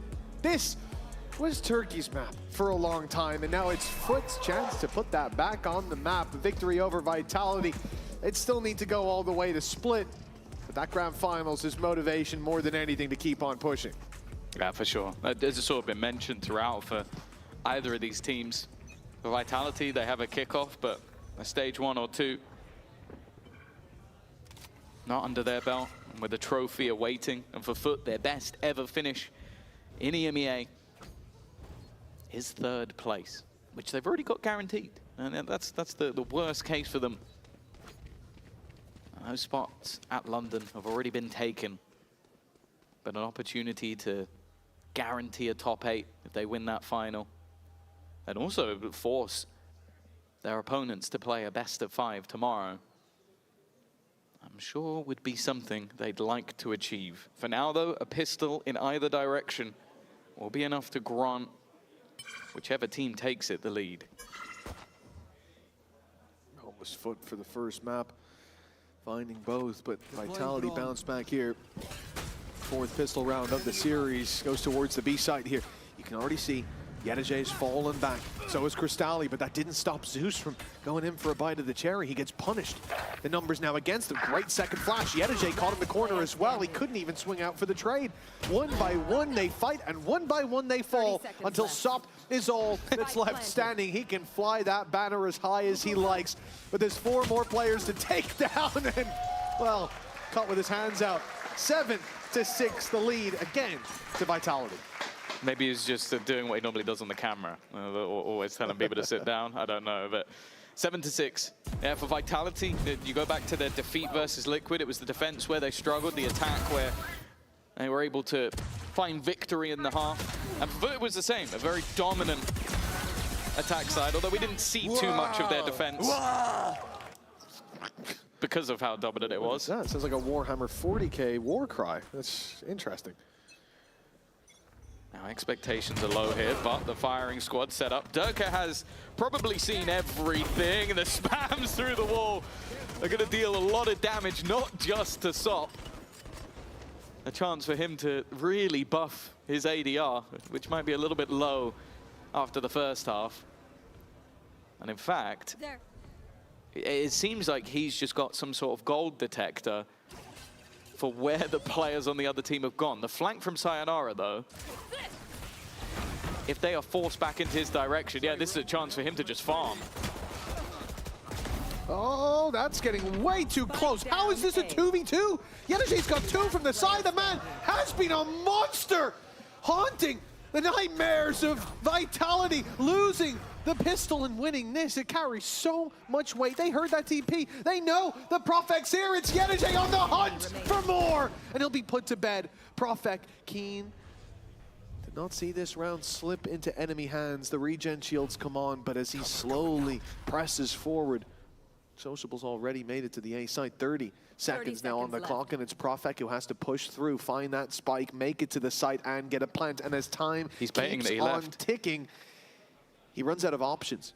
Going to the B side is off the cards. He has to take this and go to the A side. He has to look for the plant there, and if it's in the open, he is in so much trouble right now. Sociable could be in heaven, wrapping around. He could have went to main as he did, or B on short. The door will block one, but too many angles unaccounted for. The patience of Sociable on display, and an Almoda thrifty 4-foot, a round that never should have been. I'm not sure what it was that gave the game away for Sociable, because I don't mind what Profik did. He smokes off the angle where the spike is. I think he hears the DTP back to the site. So his whole goal was to just bait Sociable into a rotation to the other side, not wanting him to have a post plant in a 1v1. But Sociable just looked for a second like he was going to rotate off, and then just stands there and just waits, plays it perfectly.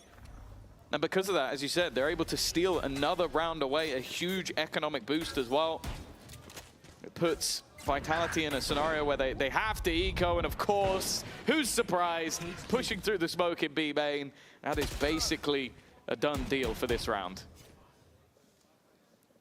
It's such a lovely setup that they had as well. The camera sitting in B main. It spots you. They wait. Count to 3 or 4, and then up goes the reveal as they step into a smoke. That defensive side has everybody in A main revealed. Probably nobody looking at that point. And then you're inside a smoke shooting at someone you can see who can't see you. It's a fairly easy round, and just a nice basic setup. A good time to deploy it as well when you're up against these pistols. Also, economically, an in-zone flawless coming off the back of winning a second round thrifty. It puts Foot in such an amazing position in terms of those finances. That now, on their opponent's map choice, we're going to have to wait and see what Vitality are saying. They might be feeling a little bit more confident after these couple of kills. One more. Just take door. Can we take our time a little bit here? Yes. Make sure everything's clear. Let's close the market door together. I will. I'm with you. I'll put them all in city, don't worry, they will not Close the market door. They cannot flood out city. Come, I'm gonna flash out lane. Okay, you went. Clear everything? Clear backside? Okay, everything clear. I shot them. I will smoke in 6 by. You are the go. Wait. If Kelly can hear me, can I get any sugary drink? Because I'm actually running out of energy. I smoke city. So that is a full sugar rebel for... I'm on my way. I'll go get it now. Can you take over, Tom? Yeah. We got plenty of rebels in the building, bud. We can get you one of those. That's incredible. If anyone can hear me, I need the Red Bull. Plenty of people heard you, Durka. Don't worry about that. I'm sure he knows. That was wonderful. To be honest, that is all I needed from the listener. Nothing else mattered to me in that round. It's great as well because we cut to it just as Chronicle wiped out the B push. So the whole round is basically, don't throw this. Let's just check our angles. Good job, Chronicle. And can I get a Red Bull? Yeah, can I get a Red Bull? Oh, that really tickled me. Okay, 8-8 we go. Neck and neck again. Does Vitality find that round? Hopefully someone's found Dirk a refreshment. And we'll be going into the next at level. Now look, at this stage, we talk about Phoenix Ultimates early on in the half. They're always online, or at least they are for Vitality. Zeus still a few away. And this is a huge upper hand for especially the attack side to have. On defense, it can be good for retakes, but they charge you down. You ain't got a chance to use your ult. This time, pace setting is part of the game. Now they can just flash right out of that, take the fight. Instead, Flash just buys some time, allows the retreat as well. Vitality don't want the smoke. That's the most surprising part about this, especially with the Phoenix ult. I thought they would jump at the chance for an early battle, but instead they reset. And in the meantime, Durka gets taken down early. Yeah, trying to avoid the aggression, they find the other aggression, and they're not stopping. Another re-swing, similar to the last round, just the constant B pressure. This time they re-aggress into short. Now the remaining 3 players look to try and pressure onto A, but again, there's already a multitude of defenders holding on this side of the map. Sure, you have the run it back, but at this stage, do you really want to throw it in when chances are a stray bullet spamming the smoke and... Oh, no stray bullet landing for Vitality. economically, they're still okay to buy into the next round, so they don't need to save, but they're pressuring, looking for a mistake. But after Foot found such massive advantages, they've just decided to almost turtle up, excluding Crostali, who I will say, considering this is a 3v5, he's peaking a little bit further forward than I would have liked, but I guess just trying to make sure that if there is going to be a full rotation, his teammates can move, because the fact is, Mitch, they haven't moved. Yeah, they have parked the bus, as you like to say, Tom. And it looks like Vitality ran straight into the setup. Full mag spam from Sayo, looked close, but Sociable fires back to take his teammate down. And now 9 on the board for Foot. A third map on the horizon if they manage to find success here. And it has just been a flash in the pan from Vitality. They found the pistol round and lost the second. Then they come in with a round win just moments ago and immediately get shut down. And this was a big round for Zeus as well. We saw the fight in mid as well, bringing a lot of early value. But those flashes being conserved for the exec as well, such a problem. And I think Vitality are right to call a pause here. There is a lot to look back on in the last few rounds alone. Yeah, and it's something that's actually been quite an interesting talk point. It was brought up on the desk, the fact that, especially on this map, historically, Jet was always such a popular pick. And you go back to that sort of series versus Fnatic for Durka, his Jet on Breeze was just unbelievable. I think it was like 26 and 8. Like it's just bad. Insane performances. And I do start to wonder, because don't get me wrong, I think he's also had some fantastic games on Neon, but especially on this map, historically one that was incredibly strong for Jet and for him, I do wonder if maybe in the future that'll be something we get to see. For now, even though he's definitely struggling a bit more individually, it hasn't hurt them too much just yet. Like, they are only a singular round behind. Obviously, that does come off the back of both pistols, but they also lost the second round. But a lot of that comes down to Sayonara and Chronicle. Like, Chronicle, I will say, a lot of the kills felt more like exit kills in that first half. Like, him basically either being in the right place or the complete wrong place.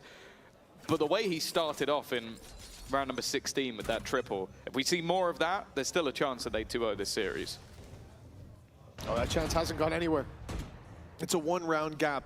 Vitality pulling the AWP out on Chronicle as well, looking for mid control, which they'll be denied with the smoke, but then in goes Durka, filling in the space, allowing the rest to walk through that smoke and meet up. And all the while, Foot, with that early aggression on short, they had 4 players stacked up on A, and not quite a Yoru rotate, but you can see how quick it is for Sop to make it to the B side afterwards. So we reset into a normal fight. The early aggression from Foot didn't work, so what did they go for? The middle aggression, as now Sop walks up, having pushed short on A. He's pushing main on B, but he'll be spotted there as well. Oh, here goes Sayonara. Is there going to be someone to find? That's the only problem. They've claimed this space, gives it over to Durka. The wraparound from behind, though, Zeus gets that perfect. And now leaving them with a disadvantage once again. There's still 2 players in the back of the site. One of them, looking at wraparound from behind, is Zeus, who's got his own running back, but that hasn't worked either. Both players struggling a little bit with the ult, but it's still gaining advantages for Foot. 30 seconds left on that clock. The swing from Yumpy is such a risk. The spike now dropped, and I think they already knew this round was gone. A nice shot from Chronicle, but I don't want to see any more of those. 15 seconds, spike on the ground. He's just going to try, and I say try and save, because look at where Yedajay is. Kron's ready for him being mid, but this close to the wall, I'm not so sure. 4 seconds. The players in main too far away, and okay. He's bought himself that weapon. Whoa! Now that's a risk, let me tell you, but one that's paid off. Good kill. In the end, though, double digits found. On the other side of the stage, it's Foot finding a 10-8 scoreline. As we've said, when it comes to the buy rounds here, they've looked better. Yeah, it seems like, again, like Chronicle's kind of kept them honest. Another set of exit kills, but it's not really going to do anything to the economy of Foot. That's why I'm okay with them pushing. Not right away. Like, maybe they lose a few more than I want to see, but it allows them to keep the operator into Durka's hands. Again, he's been struggling, and it looks like we're going to see some aggression once more from that defense. Early pressure towards the edge of the smoke. I think after contact has been made, Sop's going to go through, and the flash, perfect. The trade from Durka, though, solid. Nice work, Sociable. He's gone for looking more. He's greedy. And it almost paid off. So greedy. 42 HP on Chronicle, but I don't think he took a lick of damage in that fight. And now we're back to even territory. Yeah, maybe that fight wasn't necessary. No, not at all. But it wasn't even called for. But these are the kind of attempts that Foot like to go for. Sometimes they push the boat out too far, but for the most part, keeps you unpredictable. They know that Zeus was the one to flash out of the smoke. Yep. But does that mean they still expect him to be here? Especially with the spams coming through the wall from Crostali. I don't know if they will. No, they're not going to check it. At least the first player didn't, and that gives Zeus way too much ground. Chronicle again trying to save them, and this time actually with an opportunity at victory. The steps will be heard though, and why would he expect Yedoje to still be sat around main? Such an obscure position with how much pressure there's been over towards mid. He's going to plant in an open spot. That is just cruel. The one place that wasn't cleared is the one place Yedoje is. And I'm pretty sure at the start of the round, they heard the cam in B main. Not outside of it, not near it, but in B main. That means that at the start of the round, from your perspective, he was B, because you can't put that before the barrier goes up. So the fact that he's then later on in A main, it really has just sold a ruse to the other side. Small piece of utility. Nice! And a little bit of misdirection. I'm gonna have a heart attack. I just got Foot to map 3. It's not even elimination on the line, but these teams are playing like it. As just 2 now needed for Foot to close out this map and put us neck and neck going into the decider. Of course, Vitality take a pause. Yeah, I think for Foot, just as an organization, they've always been one that has been able to build squads that can take them to events, that can challenge regionally and on the international stage. But they've never been one to claim a trophy, not at least within Europe. Of course, I think they had the VLR finals back in the day and the odd trophy from Turkey, but this is one I am sure from the owners all the way down want to take home that trophy, make it to that grand final, have an opportunity to battle on this stage in a best of 5. And maybe also not have to do it 2 days in a row. That is quite nice. Yeah, that might be a bit of a relief, especially for a team that's been talking about time and how much more of it they need. For Vitality, 3 rounds behind. The climb back begins here. Round number 20. Aggression towards the A site from Vitality. They've cleared out a lot of space already. The Foot have changed things up as well. A much lighter presence on A. The duelists left there. While it seems aggression will come down towards B main, they've heard that wall go up. So they want to get rid of it. Durka already down and out. We said it was just the duelists over here. Now the TP's come through for a moment, so there's a bit of support! Sop can't keep getting away with this! It's outrageous! Sayonara does his best to make this doable. And hold on, they might just have clutched. Maybe not victory just yet, but even just a possibility from the jaws of defeat is something. Yeah, especially with how low their buy was. Not a lot of weaponry to play with. But that was sort of the story of the first half as well. The lower purchases for Vitality made this game competitive, but the jump across failed. And now Sayonara has everything to do. Still time to play with, but he doesn't know that Crostali is still sat behind Foot, close to evening up this series, taking us to a 3rd map. And we've said it before, we'll say it again, there is always a danger of playing a Turkish team on Ascent. And I think Vitality are finding out what that danger is firsthand. Yeah, especially if the first map's being close like that, you know they're coming in going, oh boys, we got him now. We got him now. Home field advantage. One away from locking in map 3, from bringing us all the way to split to decide our first grand finalists. Foot now have 4 opportunities, but don't forget, they had 3 chances to close out the previous map, and they did not manage it. It was OT after OT afterwards, which also gave them more opportunities. Well, it's ult spam. Vitality desperately wanting a round. Sociable has been caught once again, trying to be a little bit cheeky on the flank. And with no ults to play with just yet, Crostali has managed to thread the needle. Spike planted. They know, though. They'll know he's here. but maybe expecting this to be bait. Sop has also decided to try and make a move a little bit early. Catching out one, the spam in, means his position is known, but they're hoping that maybe Crystalli can thread that needle. And Sayonara has turned back, but he is still very much aware there's a player, or should be a player around here. No, but he doesn't think they'd be that close already. Now they're looking at the site, thinking about the defuse! And Crystalli strikes at the right moment. A tough game for him. But he chose his time to strike. 13-8, locked in.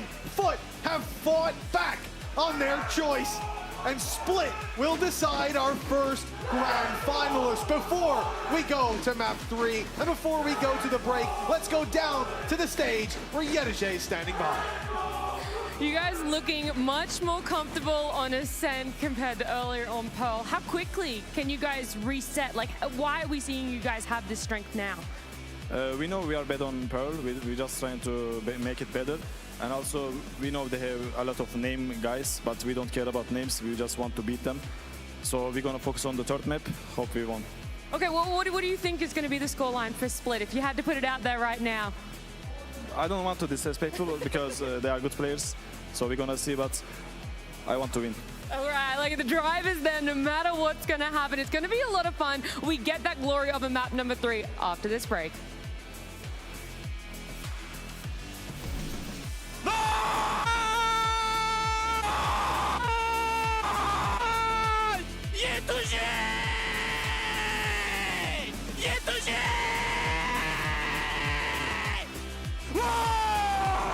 Let's go! Let's go! Say what you will, in the EMEA, you have to prove yourself.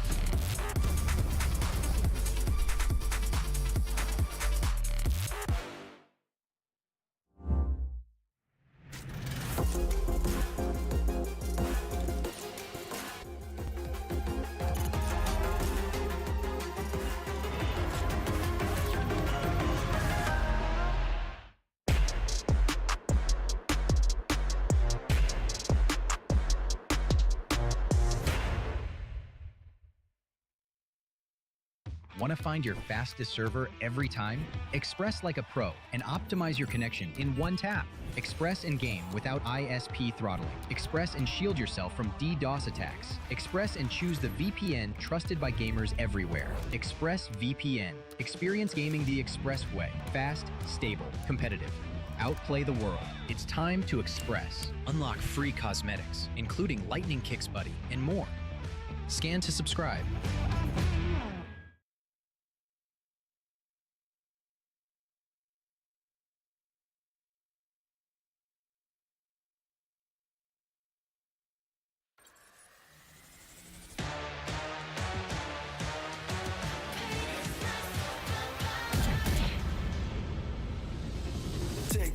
문을 차고 있죠. 이건 데자부 이미 와본 걸까. 내 성공을 전부 담긴 그들 시작가. I can't lose 점수 그건 의미 없는 숫자. 내 열의 top 10 거는 식당.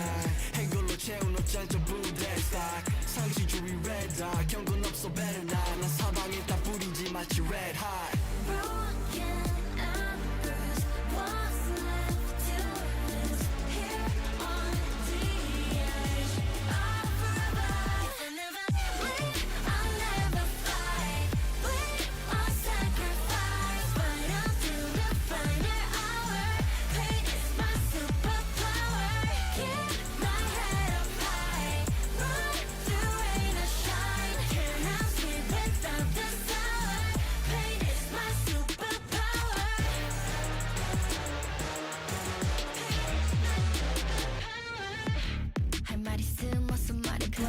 Tough guy 혀꼬여서 도망가 이제는 시시해 gunfight I brought a blade They forgot to shade that just a wall 맛보기 fade 빛이 보여 네 bandits 끝없는 내 rampage 이게 나니까 절대 can't change 내겐 나서 plan B 요즘 plan A 바꿔 pain every champion into champagne Broken and bruised What's left to lose Here on the edge Of forever If I never win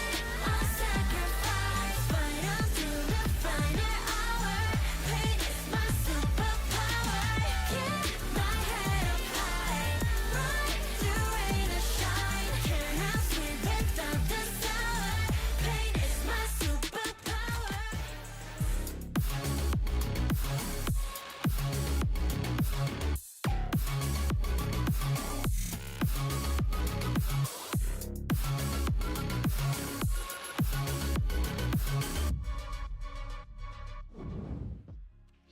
That was another hard-fought map on Ascent, but you guys closed it out strongly. What or who was the key to getting that W?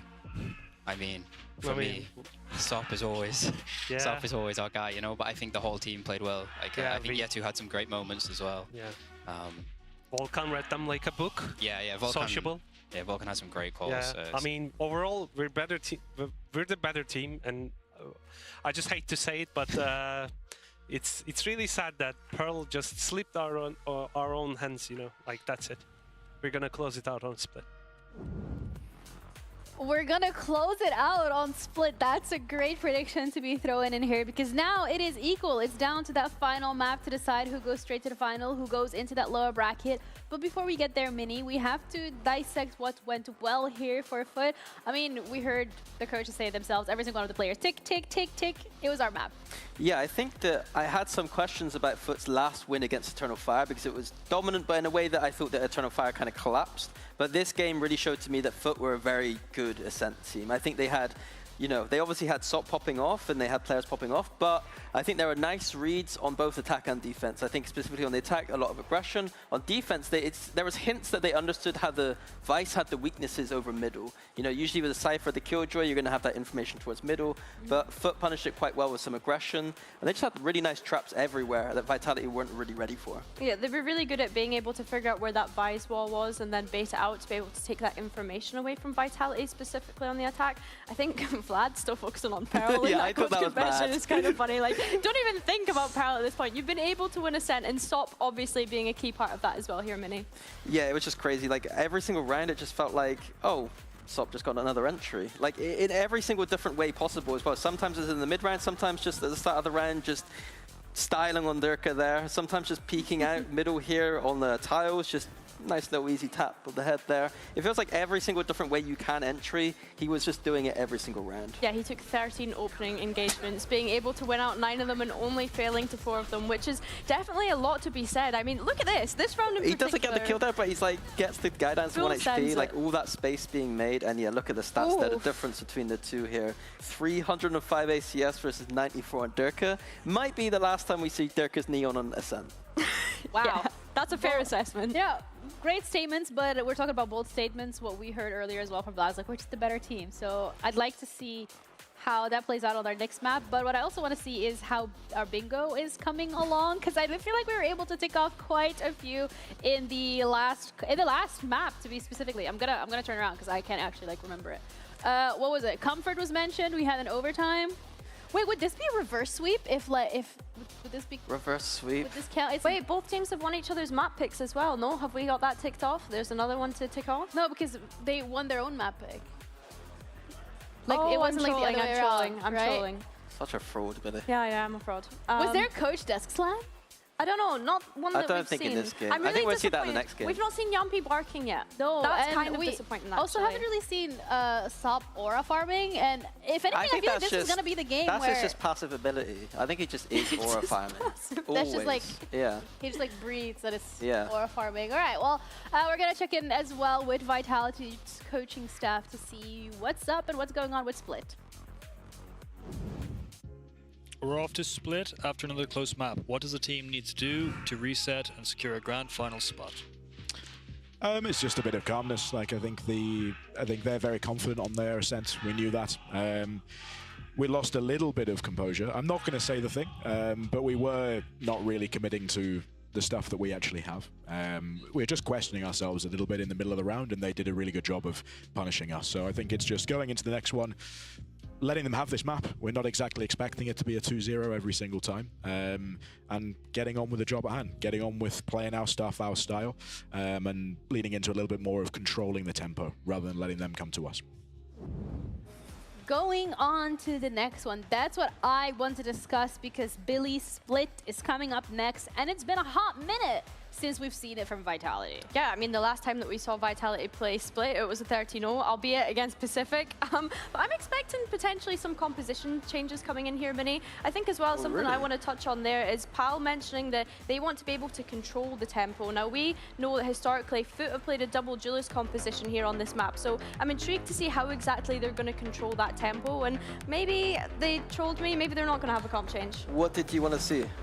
Potentially Derka not on the Neon. Was last map really that Yeah, traumatizing? like Derka on the Neon on last map, it was no bueno. I would have liked to have seen something a little bit different here.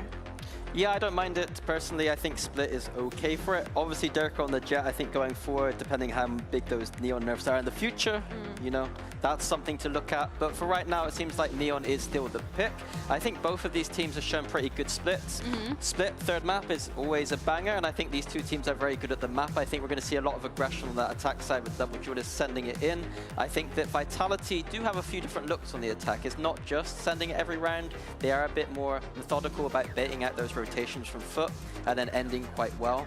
I think that, yeah, I think Vitality's attack side should be threatening here. I think that we just need to see that methodical approach in action here, though, right? I think that they have admitted themselves that they were able to get run over in that last map, especially considering that they won both pistols on Ascent, still let it slip away from them. I think as well we need to remind everyone of the stakes here. Foot, one step away from being in their first ever regional grand final, and then you have a team Vitality that have been able to completely turn around their stage when you consider the group stage coming into playoffs, being granted a spot in playoffs thanks to Eternal Fire in the end. So yeah, I think both teams really wanting to put their best foot forward to be able to make it to that grand final, because let's not forget the kind of advantages that you have going in as that top seed.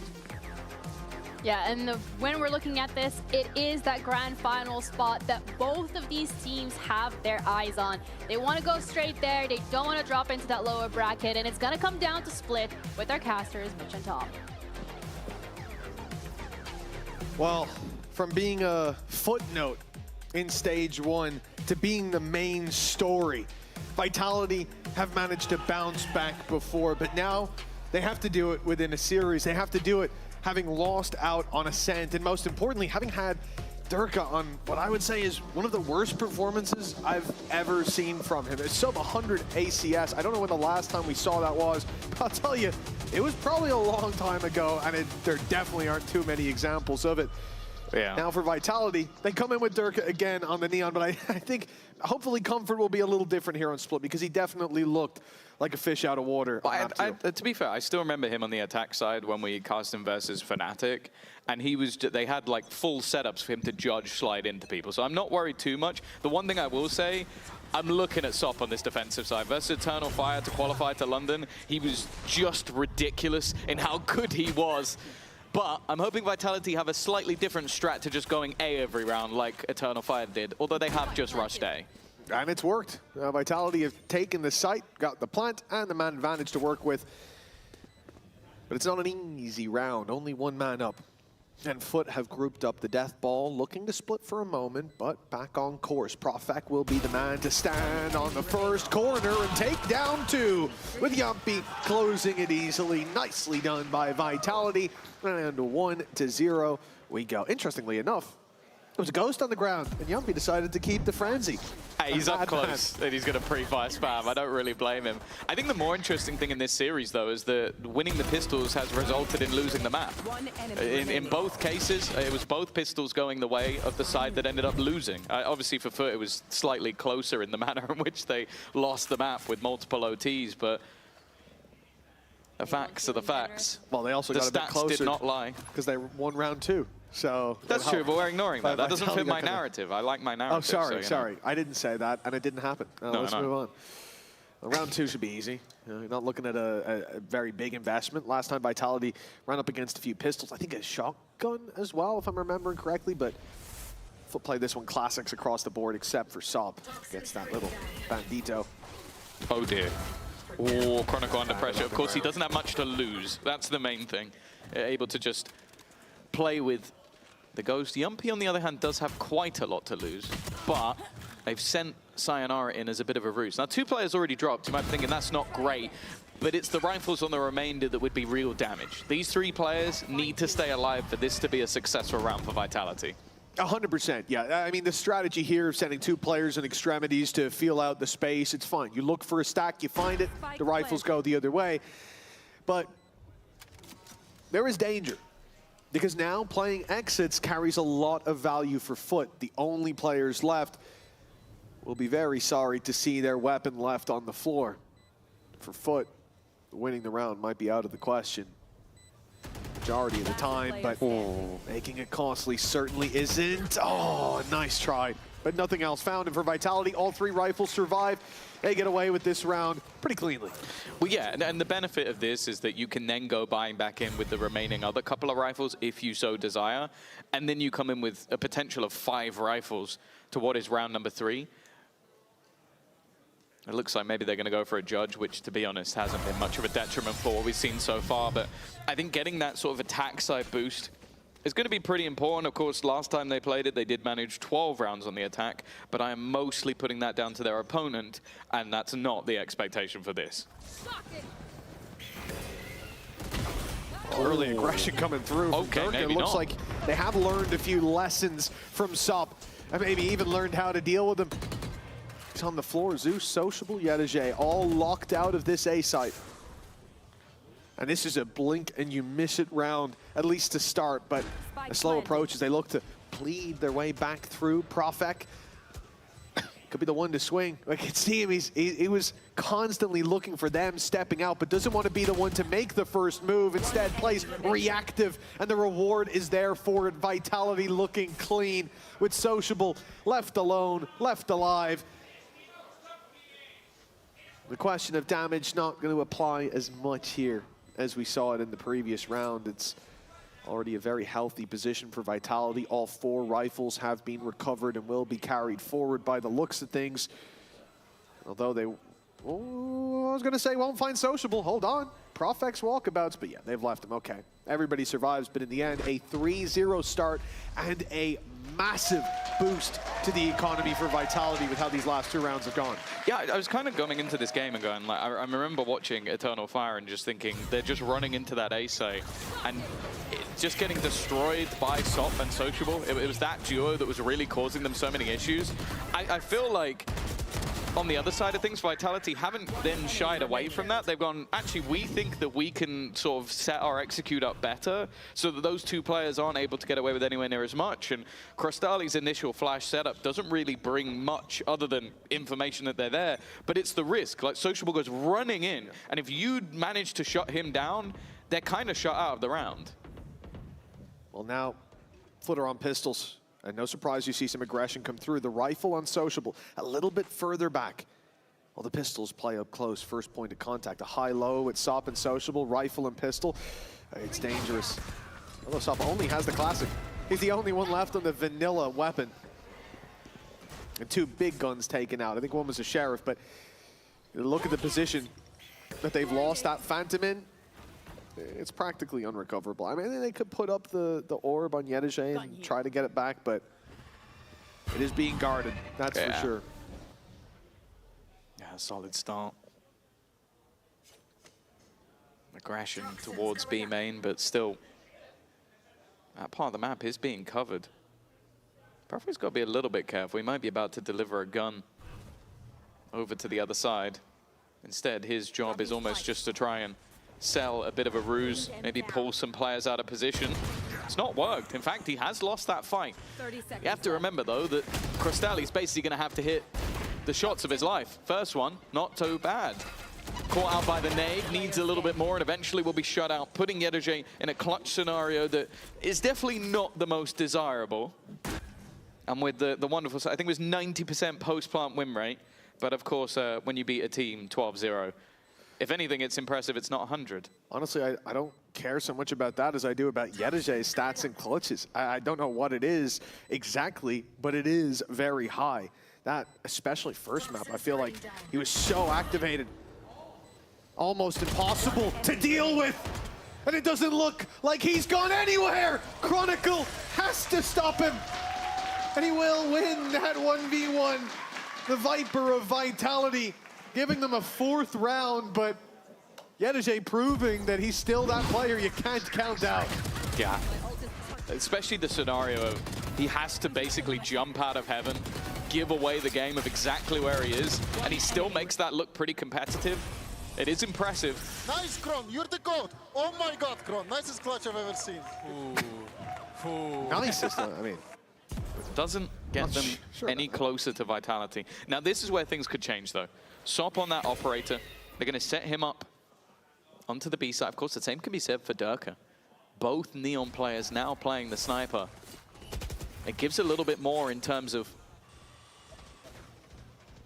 a potential dynamic for this defense, but they are on the wrong side of the map. And I have to say, so far, Crostelli has been caught quite a few times on this A site. I do feel like he needs to be a little bit more careful. You do say that, but Dirk is playing like a man who's had a much better 2 maps than what we've seen him have. Counting split as one, Pearl was fine. A slow start here as well. Op in his hands, solo poking that A site with just a bit of help from Chronicle, ensuring he doesn't get swung from an unchecked angle. When push comes to shove, I doubt he goes to heaven. Not with that operator. They'll move to site, but Foot are ready for this. You see Sociable towards screens. You can see Crostelli, and soon they'll see Crostelli as well with the Nightfall. Nightfall going through. It's caught one, but up top it was Zeus that was the danger man. They've dealt with him with a showstopper. But they've got the info on where both these players are. Check the flank, though. That's the real danger. It depends if they continue to go this way. The one thing playing against them is the time. 25 seconds. They know that there's a player at the back of the site. I don't know if they do know that there's a player on that cross. And yeah, now they definitely are committed to this side of the map.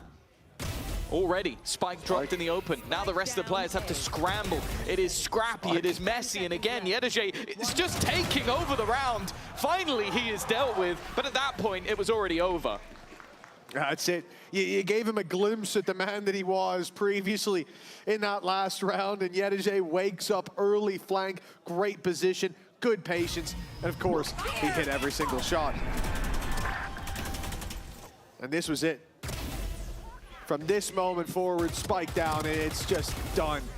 He even manages to deal with a sprinting, dashing Durka very nicely. And there it is, yeah, the last time Durka had a sub-100 ACS was a 5-13 loss back in Stage 1 to GX of 2024. Yeah, that's the important bit. 2 years ago.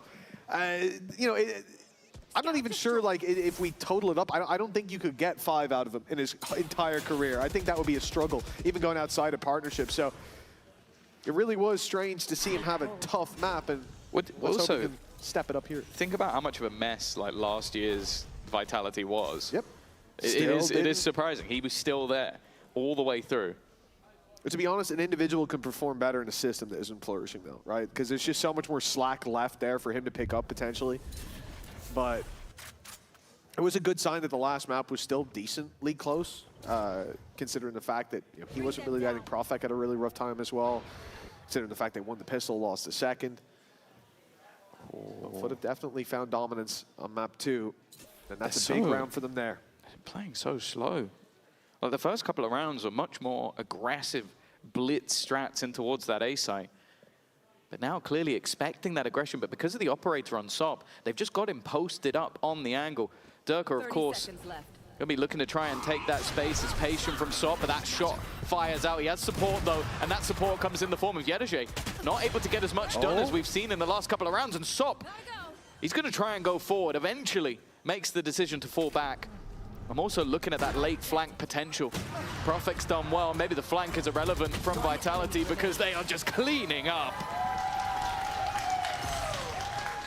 Beautiful stuff, considering it starts with hesitation, with a slow play. I started to hear Powell's words from the coach interview in between this map and the last, saying we started to question ourselves, doubt ourselves halfway through strategies, and I think that's the real problem, right? That they needed to be on the same page, stick to the plan, as he said. And I thought maybe at the start of this round we were seeing that hesitation after the previous round loss, fear of that operator, but in the end they were just putting all their pieces carefully into place. A 5-1 scoreline now, a commanding lead for Vitality, and Foot still searching for a response. That's a damn good answer from SOP. Yeah, maybe the op was actually a detriment to him. You know, held him back a little bit from what is hyper-aggressive rounds, and well, that definitely was aggressive. A double peek. Chronicle looking for a response. Of course, they're now almost pigeonholed into this A side of the map, and the Yumpy only having a stinger. I'm a little bit perplexed as to why. Maybe expecting the economy of the opponents to be a little bit worse, or maybe just thinking to be a sacrificial lamb in this round, but instead keeps them in a bit of an awkward position. Yedeje with a Bucky has managed to eliminate him. the two weaker weapons going head-to-head. Chronicle has managed to find a gap, though. They are still very far behind. And in fact, oh, that's a bit of an issue. They're going to have to push through this now. You see the spikes being taken back. You know he could be on the rotate, but the flank, though, it's going to lock in the round. Beautiful stuff from Sop. The man who we're so used to seeing W key running at you heads up. Well, this time he comes from behind. So much value found. With the spike down, Kron's got to fight his way through a pit.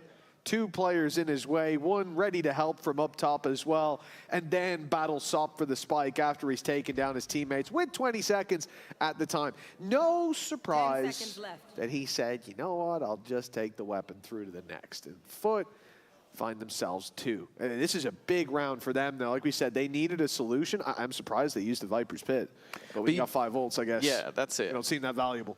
I think they start to look at it of like, okay, firstly, if we have 5 ults and we end up using them all in one round, then we're cycling through all of our ults anyway. So you're better off just using one, but also when it starts to just get a little bit dangerous, just throw it in. Like, just use one and make sure that this round is confirmed and put them back into a better position. Of course, looking to their game versus Eternal Fire, and in fact their victory over Na'Vi. In both cases, it was dominant defensive halves. That's already not going to be happening. And with Vitality, maybe struggling a little bit more on the defense, but of course for versus Pacific, they did have a 100% defensive win rate, but that was just one round. It's becoming pretty clear over on that B site that Vitality wanted to feign some aggression there to make Foot think that they'd taken space. Sociable's very quickly able to clear it, though, after the neon wall goes down. Sees no one there. Here's the spam from main. All signs pointing to this being an A hit or a mid split in the later stage. And Foot, very patient. They're sticking with that 3-man stack towards A due to that. But Vitality, a minute left on the clock, now start to change direction. Those Seekers popped out. They all went towards A main, so they think this is where everybody is. But it was one man to break them all, and now the showstopper used as a result. It's fired deep down in sewers, but it lands nothing. This was an entire round of breadcrumbs from Vitality. They have pushed and pulled the map. They have played with their opponents and then found such a reward for their trouble. Even the low HP Turka now has an op. This round was played, Tom, to perfection. And yeah, for the remaining players, it almost just has to be the saving of the weaponry. They could throw the guns in, they could risk it to try and find a way, but it just doesn't seem possible. And even just the risks that were taken in this round, like Sociable having to just try and play around the edge of the smoke while using the Stinger.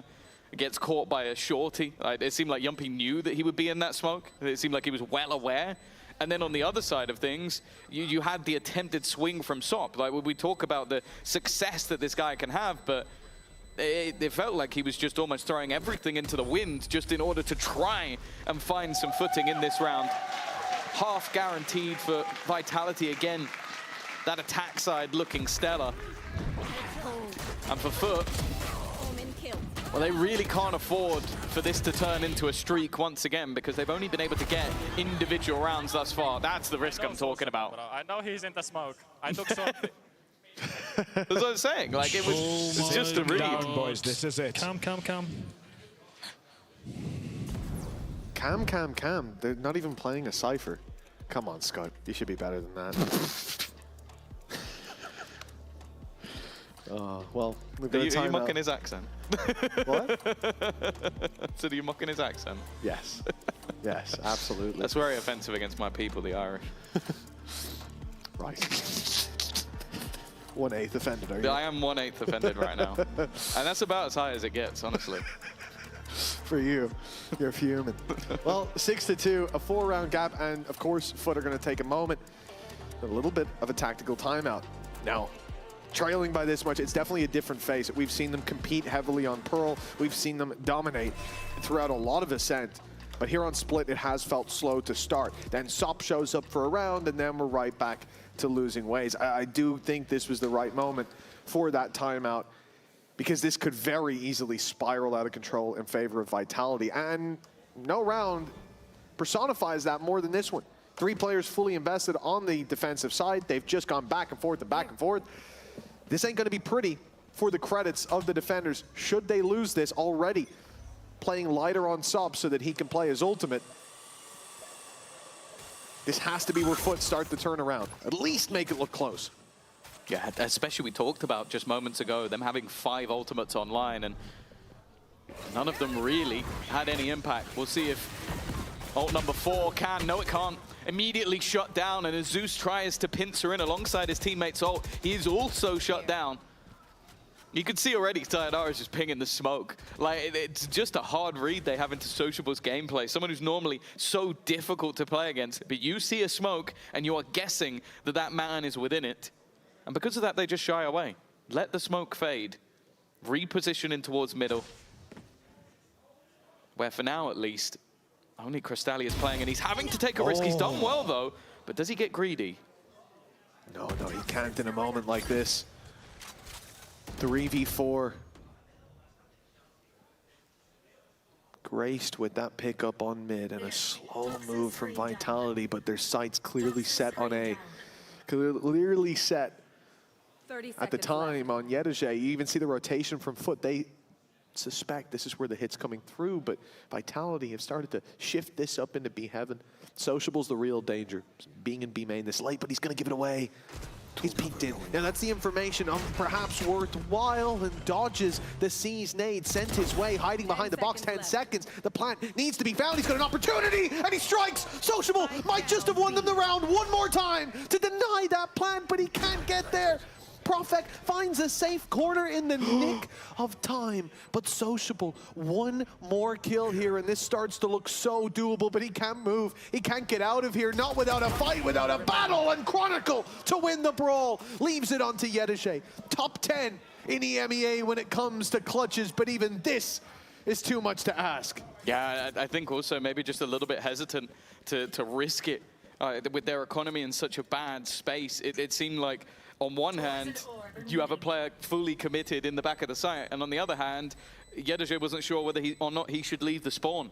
It's definitely a round that came down to fine margin just because of the attempted heroics from Sociable. That plant position, definitely a little bit risky, but I definitely didn't expect him to be there. And once again, it feels like Vitality are doing fantastic work at not only getting themselves a relatively open site in a lot of these rounds, denying the aggression when it comes, but then also, and most importantly, having Chronicle in positions to cut off rotations. Like every time someone like there tries to get onto the other side of the map, they're just either having to spend loads of time dealing with all the angles he could be in, or they rush it and they get caught.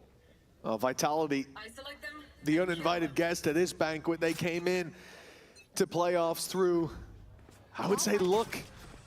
Some of their games went their way, but more went the other than not. And yet, thanks to the results of other teams going their way, they were lucky enough to join playoffs. But even then, very few people thought that they would make a deep run, certainly not through the upper bracket. And yet, here they are, standing, and even then, standing tall up against Foot on this final map, at least to start with. But there's still a chance for a 7-5 half. Foot can easily climb back into this game. The question is, will they? And Chronicle might play a big role in that. It's all down to him and Crystalli. That space on A, something Vitality will know that they can play with in the later stages. And maybe they want to now, having seen that hop. Yeah, you say that though, but a missed shot, it means that an easy opening onto Zeus, and I don't know, we haven't seen the SOP of old. It was a singular round with a rifle, but the operator just hasn't been having the impact so far. Crystalli needs to be in an aggressive position just because of the weaponry that they currently have. It's a double judge, and almost trying to bait them into position. A rotation all the way back to A, but this time Foot have at least got it right. A TP to the back of the A site, and with 20 seconds left, it's going to come down to the last few seconds once more. All the numbers here. As you said, the perfect read from Foot, the perfect reaction, and an execution when push comes to shove. A save, the only option left to Durka, and a round finally in the hands of Foot. But what we need to see is them build on it. This is a just in the nick of time, a crucial round win, but with 2 more left to play with, They've got to put them together. Remember, so far in this map, all we have are isolated round wins. There's not been a single back-to-back win for that defensive side. Yeah, perhaps up until now. It's the first time the gambles really worked off for them. There's a back and forth in terms of the rotation. You keep your secrets. And 7-3. And something you were touching on as well is like, for Vitality, the gauntlet they had to run to get here was for Yumpy, Pow and Profect, Liquid, who just eliminated them pretty much every single time they played last year, and Fnatic, who the organization had lost to 9 times in a row. In the form of Fnatic, it has been the golden road all the way back to redemption, and now a spot in the grand final is placed in front of them. Showstopper in immediate double openers once again. A great start for Vitality. Oh no, the op shot misses for Sop. Yedajay's got a snake bite out and it's looking disastrous. There were some real opportunities there, but Foot acknowledging they're gone. And there ain't many more on the horizon, not in this round. And so, in the second last round of the half, weapons to be saved by Foot. Rounds not chained together again. It has just been isolated win conditions that don't seem repeatable. And the right call, clearly. I'm not saying this from the perspective that these guys should have ran into the A site 2v4, time ticking in a Viper's pit to make it through. No, they made the right choice, and sure, they'll get a kill for the reward, but will they be able to save those weapons? One's already gone, and Zeus is completely surrounded. He came into this round with 1 kill, and sure, he's tripled it up, but he leaves this round without 1 rifle. None saved for Foot. That is a big blow. Yeah, 8-3. Again, a very impressive display, but you can just see the change of pace. The denial from Chronicle with the spam through the smoke, and yeah, just a little bit off. Trying to get in and out quickly. That's the thing. Sop has been punished so many times, every time. He's tried to go through. An 8-3 up. Vitality dominating on this third and final map. Looking much cleaner than their own choice, funnily enough. It looks like they might have saved the best till last. At least in half number 1. 9 possible. As we step into that final round. 120 on the clock. Foot have adapted with a bit of mid control and a slight bit. It's almost a trap. They want the first shot fired by Sop and a reaction from Yedajay. But those are 2 of the 3 rifles eaten up by that mid fight. Zeus. So aggressive. He lost this fight when he had a teammate alongside him. So I'm surprised he's opting to try and stick around when he doesn't. It really does feel like a lot of these defensive setups are almost just last ditch. It's like, I'm going to try and fight this alone and hope that I can face off against Vitality, who have had a lot more just sort of executions off the back of utility. I do like the fact that they've managed to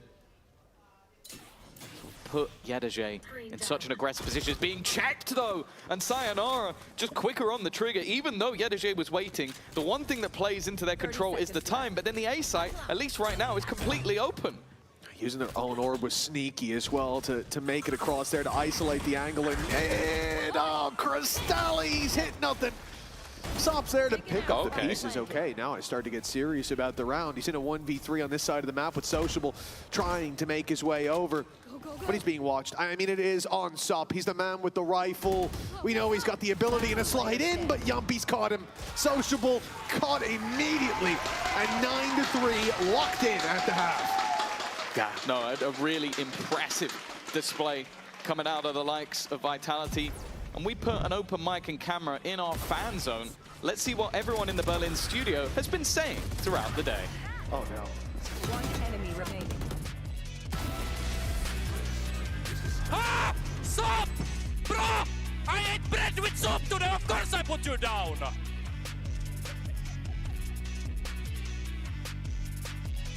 Hello guys, I'm here for Fnatic, but I gambled wrong. Now, let's go Vitality. My favorite team is of course Foot. I hope we can win today. And let's go. Let's go, footballist. Foot Esports Stage 1 champion. We're coming. I was gonna break the mic, sorry. Foot is the best. Sop is the best player in the world. All right, I've got a quick message for our teams. Whoever is going to London, please listen carefully. When it's map veto time, and you and your opponents, whoever it is from Americas, from Pacific, from China, if you have the same permaban, please, whatever you do, float it. Don't be a coward, be a warrior. Float your/their permaban and get that edge in the map veto. Then you will win in London, and that's what we want to see. Good luck, everyone.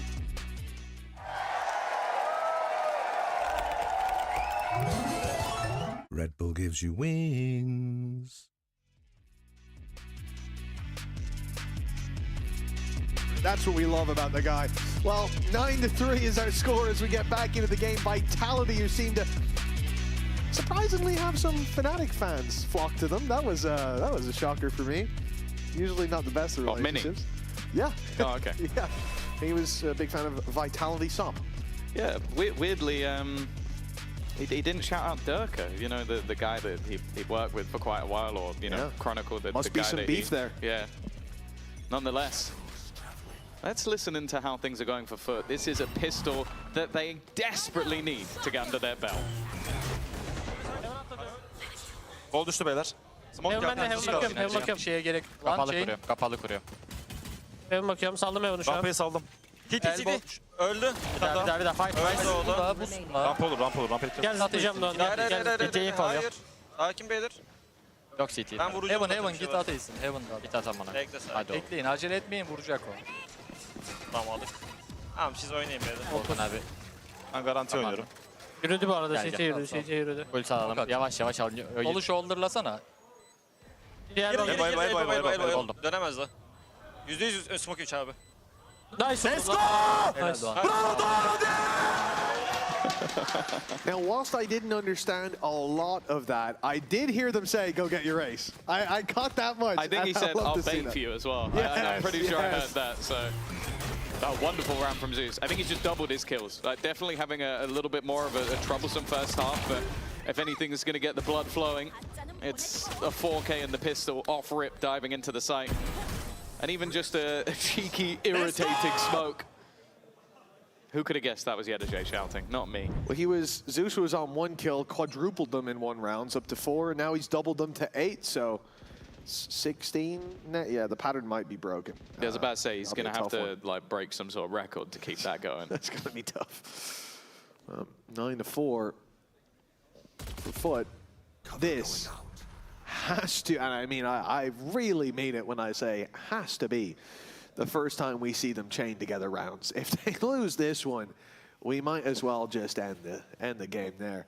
They're up against, it's not all classics. There's a single bandit upgraded, a nice nade in the corner. That's already danger, and Sop is dead. Okay, I'm already very worried. But for Foot, they're on the attack, and they still have the spike, and they can go where they like with this one. Sociable solo pushing up against Nico is a crazy play, but it seems to have worked out. Now they can bring the spike to him, or bring him to the spike. Yeah, and I think with how much information they've already managed to get, they're going to know that there is going to be a gap. He's still lurking around the edge of the smoke, which is something I thought that Foot would have, oh sorry, the Vitality would be aware of it. They've talked about it a lot, but in this case, not going to be too much damage done. I think only a Marshall has been dropped. For Yumpy, any additional kills here would be nice, especially if he can get rid of one of those rifles, even just get a kill throughout the map. But I was going to say there's not too many opportunities, but Sociable is still alone. I can pretty much guarantee you that if I was in the coach booth right there for Foot, and I saw after the game we've just had on Split, Sociable in that eco when they've traded 1-for-1 go, I'm actually going to solo walk into heaven. I'd be in the other coach's booth because I would have full pace sprinted and jumped through the wall. I mean, that's madness. And for him to then go back, oh, you got your reward for it, I'm going to go back again. I wouldn't have a voice anymore from screaming. But he needs to hey, earn works out. He needs to earn the From the Shadows. It's an important ult. Oh, he's old farming, my bad, yeah. It just is ludicrous to see when that they play with that confidence, even though they've been shut down for so much of this game. And maybe there's a secret to that. I don't know. But 9-5, this is where the real competition heats up. Yeah, for Vitality, this is a chance to almost look to put the game to bed early, shut them down before they gain that Turkish momentum, which is a lot stronger than normal momentum. For Foot, this is almost a chance to breathe life back into the game. That said, they come in with a lot of rifles and Sociable. He had a decent position, but loses his life looking the wrong way. Dirk are also under pressure, but you can already see his teammates, I was going to say getting there. They weren't quite able to save him. Okay, that was a play from Prophet, and one that has been punished to the surprise of nobody. Sayonara down to 37 as well. It feels like a few opportunities for Vitality left on the table. Where are we going? 40 seconds, and we're on the rotate to the A site. Really? I have not been this confused in a long time. Expectation of nade. I think they already heard the nade go out. They thought that the full rotation was there already. I don't know. I don't know why this has happened. And now they're waiting on this side of the map. The spike is down. A perplexing play by Foot, but one that might still work out. Sayo is low and will be dealt with, but Mini, I'm going to call on you. I want a telestrator and a reason, my man. What did I just watch? I'm definitely confused. Especially when you have full control of the site. The spike was like planted. Yeah, he literally had to let go at the last second. So I'm guessing this wasn't a call from Sop, but dangerous, especially with the spike getting caught on the cross. I guess the assumption was they'd full rotated over, but risky stuff that does end up working. And if the plan was to frustrate Yumpy a little bit, maybe the plan worked. Orb of Confusion has been used to great effect. This is about the best explanation I can give. Never let them know your next move. And well, Vitality, well, confused, perhaps more frustrated. A round that they came into with even the weaponry advantage, technically. They end up losing out on that. Now they're back to the drawing board. A timeout, of course, but more importantly than that, their economy down in the dumps. Foot starting to build up a little bit of heat when it comes to the credit balance. And the ultimates with a showstopper online. And yeah, Vitality will have their own for the full buy in the next, yada yada, but it should be 9-7. And if there's one thing we know about Turkish teams, we've been beating that horse to death for years now, but the story just hasn't changed. These guys play so well off momentum. We heard it from them just the other week as well, from all of the Turkish representatives in playoffs, that they do think that Turkey in general just plays with emotion, uses emotion much more, uses momentum much more than any other region. And I think we've seen that over the years in the data. Yeah, I think the scary thing is that these early rounds have been a massive comeback for Zeus. A quiet defensive half. Now he's going to be leading the charge in a lot of these attack rounds. And he's already been performing fantastically well. Of course, you have to bear in mind, Vitality have had a lot of success throughout this series in these low buys. We've said a mode of Thrifty a lot of times today. So they've got to be a little bit careful. A little bit more grouped up than what we've seen so far. Mordurka gets a nasty surprise with how close Zeus and Sociable already were. And this puts the pressure onto Yumpy. I think he knows he's about to be surrounded, needs this kill versus Yedijay, and he will get it. Maybe having the expectation that there's more players here, and well, in any number of seconds, they can be. Another kill on the board for Zeus. Nice shot from Sayonara. But his teammates are falling like flies, and they'll even catch Chronicle trying to be a bit sneaky. For a second, I didn't realize Sop was up there in heaven. I thought Sociable was about to pay the price for spamming a body, but not spamming true the smoke. in the end. Oh, it was this. Yeah, that was the smoke. Maybe there was another guy in there. That's right. Just catch their ankles in the smoke so they can't sprint. Yes. Because the gun gets pulled up, so he was countering. Of course. Yes, you're very right, Tom. Recoil must have went up a lot. Oh, two-round gap. And Foot are very much back in the game. It's 4 in a row, but here's the full buy from Vitality. Here's the showstopper from both sides online. The op in the hands of Durka, but the op's on the wrong side of the map. Vitality will be pressured on the A site as we see Foot quickly take heaven control. The showstopper moving to the site. It's cleared out a lot of space, but Vitality have done a good job of just completely avoiding that early utility, that burst coming out from Foot. Yeah, Prophet actually at the last second had to TP through into screens just to make sure that he survived. Sociable holding onto the lurk, but he's been dealt with by Yumpy. The battle of the former teammates. It's been a back and forth throughout this game. Durka desperately looking for the player up top. And actually, a couple trying to hold on to Heaven Control. Sop with the spam through. Brings it back to an even scenario. Sayonara has actually killed himself, but maybe that sacrifice wasn't in vain. His teammates, I don't know if him dying helped them in any way, shape or form, but it has given them a chance. Yedaje in the clutch, not this time, and Vitality get their first round of the half. Yeah, it's a little bit of a tight plant as well for Yedaje's position. He was really gambling on them, taking a bit longer on the site for those players to fall on foot. And a real surprise, because Sayonara taking himself down. Oh, that's nasty. Saw him just before. So he gets shot at in the back, spins to try to take him out, shoots the wall, but it doesn't seem to matter. Yeah, it was all about the info there. Stefan, what a race ulti! Unbelievable Raze ulti. You see, it's not all about killing the enemies. Sometimes it's not even about the space. Sometimes you're going to take yourself out. So your team rallies behind your corpse and says, we'll avenge him from himself. But for Vitality, double digits. It's a risky peek from Chronicle, but nothing comes from it. Sociable even with the operator, and it's looking like more of a contact up, but off the back of the Prowler, Zeus tries to swing. A stunned up player, but just forcing them back as they go back towards these vents once more. Sayonara is yet to rotate. Still has his nade available, Boombot as well, could delay them if necessary. They heard the especially jump. after this flash, might look to, but no. Wants to join up with Profek on the site. He's usually doing the silent jump, but they heard it. Avoided him with the Sky Flash, moved to the site, another flash pop. Great Beautiful flash. entry from Foot. But more to be done now, that utility gone, but Crystalli backs it up with his rifle. Nightfall clears out Heaven, op spotted. That's a big problem for them right now. Look at the Toxins, only on 30.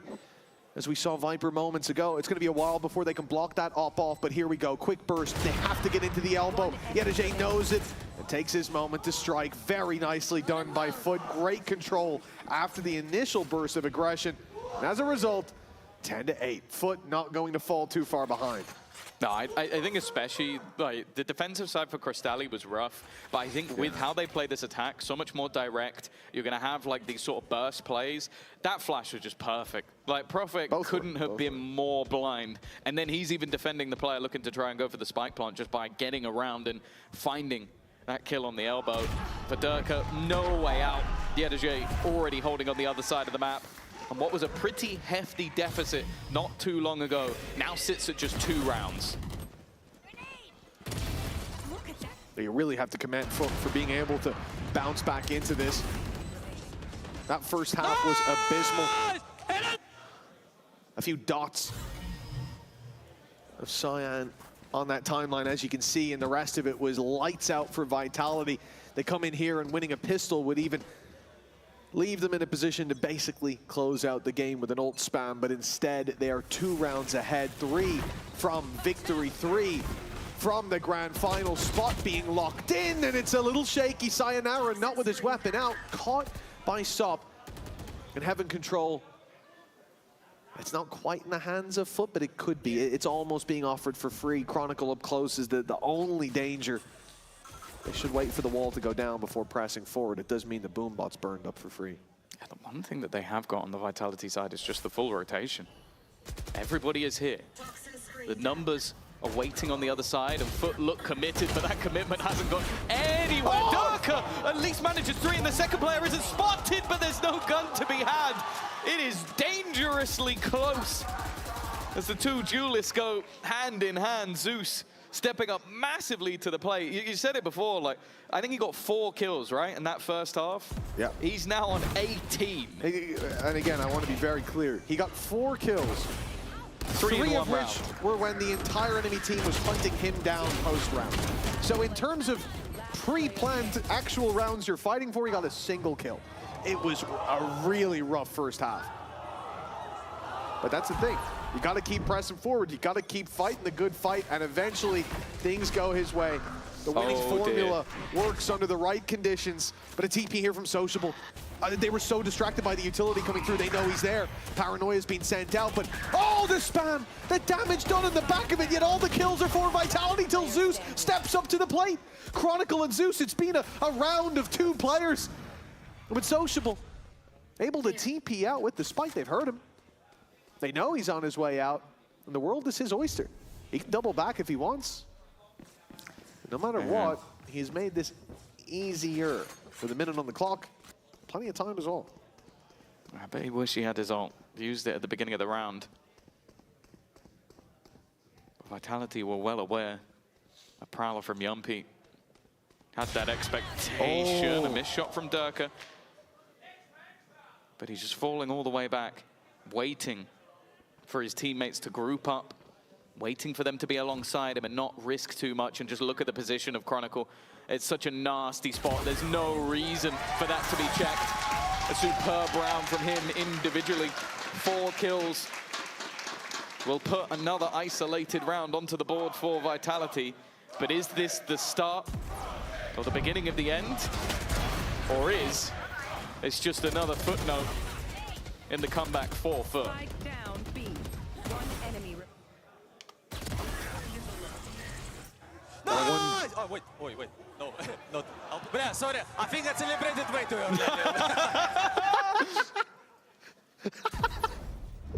I guess he didn't realize there was one still alive. Yeah, he got his, you know. Happens to the best of us. He's like, wait, you guys couldn't get one? I've killed 3, it must be over. Wait, what? What do you mean he's rotating? Well, a timeout from Foot. As the final hour grows near in this series, it has been a lengthy one. Feels like we're already 3 maps in, but coming towards the end of our third, 11-9. Foot can close that gap in easily, and even with a hiccup, lock themselves in to an OT, but there's no room for error anymore. Yeah, you talk about this being a long match. The loser has to play a best of 5 tomorrow. With, sure, a little bit more time than obviously the team that has to play after this will get, but it's going to be a brutal gauntlet back to the grand final for the one that tastes defeat in this map. And for the victor goes the spoils, an advantage in trying to take the EMEA title. Something that has eluded many. And with a super team crafted, a Turkish super team was built for this stage. But only one of them can make it directly into that grand final, and Sop is not shying away from this fight. The judge does well, and the overdrive does even better. A double opener with Zeus's right-hand man already taken out Durka. It is looking like double digits is already confirmed. Yeah, and there's Vitality accepting that reality. Profek backs off to the B site. And Chronicle sets up for exits. These weapons will be carried forward, at least. They'll give it their best shot. They need to be. Indeed, they do. Yeah, that economic pressure we spoke about, it was on Foot for a while. Whether it's come back to bite Vitality with 5 players alive as well. Big moneymaker round for Foot. If they should have one round go awry, they can still fight for the overtime. But victory in regulation. It's looking more and more possible for Foot, a team that coming into this half looked like they should be counted out. Oh, for sure. Yeah, like they're literally a pistol round going in the other direction, and this could have been a done deal. Vitality could be in the final. We don't deal in if, buts, or maybes. This now comes down to who's going to win these last few rounds, and OT in the first map.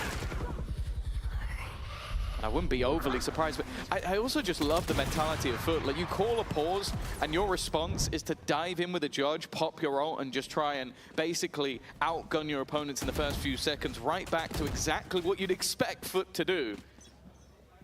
But in such a high-pressure crunch round. And now we get to see how Vitality react in the same circumstances. Their economy is on the brink here. Well, it's always the problem with calling a pause against a Turkish team, against a squad like Foot. Setting up a strategy. It often feels like you're building castles out of cards in the wind. These guys come through. Shake up your very foundations from the get-go and then pump the brakes in the next.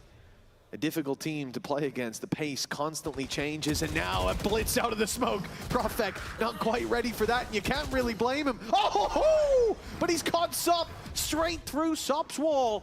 A headshot delivered, and now an advantage. They can be comfortable in playing the retake, but Yedege is taking comfort out of their hands. He knows they're going to try and deal with him. Sociable. Again, we talk about this man and aggression, and they have just started to disrespect the side of Vitality. Spike still yet to be planted. Durka trying to delay that as much as possible, but the fact is, he really doesn't have the weaponry to get back in. A heal being granted to an opponent as well, and that's not bad. Paranoia is the other way, tries to bait in the fight. It's still waiting for Yedege, but Yedege's not moving. The players on site are saying, look, they have not made a move. They have not tried to fight us just yet, so you don't need to go anywhere. And now with that time ticket, they go looking, but they passed each other. And a wild spray through the smoke is what will close this round. Vitality's economy now in the bin, and Foot just 2 rounds away from the comeback being complete. Yeah, now things are definitely getting serious. Vitality being pushed to the limit. They had the opening duel in this round, and then Chronicle goes looking for a mid-fight. Yumpy then tries to pull it back in heaven, and because Yumpy goes down, you have another player swing through. And then ships in the night, but Yedege lands his broadside. Wood chipping and shattering in the darkness, and Vitality now being cut down to size. Another timeout, a 4th one for regulation. Both teams running dry, and this timeout comes while both can still win in regulation. Victory here is at least some relief, a guarantee of overtime, but most importantly, match and series point, a spot in the grand finals. Not quite locked in with a round win, but it'll be a hell of a lot closer. This is truly what is the epitome of Foot as a squad. Like, you go back to their victories on split so far this stage, it's a 7-0 defensive side versus Na'Vi, and a 9-3 defensive side versus Eternal Fire. The only poor defense they had was versus Heretics, and they lost that map 13-2. This time, they have a poor defensive side. 3 rounds is all they have to play with, and now they've managed to even up the scoreline in such a dominant fashion. Only blips on the radar with a Chronicle 4K taking home one of those rounds. It doesn't matter the side, it just matters if they believe they can take it. And well, it's safe to say they do. Already Sop with another opener to add to the collection. And every player on Vitality quaking in their boots, hearing the Outlaw fire out at the start of this round. It one-shot Durka for a reason, and it'll one-shot everybody else on that defensive side. The timing to pull this out is perfect from Foot, acknowledging the gaps that will be there. They've got a double-barrel quick reload operator, and they don't need it. Zeus is taking Sayonara down, the pace picked up towards the site, and the fairy tale run from Vitality, making it to playoffs, besting Liquid, besting Fnatic. They have climbed over giants to be here, and yet Foot, they stand tall in their path. 5 players alive in a 5v1, and this is how they set themselves up for map series point. It is rough. Like, you look at it from Vitality's perspective, they've taken a pause and just immediately been blasted out of the server. We've seen this time and time again with how pacey they are happy to be. They get the opener in mid, they're right back to this ASAT. And I have to say, the turnaround from Zeus is genuinely incredible. It looks like we've gone from the worst player in the server to maybe one of the best players in the world. Yep. He has had 20 kills in this second half. As you said, before that, it was 4 kills total and 3 in a singular round. A different beast, all starting from having a stellar pistol. And now Vitality stands with, okay, rifles for the most part, a judge for Durka, but they have to buck the trend that has been a dominant turnaround from Foot, who are now 4 kills away from their first ever grand final. Vitality, what a story it has been. You know, from nobody's pick to everybody's problem. And they were a big problem for Foot on map number 1. They were a huge problem for Foot on half number 1 here. But things have changed. And now that fairy tale run to the grand finals under threat. This has to be they stand and defend their run, and a showstopper from Sayonara. A triple kill that has put them back into contention, back on the map, and back into this series. 30 seconds left. OT, now just 30 seconds away. It looked like Foot were gonna hightail their way all the way to the grand final. And maybe Yedege still has something to say about that. The two were rotating, but Profek denies. An insane round from Sayonara. The last showstopper he used, I believe, killed himself. And this one has kept them in contention. This one killed any chance of an early night. Although I think that might have happened on map 1. Yeah, that was a while ago. A gorgeous shot indeed. And now overtime locked in. They never give up and they never surrender. Vitality back for another shot at the grand final slot, while Foot, they took their foot off the gas a little bit too early. Zeus, though, like you said, a hell of a turnaround. He got 1 kill basically in the first half, 4, but 3 were when they were hunting him down. And now 25 on the board. That last half was complete pace changer for him, and it has to continue. We have to see the best of Foot if they are to lock in that grand final spot. Well, their story themselves is picking up Sociable from failure in Na'Vi, stealing SOP from his brothers on Eternal Fire, and going from last place at kickoff to potentially Bring them down. top 2. At a minimum, top 3. Either way, it's impressive, but there's no telling where this roster stops. Now, it is worth saying that both teams performed far better on their attack side, so advantage Vitality, at least for now. But I also just think that for Foot, it's more based off those individuals. Like Zeus wasn't firing, now he is. Sop also had a pretty rough first half at times, a massive step up in the next. But this ruse is being sold. They're trying to pull players away from the B side, and it has not worked. 30 seconds left, and they may think they've spotted the only defender. There's a second man in Zeus, but it's only for 1. Sociable up top, though. If he could drop the spike, there it is on the ground. If he gets the next, it could be over. The other 2 are on the other side of the map, but Sayonara has been a safe pair of hands. And now with his showstopper online, it's down to his opponents. And he's bought time as well for his teammates to get into the site. Stali, that's risky. That's so risky. And he takes so much damage for it. You heard the showstopper. And yet they stay around just to keep deep heaven control out of the hands of their opponents. Still having a dog, it's a mistake. Didn't see one that Yumpy. very well could come back to haunt them, but everyone's looking the other way. Everyone, oh no! Yedege, he fires off at the worst possible moment. A snake in the grass, but the rattlesnake, he gave warning. 13-12, Vitality now with a shot to book themselves into the grand final. Yeah, Sayonara needs an insane shout out in this round. They walked into the more heavily stacked site. His teammate goes down while holding the spike. If he misses that shot on Sociable, they have lost the round. The other 2 players are on the other side of the map. But their youngest player. Sayonara, you are the best, bro. Gucci. And given the plaudits of a man in the GOAT conversation, maybe it'll be Sayonara in a year or so. That's already a lot of damage for SOP. The heal necessary. This A site, the more direct hits have been what have worked for them. And the Prowler is going to tell that there's one there, but the distraction is used. Zeus dead is massive, but SOP still stands, but not for long. Oh, and another for Vitality as Durka answers the call. Yedege and Cristali. They will try their best to pick up the pieces, and in fact, Yedege's in one hell of a spot.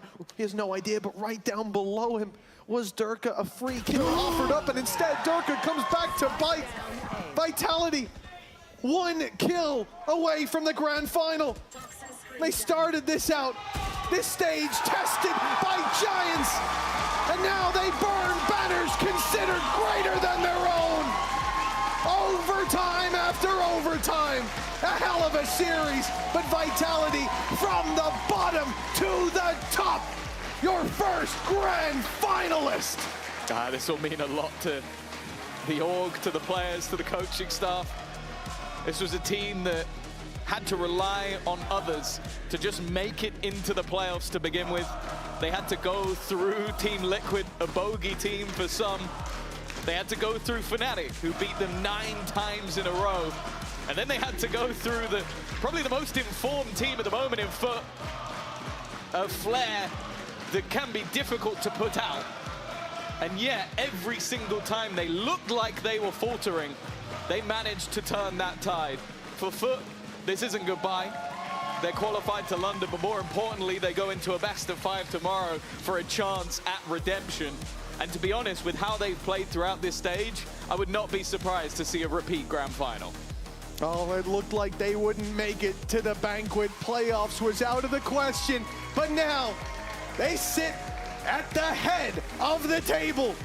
Vitality, they have climbed from the bottom of the rankings, and now they stand right at the tippity top. Take a bow, boys. You've bloody earned it.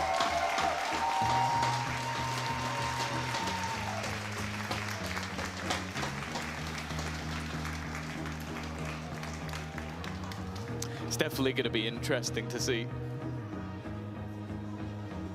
if they can make it through in that best-of-5. Of course, there are a lot of fierce opposition, teams that they struggled with. I don't know if they'd want a rematch versus Eternal Fire. We've seen that one coming. Of course, there's plenty for Foot to worry about with Heretics down there as well, and this next game is going to define who they play tomorrow. For now, though, let's head down to the stage with an interview with Profek. Yeah, I'm talking to the man, Profek himself. It's crazy to think, though, that a week ago, people were questioning how you guys were even in the upper bracket when it came to playoffs. And now you're in the grand finals. Yeah, I mean, we are Prague Warriors, like Soup said, so, you know, I'm happy that apparently we're playing Prague right now because we won, right? Well, is there that extra level, you know, of pressure off because you know you've already made it to London? And does it feel like the stakes are still there, that you still have to prove the haters wrong, or that's not there? I mean, it's nice to win, you know, like it's nice to get trophy, especially for Vitality that in the CS they have a lot. Sure. And here, they don't have that much, so we need to be on the same level, right? You got to start adding some more to the cabinet there. And this series in itself, going all 3 maps. The first one, you guys went to overtime, so you won it on that one, and then you won it for overtime here on Split. Why did you need that extra rounds for each map? Why was it so difficult to get the win? Because I went 4-16 and I wanted to, you know, just have good KD. Okay, so you wanted to buff the stats. You got to add more trophies to the cabinet, buff the stats a little bit as well. But unfortunately, I didn't. So, yeah. Okay, next time we'll make sure it goes to 5 overtimes? Yeah. That'll be enough for you then? I think so. Okay, all right. We'll make sure that happens because you guys in the grand finals, you're going to have that best of 5. But before we even get there, that's in a couple more days. A lot of other series have to play out. More importantly, another one later today, it's going to be Heretics up against Eternal Fire. Who do you think is going to be the last slot to London? I mean, I cheer for Eternal Fire because they are the only reason why we are here, to be honest. Okay. But I really like also Heretics to qualify, but like I just need to cheer for Eternal Fire because they, you know, because of them we are here. Okay, all right, so you think it's going to be Eternal Fire there. Profek, I also want to give you a chance because this is such a filled arena as well. Any words for all the Vitality fans out there watching, knowing that you are one best of 5 away from lifting the trophy? I mean, thank you for supporting us, even though like in group stage we had a hard time, like I was still getting messages with the support. So thank you for believing, and yeah. Profek, it's been such a pleasure to get to talk to you. We'll definitely get more opportunities. I can feel it, all right? Oh, no. No, he might not like it, but we all have enjoyed that one. And of course, you put your prediction out there, Eternal Fire, but we'll see what is going to play out in our next best of 3 just after this break.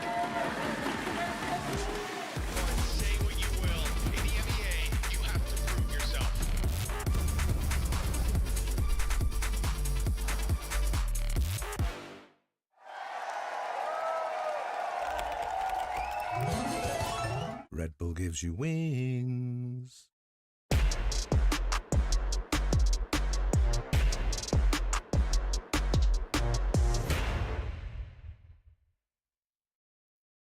Want to find your fastest server every time? Express like a pro and optimize your connection in one tap. Express and game without ISP throttling. Express and shield yourself from DDoS attacks. Express and choose the VPN trusted by gamers everywhere. Express VPN. Experience gaming the Express way. Fast, stable, competitive. Outplay the world. It's time to Express. Unlock free cosmetics, including Lightning Kicks Buddy and more. Scan to subscribe.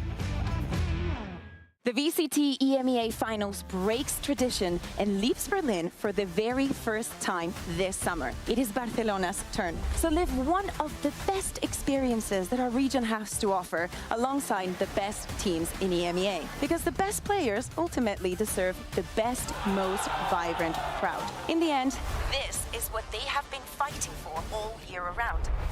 Buy your tickets now. See you in Barcelona.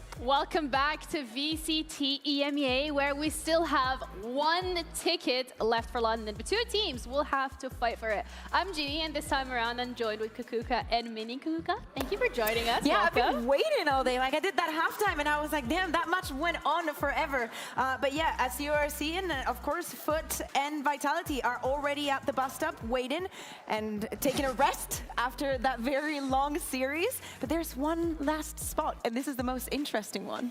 Yeah, that wasn't a British bus stop. No? No. Too much sun? Yeah, too much sun. The blue They're seats, red. also, it's too clean. There we go. The bus, already two of the three teams have been finalized. Vitality is now in the final as well, so one of them is going to be able to join the ranks. I feel that the point of the double decker is that some people will go, like the fun is like to go on the top part. Yeah, top front when you're a kid is quite fun. Teenagers Even now? in the back. Is it that for like the cool kids, or the cool kids go in the back? Teenagers go in the back. Playing Not the what I asked. music. The cool kids, no, they're not cool. No. Oh, okay. No. Well, you want to go in the back? I don't know. I want to go where it's cool. At the front, by yourself, headphones in, just looking out on the scenery while driving through London. Okay. Zone 1 and Noted. 2. Not Zone 2, Zone 1. That's about it. That's all you want to be. But Anyway. either ways, we are having a rematch here because it's Heretics against Eternal Fire. And the reason why Heretics is in the lower bracket is because Eternal Fire has put them there. And the winner will go up against Foot in that lower bracket final. But again, not only is this your chance of survival, Kakuka, but it's also you going to London. You're going to London, and these are, just by you looking at the bracket, you get the information that these are also the teams that have played the most rounds so far, not counting this best of 3, but even I will count it maybe for Foot because they lack going the distance, but they have been battling a lot. We have an Eternal Fire that kind of like wasn't able to close against Foot in a very close series, but before all of that, they did secure this win against Heretics. Heretics took that fracture.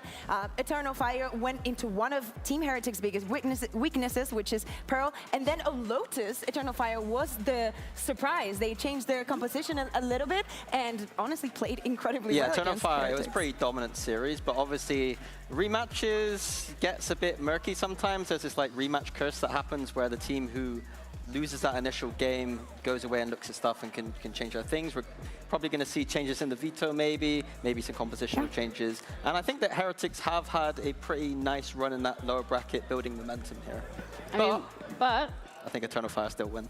Oh, yeah, I didn't even ask you for your prediction and you're just already throwing it in there. Well, thank you so much. But to see exactly how Eternal Fire is feeling ahead of this matchup, we had a chat with Izzy with Yaman translating.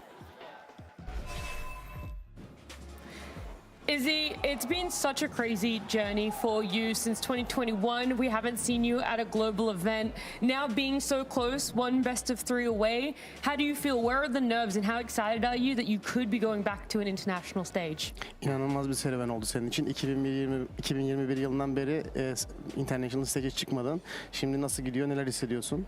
Bu konu hakkında şu anki gelecek stage hakkında ne düşünüyorsun Masters'a gidersen? Ya bunu bayağıdır bekliyorum buraya çıkmak için. Tekrardan yapabileceğime inanıyorum, güveniyorum. Takım arkadaşlarıma güveniyorum. Zor bir rakip var karşımızda ama biz daha iyiyiz. Biz kazanacağız.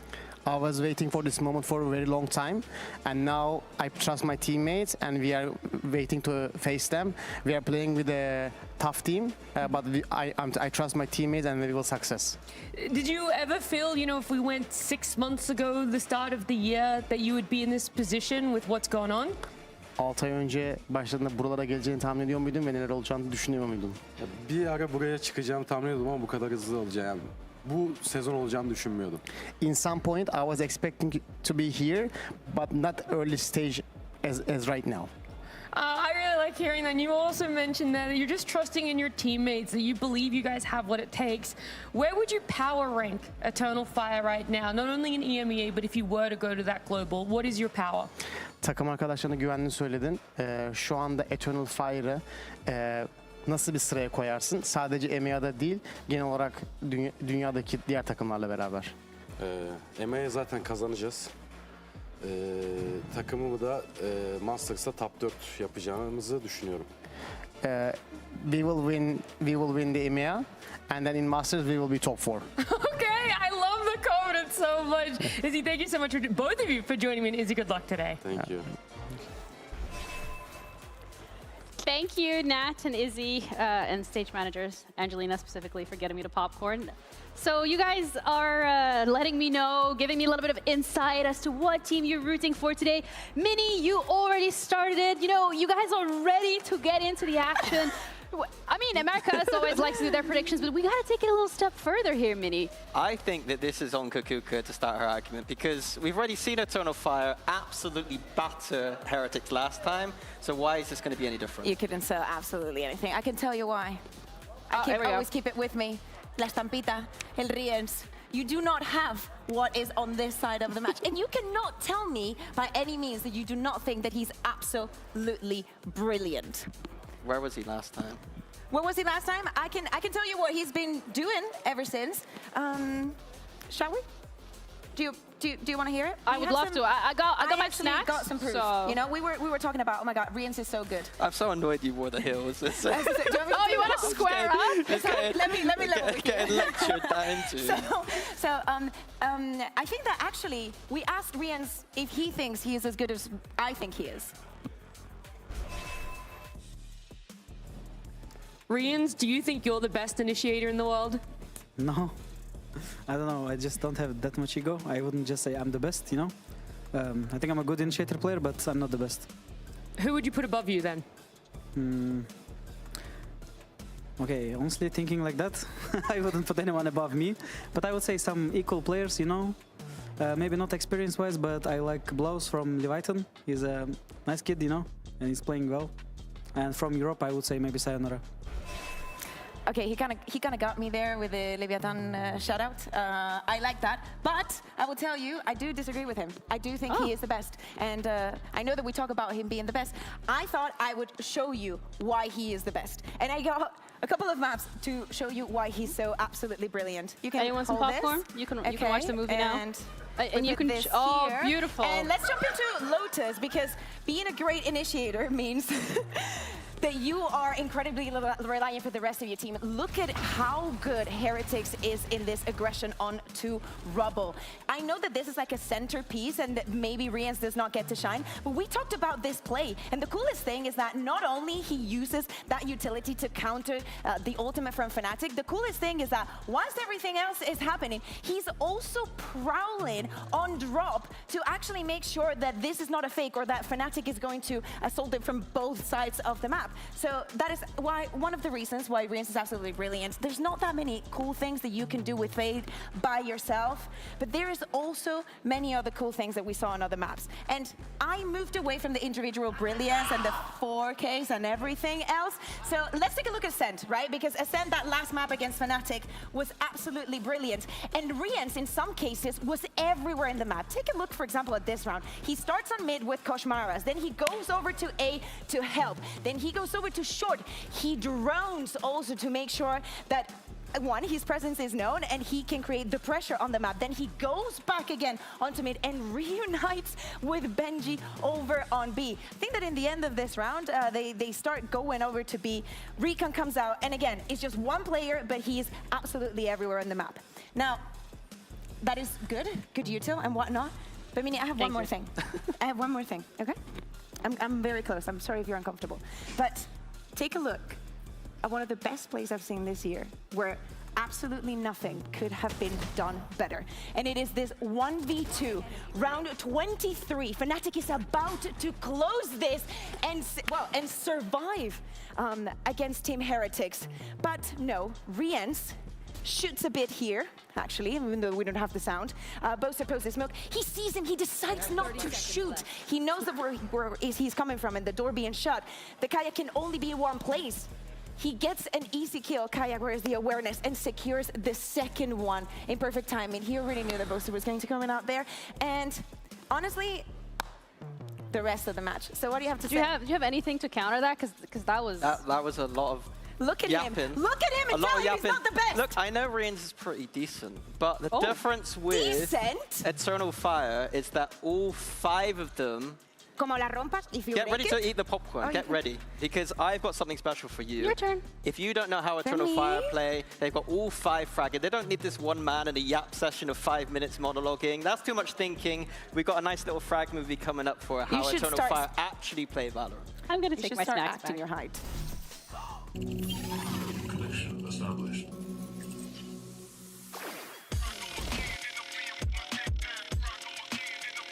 Five Turkish demons. We are going to late them from it. And the job is press W and go in that. You can buy flight tickets.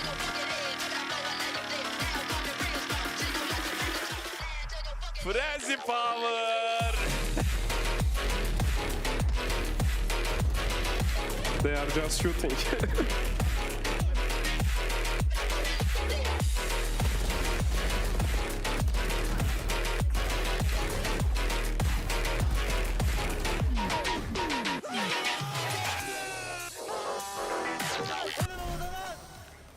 That's a pretty good one. Did you edit that yourself? No yapping needed there. Did I edit myself? There was a little bit of typing there from No. Unfortunately, we have some talented people behind the scenes that can... But you stand by that? I mean, I will give you the fact that they can shoot, indeed. They can. But is that enough? Maybe that is their curse in the long term, though. But it's not about long term. It's like just today. And today is the biggest moment for both of these teams' year. Totally. And time again, which team is it that maybe we see a grand crumbles finals a little is bit? Team Heretics. I just think that Eternal Fire actually have like the better mentality coming into this. I think they got nothing to lose. I think they have that mentality. I think when you watch them play with confidence, it feels like they got confidence. They lose a round, who cares? I'm worried about the brittle nature of your team. You talked about momentum, and I do think that that is very important, because the win that Heretics got the other day against Fnatic was going against everything that was on the table, especially on that last map on Ascent. And I do think that there were some surprises on the first time that they two went against each other. I kind of like, unless we see an Eternal Fire that goes into banning Fracture, I do see that this is either a 2-0 for Heretics with some very good prospects for the lower bracket run. You're falling into the trap of using logic with Heretics. You can't do that at all. Okay, I'm gonna let you guys calm down. Then what matters? And to like calm this whole situation down, we're gonna bring up the beer. We're gonna bring up the skirmish. We're gonna see how that one went, because I feel like that can give us a little bit of an initial taste as to what we could be expecting on the server today. Who is gonna be going up against each other? We have Weber against Fabian. If they can shoot, right? Theoretically, Mini, your team should win, right? Eternal Fire is gonna win this. I know what you're doing here. I'm just asking you a rhetorical question. Damn, Weber! Yes! You ditched him! Okay, 3-1. Oh, damn. If your team is like all about shooting and Weber is winning here... Oh. I mean, it's skirmish. I could probably beat some of these players in a skirmish. It's just skirmish. It's just do it when it Can we matters. quote that? Because I think that for stage 2, we actually are going to put you to play against some players. I'll happily do Okay, it. well, you have to bet something.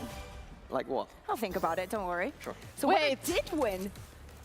That's the thing. We gotta have to highlight that your team lost. So they can the Yeah, we'll see if Fabian is bad today. We'll see if Fabian's bad today. Do you think maybe on Fabian being bad? No. I don't think I am, no. It was just like a bit of a warm-up. So you're saying team can shoot. You're saying we have Rians going up against each other. That's a big win condition, just one player. No, I think Anything else? I think that in the difficult moments where there is a lot of tense situations, you can always count on him. But Benji has been stepping up a lot. I know that last map against Fnatic wasn't his best, but for the rest of the series, he was absolutely amazing. And same goes for everybody else. I'll let the game do the talking. Oh, that's what the Turkish team do. That's what they do say. So you're like learning from them. Okay, like really getting into it. They just need to play their game. Turkish players. All right, well, we have Heretics going up against Eternal Fire, but before we actually head into that, we have a last mile with Nat standing by with Kushmaras. Yeah, I feel like you guys were having your arguments over, Eternal Fire or Heretics and so on. We haven't gotten to talk much to Kushmaras. Do you think you can settle the debate between Kukuka and Mini here? Who's going to win, Heretics or Eternal Fire? I mean, obviously Heretics. Like, what is this question? Yeah, and the other discussion was, is Rians the best initiator in the world? I want to hear you hype up your boys a bit. I mean, of course it's Rians, like, no question now. All right, no doubt about that as well. Well, Coach Morris, I'm also excited to see you in that server as well, because our last ticket, our last seat to London is on the line right now between Heretics and Eternal Fire. Heretics maybe not up to the level of some of their other maps here. To action ruin for Eternal Fire! In my whole esports career, I've never got to play in England. Having this event in London is really important to me. Qualifying to London means having the people I care about watch me do something I love. I've worked really hard to get to this point so far, so I'm not going to stop. Heretics'te bir tane oynadık, 2-1 yendik. Kolayca oldu bizim adımıza. İlk map'i kendi ellerimizle vermemize rağmen. Ondan intikam alma şansı var ama bunu vermeyeceğiz onlara ve Londra'ya biz katılacağız. Benji İngiliz ve kendi ülkesinde düzenlenecek olan turnuvaya gitmeyi çok istiyor. Ama bu sefer evine mutlu değil, üzgün gidecek.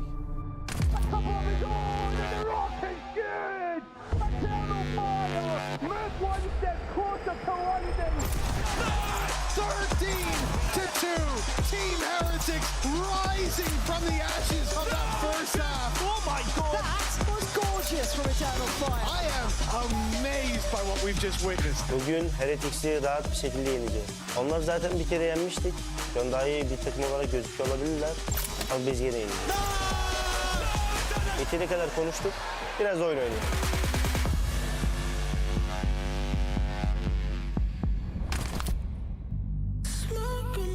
So hazy, shots in the dark, you make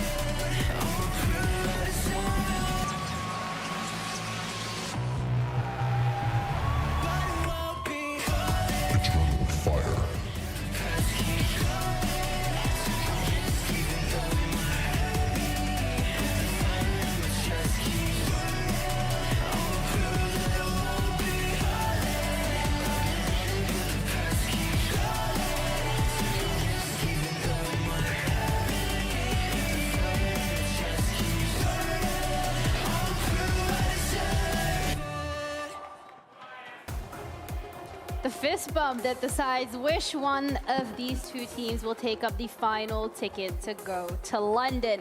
Minnie, you know what was really impressive? The fact that you were able to read how Eternal Fire is going to react to that. They even said it. Let's stop talking. Let's play some games. So when it comes to playing games, where do we want to see those games being played? For Eternal Fire, probably not on that fracture after last time, but we are going to see it once again. It's going to be a very similar veto with Ascent coming in instead of that Pearl. What are your thoughts here, Kakuka? So my thoughts here, first of all, Team Heretics does change the ban from that split. I think that after seeing it against Foot and Eternal Fire running the same round 6 times in a row over an A, they decide that Pearl is actually the map that they do not want to play against them. So I think that that is smart. Lotus, I do think it's a very interesting one, right? Because we saw Eternal Fire playing against Heretics and actually showing them a lot of very cool things. But then on the other side, we also saw Heretics completely destroying Fnatic. For Heretics, it is obvious. They feel very comfortable on the fracture. I really like, though, that the decider for this is another Ascent.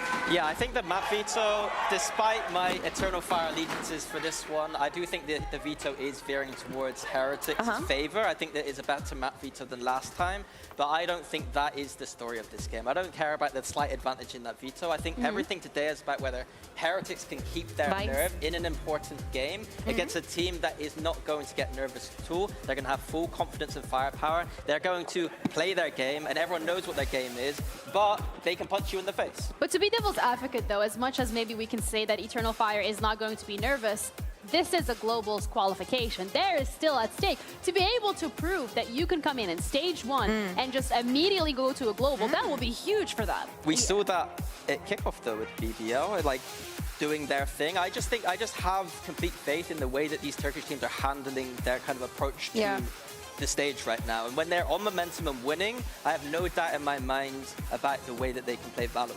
I know that for most of the teams that we have been seeing, like take a look at Foot. They did a 180 with how their roster looked at the beginning of the year and the approach that they were having towards the game. We also had a Vitality that at the beginning of the year did not have Sayonara and was doing some weird things and not a very nice kickoff. We had a Heretics also that made a change. We had an Eternal Fire that literally had to go through heaven and further. Because, for example, for AC, who would have told him at the beginning of the year that he would be 1 match away from qualifying to a global event? But I do agree with you. It is a lot about handling the nerves of the situation that you put here. It's about the expectations for Heretics. Heretics, a team that we talk about all the time. Eternal Fire, this is new for them. This is just them. They're on a spree right now. For Heretics, there's going to be much more question marks if they lose this game.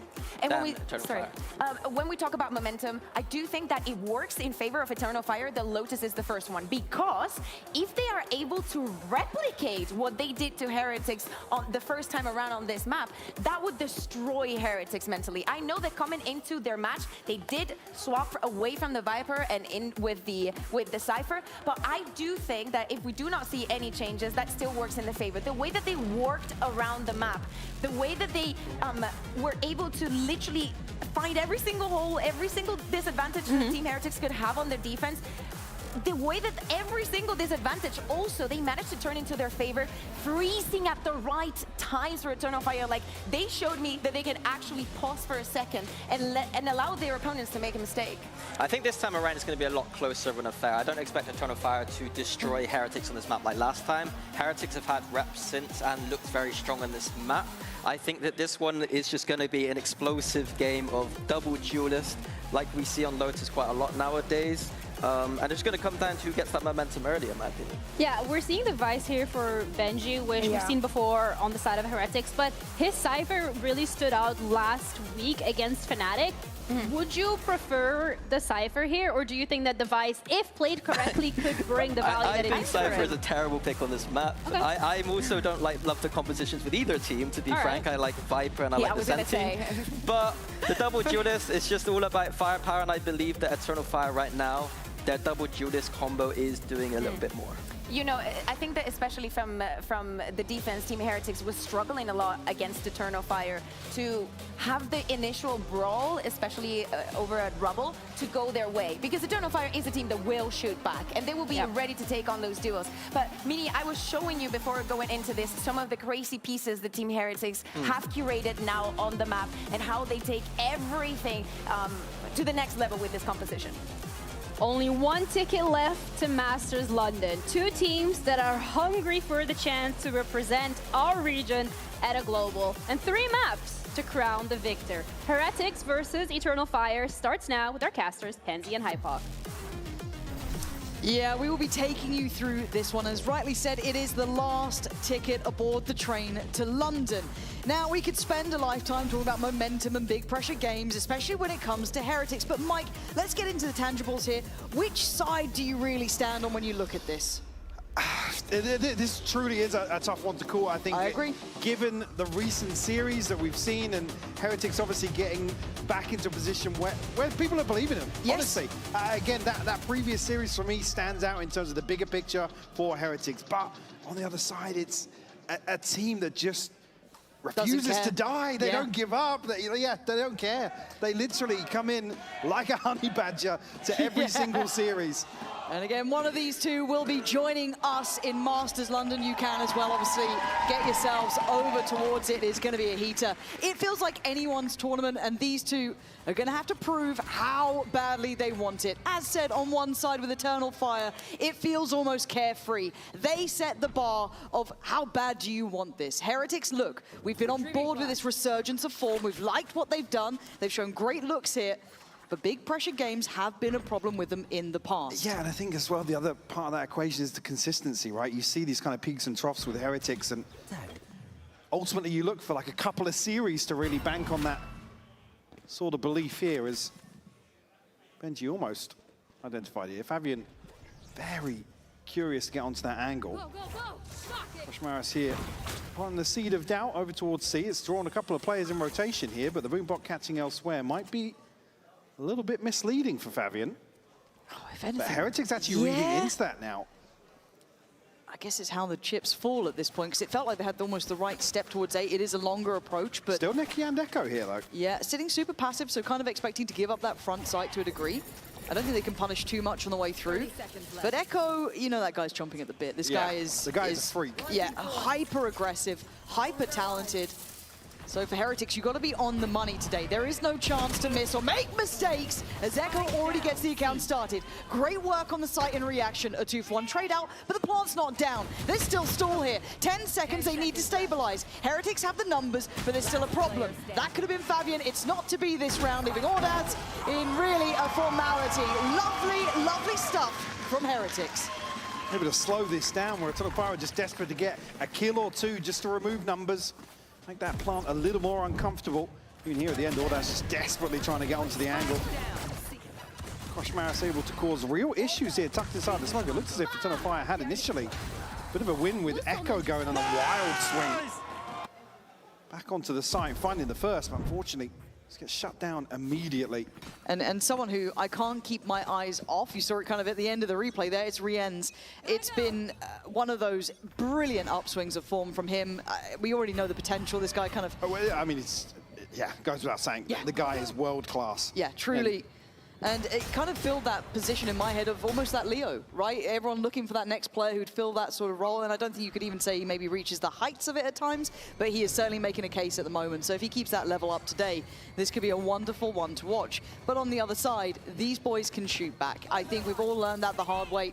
The way they play is kind of the sign of the times almost, it feels like here, as this should be an easier round. The stack was on C. You can see that Heretics have opted to go towards the A site, and Benji should have a fire underneath him. We don't have many representatives joining us in London, locally at least.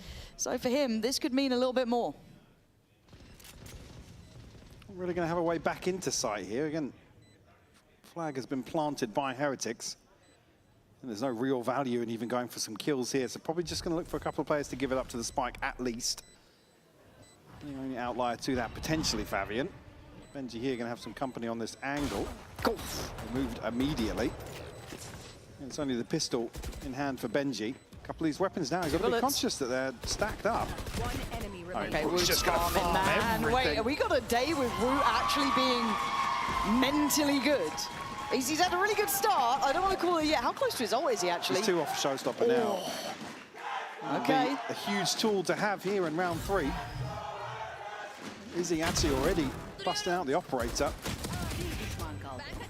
And some crucial kills here for look to line up at the end of the round where it looks as if Eternal Fire were going to be able to mitigate that progress early on. But eyes towards Izzy now for me. He's been electric on the operator. Certainly an opportunity here to prevent Heretics from finding a bonus conversion. Okay, just like that, the C site will fall. I guess that sends a message, right? We're willing to brawl out with you. We'll take early fights, we'll clear it. And it's not going to really humble Eternal Fire. We know what these guys are like. They will keep going back at this until it works. But as it stands, that is a really good look from Heretics to be able to handle that sort of start. Yeah, I mean, round is done. Operator in hand here. It doesn't feel feasible to really make an attempt at this. So it's already a save consideration here for Eternal Fire. Fabian will be revealed, at least make Heretics believe there's still some close presence, but look at the minimap here. Everybody else has given up. It will be a flawless conversion of the bonus nonetheless. Like I said, decided in the opening 5 seconds. They're hitting today. They are hitting today. This could be a really good series. Need to see Eternal Fire get started here, though, but I don't really doubt them in that regard, even if it is a quiet beginning. I think they've very much got the capability to get some stability underneath themselves. So you think back to the success that Heretics found previously. Oh, it's so clean from Koshmaras as well. The adjustment here. And this is the first round again. Eternal Fire have got weapons. They're looking to posture up a little bit outside of C, and it's immediately extinguished. Yeah, got to see Izzy find impact this round, really, if they want to have a real opportunity. Very late in the day, timeout called yeah, here. mate, even I paused there for a second. I'm like, hold on, it can't be coming this early. Maybe just something early in terms of the comms here that I think coaching staff want to get ahead of. Obviously, lots at stake for both teams, but for very different reasons, obviously. I think you're right as well. If this round's really where Izzy's not going to be able to have a chance to even find contact early on. Talk about the operator becoming a poison chalice. Yeah. There's going to be a round out here with Sheriff, so there's certainly still threat with rifles in hand for Fabian Neki. Obviously, Heretics now up to a full buy. Woot already on a showstopper. NG, Koshmaras, and Riens all both past halfway. Feels like something categorically had to change here. Maybe just the expectation with Heretics, potentially, or just something going really, really off if it's this early. You know what I mean? This isn't like, I think, a long-term issue. It's got to be a game plan sort of approach. And just speaking game plan here, you see great comparison between these two teams. Obviously, Heretics, second fastest time to plant in EMEA at 50 seconds. The #1 spot, 47 seconds for Eternal Fire. So truly a clash of speed here, and Ordaz remove the head of Koshmaras. It's a fine balance, right, between that aggression and a little bit far beyond, and I think going that hell for leather when you don't know the full buy is a bit deadly. However, what's the next step up here? Ordaz played in again! This is dangerous! A 3v2, numbers up for Eternal Fire, and I think Heretics with a misread on this. And certainly you can sacrifice Koshmaras in this sort of situation if you can scale up off the showstopper, but I believe Woot just caught in a vertical satchel there in the choke point. Able to really create any space for that second wave of Heretics to flood onto the site. Now just Boo and Riens have to try and recover, and the sort of round that really is always a possibility for Eternal Fire. Bring them down. And here, maybe remove the operator, but Izzy's outside B right now. It looks as if Riens and Boo have just cut sound and wanted to re-clear back into the C site. Yeah, a couple more seconds on the haunt going up. Fabian's got a nice little spot here. Does he catch anyone? No. But he's got to know there's a chance and they're walking on this. It looks like Neki's waiting. Got to be careful. There it is. Beautiful from Fabian. And a real punish on what felt like a misread from Heretics there. Again, like I said, for me, this is Koshmaras falling absolutely fine. If you can get the showstopper into a position to pressure on the site. Unfortunately, the smoke causes so many issues, and it's the gap here. Like I said, Woot's caught in a weird vertical satchel with no forward momentum that really makes this difficult for Heretics to even capitalize on Koshmaras. Call it initial pressure. He's down so early. recovery factor here from the Eternal Fire. Like I said, this is always a sort of round that's a possibility for them, right? Being slippery and causing threat here even on lesser guns. And I also got to say, if this is the adjustment just to not... Oh my god, that... Oh, Echo, you could be caught here. Yeah, you're not getting away. Caught on the play out. A little bit of a pace change coming from Heretics as well. Show earlier, A, play a little bit slower with a little bit of a misstep almost on that C site there. Pausing Woos, but what a position! Woot! The low sense not working for Ordaz as Woot bounds in on the site. This is going to be a bloody affair between these two, it feels like, but it's a 5v3. Fabian hoping at best to do some chip on the way out, but Riens keeps most of his HP. And now, if they don't get a pick fast, you might want to wrap this one up. Luckily, we are not at PGL event right now, so no one giving away anything there. Good stuff. 5v3. Oh, Izzy. They're really looking for that pick, but I don't think they're going to get one now. Schmaus will find Fabian with a spam. Just Izzy and Neki left now. Neki will find Boo. Maybe a couple of consolations, but can't hold on to the spray long enough. And Izzy at 30 HP, operator in hand. Heads for the hills. Woot already sitting at 9-1. Absolutely explosive start to map 1 here for him. And initially you hear that feign of presence or heavier presence outside A. And Echo goes forward to kind of put a contingency trip much deeper than you'd really expect ever to see a Cypher the first 15, 20 seconds of a round. Are they just reading it's an all-in off the back of the presence on the other side, on that like A site hit, I guess, or like the look that Izzy got on one player? Well, it being Kosh Maras, right? Yeah. So it's... Wherever Kosh is, the rest a knee-jerk reaction for sure, but Echo just caught way out of line. He has no business. And gets caught, unfortunately, trying to cage off, cut some sight lines to retreat. Again, around that, in terms of conditioning here, we're going to keep Eternal Fire on red alert. Heretics, but Speaking of having... They're so well on. Oh my god. Until then, Neki's answered back really well, kept this at least competitive. But site control is going to be gathered by Heretics. Still 3v3 here. Fabian might be able to do some damage here. Showstopper invested on top of that. Does land. Nice follow-up, potential. It's all on Riens. Not got it.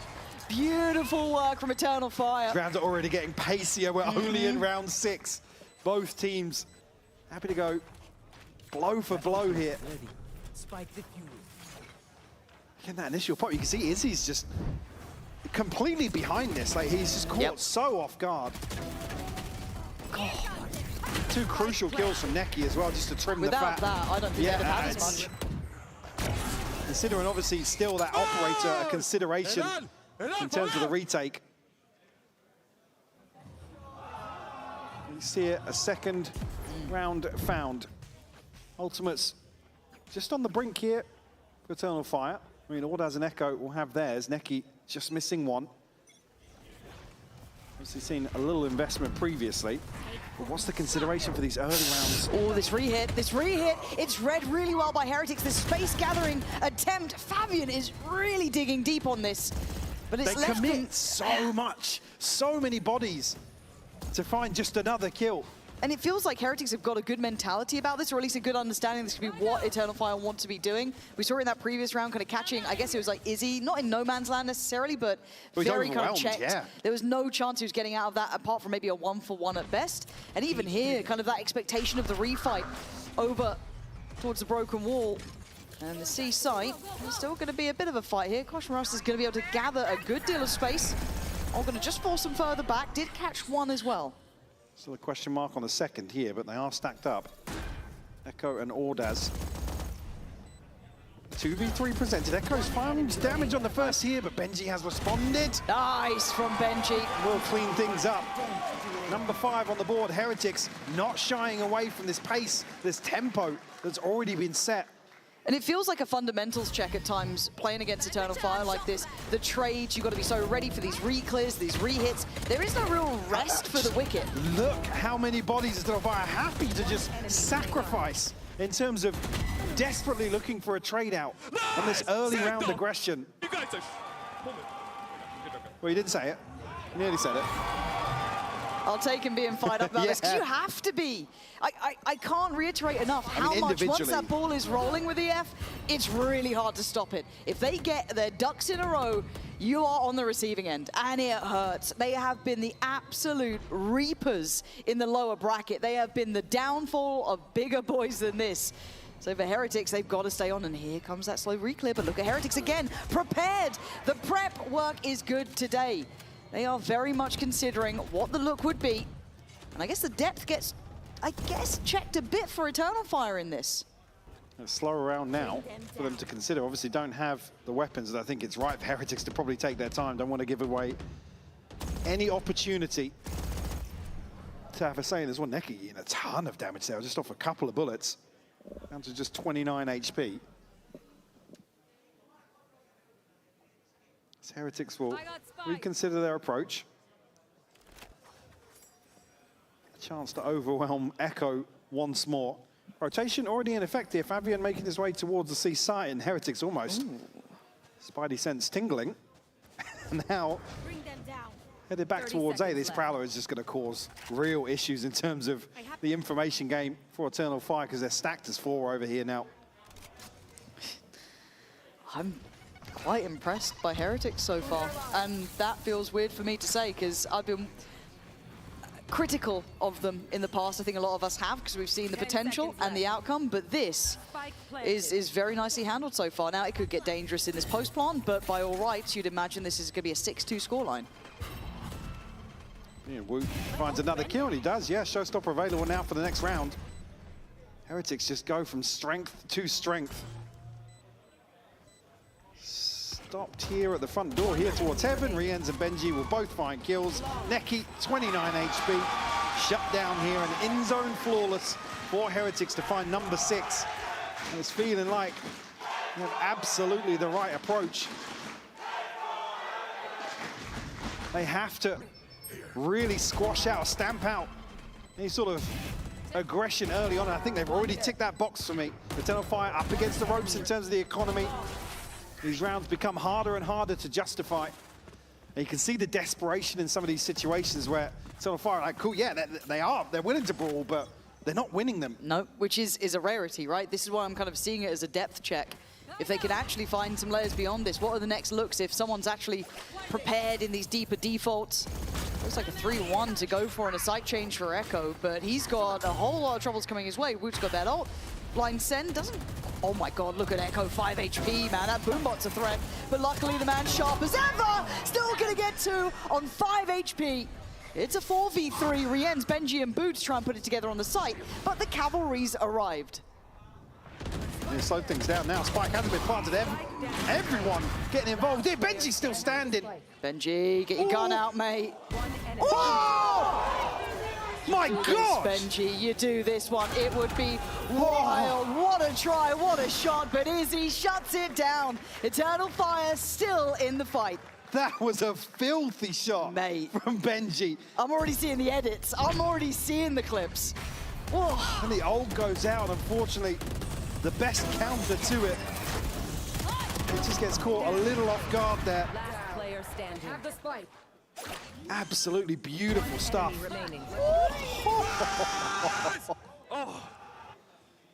Oh, I felt it. Yeah.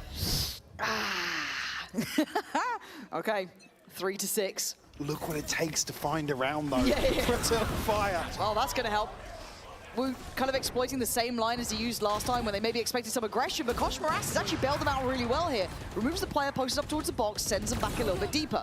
Now, how willing are Heretics to dig further? Surely not. You slow it down now.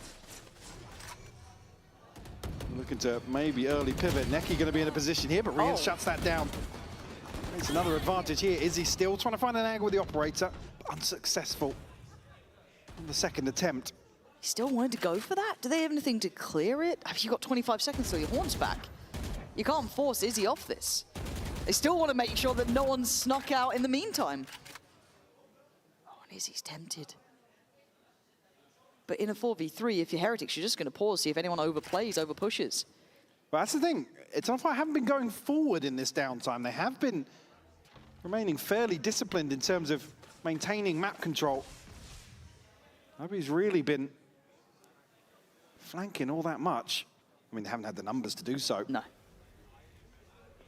You're at least disadvantaged. Echo, again, kind of stuck in a position to make use of the judge that he has in hand. Is he?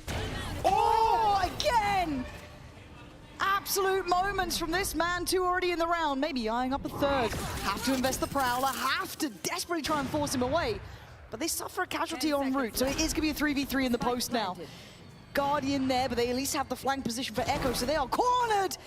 And a gift from the gods. I don't know how they saw that, it was just sheer luck, but by all rights, you take it when you get it. Rienz wants to get active, and they want to maybe isolate Echo. They try, and try as you might, it will not do the job needed. That was a brilliant round from Izzy. Get to be solo on site here and still be so willing to go forward on very risky angles. Beautiful catch on the first here. Nice. What a shot onto Wu. Oh. The second as well, Koshmaras. One enemy remaining. Caught on the cross here, and Echo to clean up, finds an upgrade to a Guardian and makes them pay. Trailing by 2 now, Heretics already up to 6, have guaranteed at least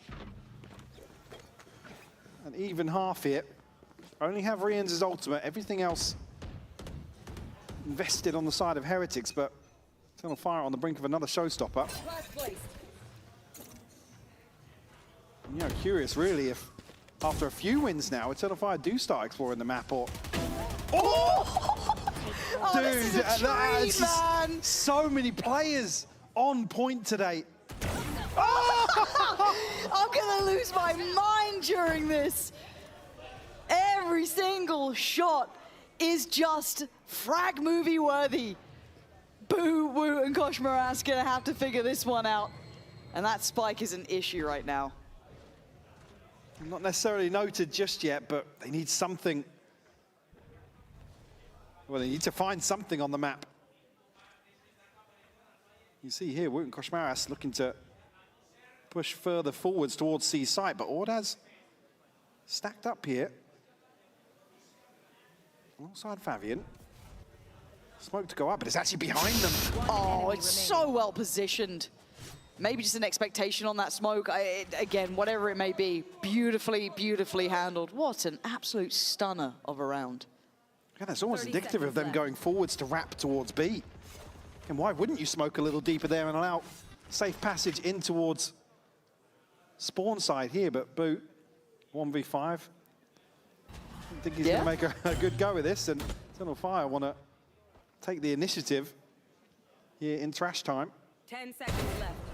Cover going out. At least one here for Boot. Oh. I think he's going to find many more. Fabian to clean up here, a third. Showstopper in hand now. And an opportunity to actually tie things up here on the half. Which is crazy considering. Just look at the mechanical talent on some of these players in the server, man. The thing is, like, I doubt it being intentional, but we've seen it so often with these players as well. This whole map so far has just been gunners after gunners. Everyone's a shooter here. Absolutely wild stuff. 3 in succession, though, for Eternal Fire, which is massive, right? As you said, scoreline-wise, didn't expect to be sitting at a 5-6, but that's where we're at. Trying to maybe imply this A approach is coming. Deeper utility for Echo. Could keep him feeling secure in this. Oh, Fabian. Fabian. Hello, there's players. Oh my God, what a crucial kill from Wu. Yeah, he knows he's done well there. Just going to skip through towards the site, but is he? Got to be careful. This one doesn't land. Woot has been a miracle here for Heretics. He's got himself a little more to work with. Oh, why not if you're feeling it? 4v3 though, that one's a miss. Neki still giving them an option. Trying to give them a chance. Benji. Benji on for 2. Wants to keep a lead on the half. There's Ordaz. I mean, you're going to make a good attempt, but the trade's there. 5-7. Oh, it's just magic today on the server. An insane half of VALORANT, Lauren. Yeah. Absolutely a joy to watch. Yeah, and Heretics have had an absolute roller coaster of a stage 1. Here's Billy to take us through all of their ups and downs.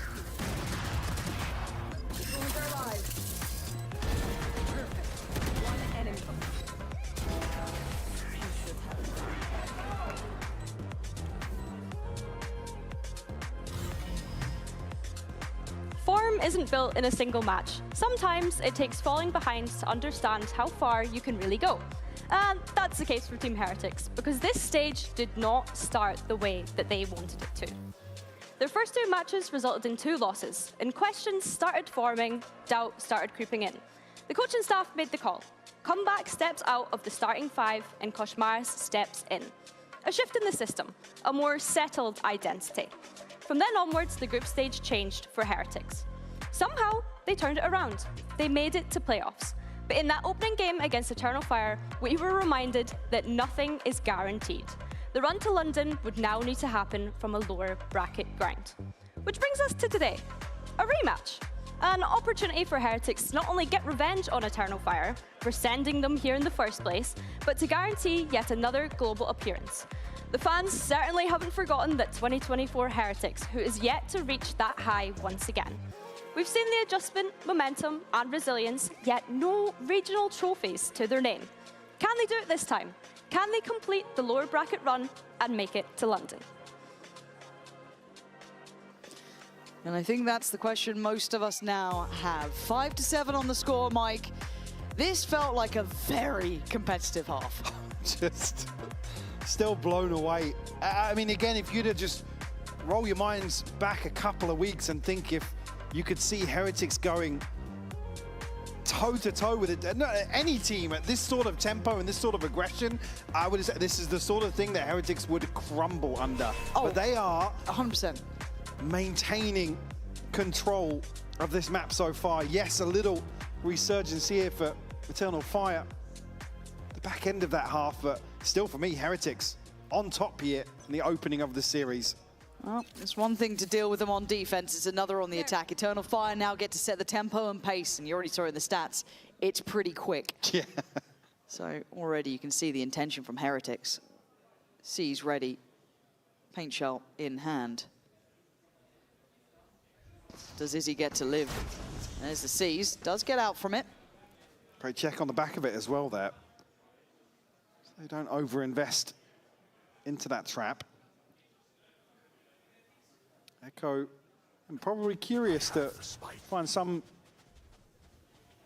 sort of contact here towards 8. Rotation coming through for Heretics. Boo under a bit of pressure towards C. Doesn't have anybody in support here just yet. No, Boo's in a lot of trouble. I think he's got to decide to slip Actually, back CT.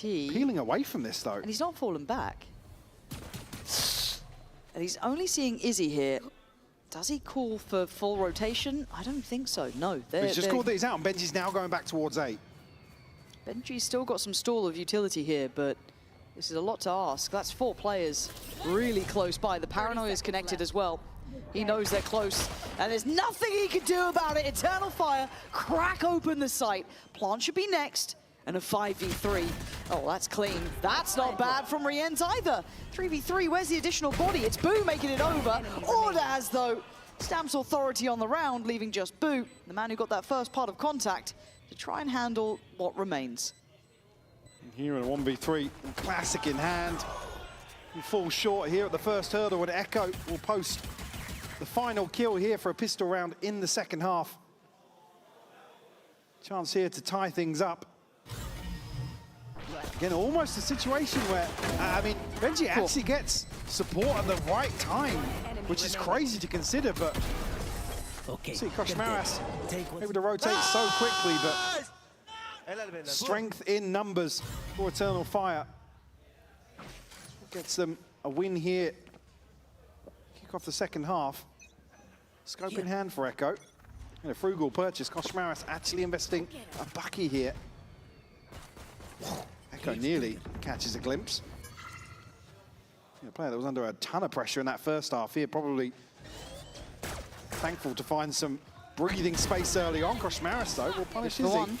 Nice timing on the smoke guard. Oh, he can't get the... Oh, did he? He actually got the upgrade from that. Okay, not bad from him. Stick your fingers in there. Yeah, causing a pivot and a good follow-up. Heretics very well positioned on this. Still a rifle. What is going on? 2v3. This is still possible, and they might want to take the full tour. Look at Boo's position. Look at this. If Favia makes a step, we'll get the confirmation. But Boo can check side pretty easy. The others can then speed up on rotate, but they're going to hear it now. Favian watching and waiting. Oh my god, still takes a lot of damage. Down to 24. This is where it gets scary, isn't it? Benji given over the rifle here. Koshmaras still on the bucky. Deeper position for Favian though. Maybe expecting a rotate, but giving up full sight here. Curious, but you want to maybe run down the clock as much as they can, force Heretics to explore some of these deeper positions. Go, go, go. Bait in though, if they can get control of both of these angles. Yeah, the paranoia from Heretics is all the thing that's slowing them down. Eternal Fire was so far off the side, but obviously Heretics didn't know that. Made something out of nothing, but by the end of it, it feels like time is gone. A lovely attempt. Great damage, though. Nevertheless, you are right. Bigger picture, very good damage. Necky's going to try and get behind this to find... Yeah, he will actually at least maintain the more expensive purchases. What a grab here from Koshmaras, by the way. I don't know how. Mental for him to find the rifle there. The timing on this reveal as well, it's inside the cage and then just before it drops. Unfortunately, pretty difficult to capitalize off that. No! A very close affair, but a second converted. Again, the round 3 purchase will suffer as a result. Cage trigger. It's only Favian and Izzy here, fully equipped.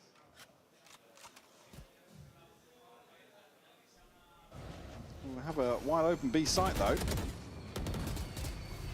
Heretics confident in terms of their ability to retake this space. Yeah, Ordaz not giving too much away.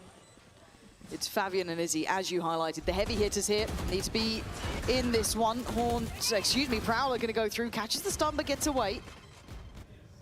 Forced back towards site a little bit deeper.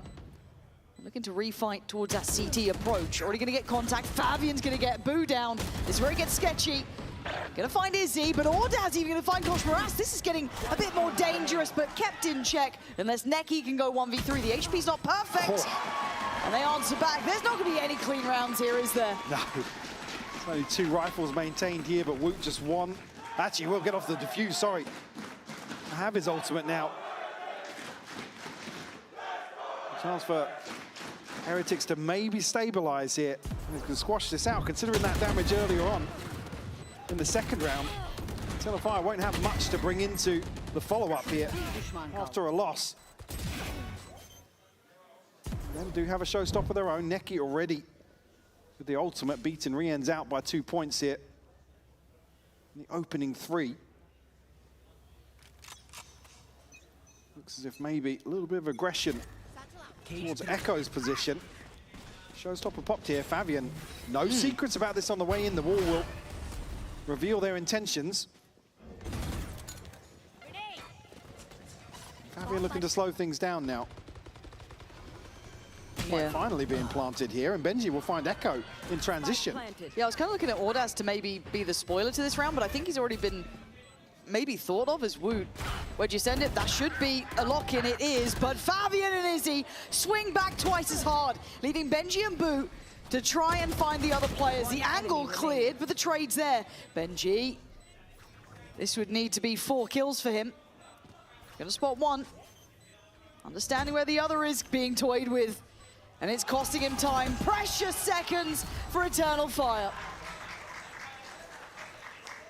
Heretics, unfortunately, can't scale forwards off that initial pressure. You do find Echo at a crucial point in the round. It opens up possibilities, right? In terms of exploring other avenues. Favian, 2 beautiful kills from him. Izzy to almost seal the deal on this. Seal Benji's fate, at least. A timeout to be called here by Heretics. The first of the series. Again, probably at a crucial time here. It's where probably things start slipping out of control in terms of Heretics overall on the map so far. Yeah, and something to kind of keep eyes on is the form of Benji in my mind. We've seen a resurgence in the last couple of key games. But you can see it has been a bit of an up and down from the man. He's certainly had his work cut out with the adjustments, with how the meta's shifted. But here today, for example, 16 to 10, already sitting towards top of the board. You can see he's getting into those clutches again, getting to those late rounds, some of the key things that made him one of those special players to keep your eye on. So good to see that return. But here, on the other side of the Eternal Fire, they are handling it. They're getting just enough done. Yes, it's 1v1s. Yes, it's down to 1v2s. But they are getting across the line. We reset here in terms of the finances. A tricky one for Heretics to fight back into, and a chance for Eternal Fire to actually go one ahead. I'll show them. Gotta keep things in check here. With the litmus test of Eternal Fire's resilience to get back on top in this opening map. Schmaris going forwards will take a little bit of damage, but happy to cross over. Should probably have spotted the second player off the back of that as well. Schmaris in a ton of trouble. I mean, he's soaked a lot of damage considering he's a man with a classic on a corner. A ton of util as well. Yeah, he's done the best he could there. He's drawn a lot out of them for that first step. But again, you look at the weaponry. And an ult. Okay, yeah, I mean, they're getting a lot out of Eternal Fire, but I don't think you're going to get much more beyond that. That's how desperate they are to probably find the round they've been looking for. Fabian already past halfway towards a showstopper. See, with the plant to boot here, Izzy goes forwards. Shut down here, traded out by Riens. Can't really springboard forward off that. Be in a position to clean up and clean on the first, but Riens again. It's giving it a go. Nice try, but there's the lead. Eternal Fire, that attacking side, it suits them to a T.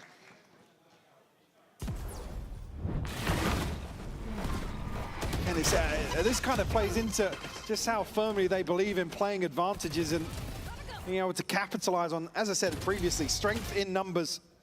And still, not much of a purchase on the side of Heretics, so it was a little awkward to see that level of investment, especially with the ultimate from Neki as well, but round by round, they've got themselves one to the good. I said Fabian now with that final kill, just 2 away from a showstopper.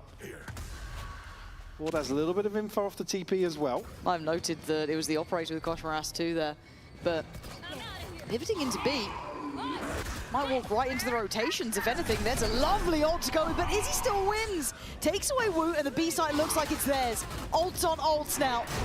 Benji letting his go, but do they get to fight back in on this? No, they're pausing, biding their time. And Heretics don't really get the fight they want after that. Reclear and Seer going to be good initially, but Echo and Izzy both find kills.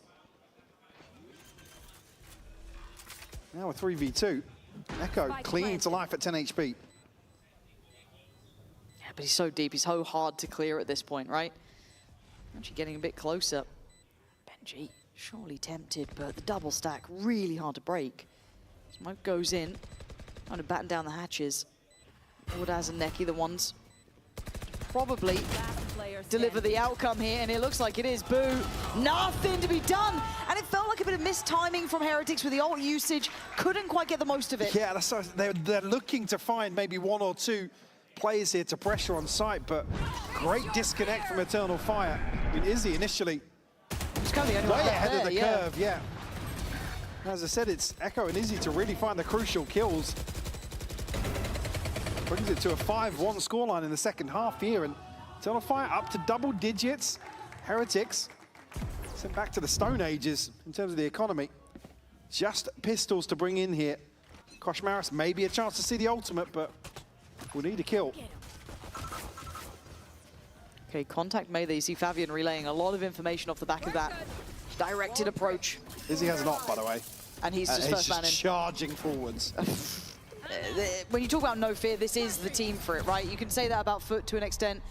Eternal Fire are exactly the same. Cut from the same cloth, but Benji with a beautiful double. And anyone else joining? Koshmaras pops the ult.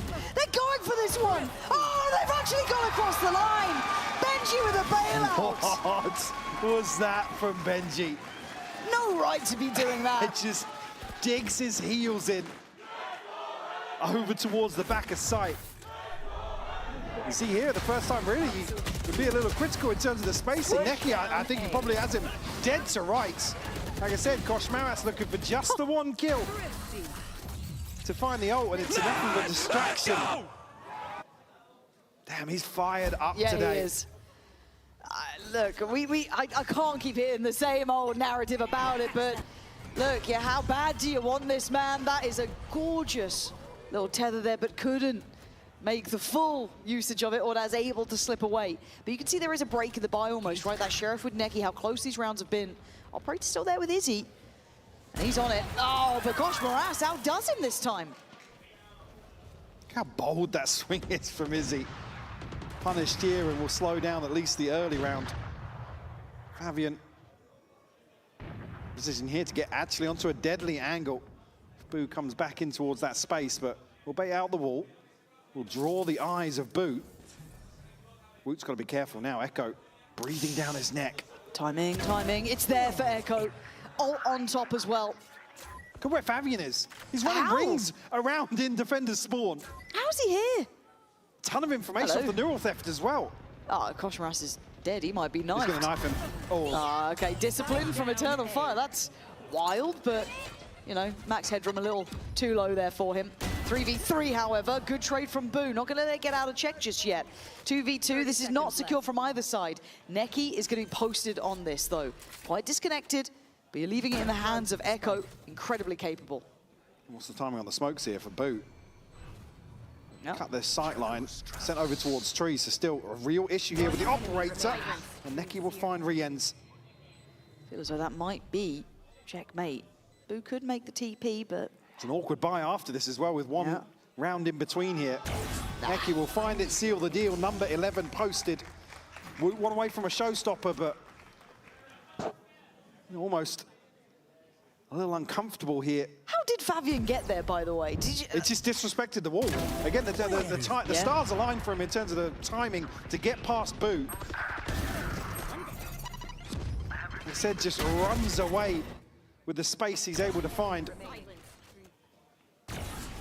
Heretics getting an absolute battering here in this second half. Like I said, now the financial woes continue.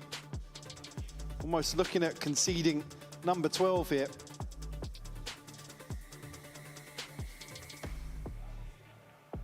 I'm seeing something bold.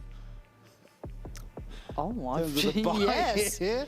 Well, I won't spoil it just yet, but one away from a showstopper for Woot, certainly something that could flip this on its head. But the rest of the purchase not going to be there. Izzy still looking ferocious with his attack side up. Yep. In terms of getting onto early angles. I mean, sliding onto the A site previously. Ridiculous. All the way up towards stairs. And there's the elephant in the room. Koshmaras. I mean, he's in the right place. You got to get at least two. At least two. I mean, yeah, you. At least two. Definitely need two here. Again, you go forwards. What's the chance of holding on to it? Yeah, ooh, very low. Very low. Okay. How are we dealing with this then? Nice of Prius to join us for a little while there. It's on the switch. On the other side, Izzy starting to work as well. So a fight on two fronts to be had. And that Prowler's gotten close. And, oh, Izzy not with the perfect shot, but he's going to get contact. Does this encourage this approach? Koshmaras has not fired yet. Still yet to be noted, you're right. Echo's going to be the first one on the chopping block.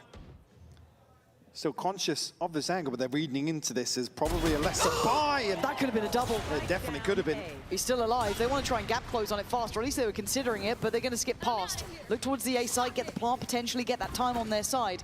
Try and nullify these threats. That operator in a post plant just kind of loses some of its steam. And actually a late reconsideration of the plant. Spike planted. Izzy on a very deep angle here. Surely Izzy's on for this. Be surprising if he isn't. Got to be focused to hell on this corner. The second it turns blue, it's going to be red in the feed. Koshmaras goes down, and it's simple stuff so far. Benji, he's picked up the operator and trying to play it forward, doing what he can to change the tides. But it's Boo left in a 1v3. And Eternal Fire have found everything they needed to make it through this situation. And I think Boo really needs to try and just get that operator out of there. TP's away. For a moment there, it looked like Fabian was going to satchel up. I was scared. I was scared. All good. Yeah, all good, yeah. All good. Not a problem. I mean, just watching him play, I see the first split second of what happens. I'm like, he's satcheling up. Izzy. Okay, Izzy went on the hunt then, did get caught by Boo. They switched out, so I think the operator's still in hand. I think Ordaz took that up. Izzy was the one to push, so Izzy goes down, but it's fine. The operator's saved on their side and adds it on Heretics. The bigger point here is it's 12 to Eternal Fire to the 9 of Heretics. This is the round they had to have been prepped for. This is the one for the timeout. This is the one with the ults. Or it's Eternal Fire with that first map in the back pocket. Certainly advantage here in terms of the ultimates for Heretics. You can see Benji, Boo, Woo, all available. It's only Neckies available at hand here at the start of round 22. Things have certainly slowed down a little bit. Riens has to deal with a reveal here. Will be tested. Caught in the stun, but the get out here. But no chance to capitalize on it. That looked good. And now Boo looks dead. He is. Bailing out his teammate. Here is his demise. But he's bought time for the rotation. I don't know if that's enough of a silver lining. I think now Eternal Fire have no reason to really fully commit behind this. Maybe waiting for an exploration. Here is he. Caught off guard a little bit. Woo. We'll find two, but sights open. This could be the first nail in the coffin here in this map. Koshmaras, operator there, going to have to try and use that on the retake. Benji coming in, does have the ult though. We talked about this man, he is fired up today, he wants this. But Eternal Fire hunting. They can sense the blood in the water. And they have no mercy. Koshmaras just trying to play his life. Clears one, spots the second, very diligent. Fabian now on the chopping block. Ult goes in, this should be game on. Forced forward, it's lovely problem solving, but Benji doesn't check deep enough in the corner! Still alive! Heretics not done just yet. Right down to the wire. Benji brought to 14 HP. They're able to find number 10. Just insane round. Woo. 2 beautiful kills for him. Trades come through really fast, but unfortunately, Eternal Fire fall at the final hurdle.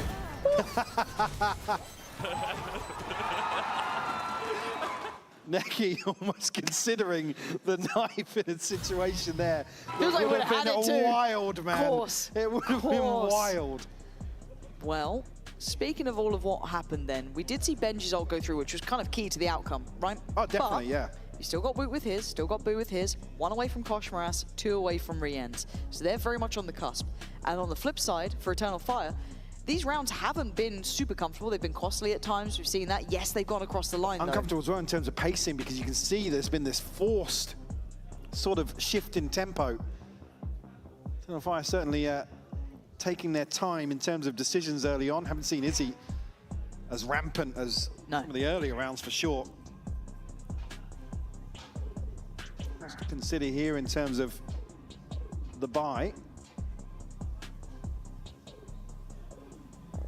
What's your favourite song? This is one of my favourites. Untitled, of course. 12 to 10. Yeah, buys can be broken, but it's Eternal Fire. It doesn't really matter. These guys can convert these sort of rounds. It's not like the judge hasn't been... I don't look at the buy half the time, yeah, it's just, roll the dice, see if they have it. Izzy 1 away from ult. Yeah. You never know. The Boo op. Bop. Boop. All right, Izzy. Pacey start, trying to keep it concealed, at least. Yeah, he's hard anchoring towards C with it as well. Is Izzy here going to try and maybe create a little bit of pressure? Woot. A wild get him. Swing. Echo down to 31, but won't be shut down, and Benji removes Izzy. Okay, but how's Echo the one on 31 HP opening up the C site? And that's a grab of a gun. I think it is at least Echo. Did you get that? I don't think he did. Well, They're all coming over this side now. Woot is here, joined by Rienz. Clean, good stuff from Rienz. There it is, okay. They make it through the first storm. But now, is it over in regulation? Or do we go OT? Get yourself locked in on this one. This is qualifiers. This is the last ticket to London. Of course there could be OT in map 1. Of course it's 12 to 11 here. And the buy is back in place with Eternal Fire. And they've got big ults to play with. Big ultimates to invest here. Good job. Take up, let's go, boys. On the other side. Kosh Maras just missing one more point. I mean, absolute bloodbath here in 24, potentially. I didn't like the bot before. I don't know if I'm going to like it again. Caught somewhat asleep at the wheel in the previous. There. Benji getting He's forced so deep onto the site here as well. Has to concede all this space. It will call in the rotation here. Rienz at least sends out a probe. And it will catch. See Boo's on a much more passive angle, but needs this first one. Can he get away from the showstopper? He's trying, and I mean, luckily enough for Heretics, actually, he sends it towards CT for Fabian.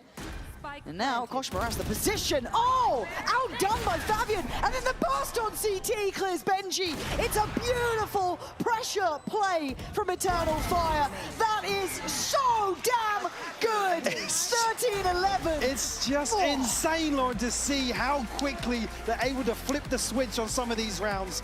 Rip this one away from Heretics and take a 13-11 here on Lotus. Well, there's the bar. There is the fear set amongst you. We are going to hand it over for the sideline interview with Echo. Look, it's a best of 3, Echo. I know there's still many more maps potentially to come here, but how good does it feel to take that first one away, especially knowing you guys were down at halftime?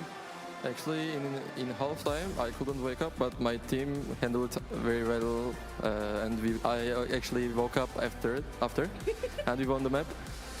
Like, I'm not gonna talk big now. I hope we win the second map and we won series.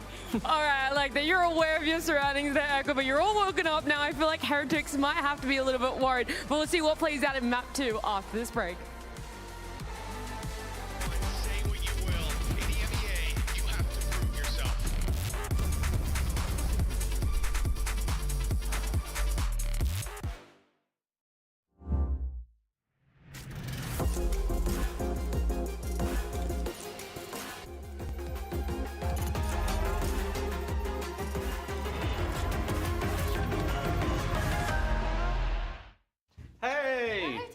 Alberto was looking for you, by the way. Really? Yeah, you better get that quick. Okay, I'll go check.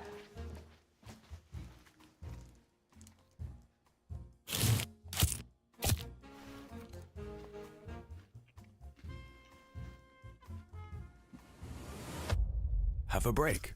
Have a Kit Kat. Tom Biz. You've had your fun. It's my turn.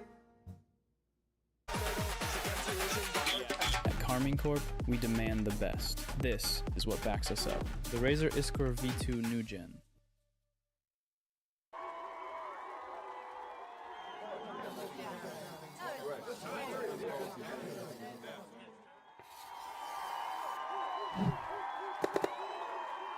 Red Bull gives you wings.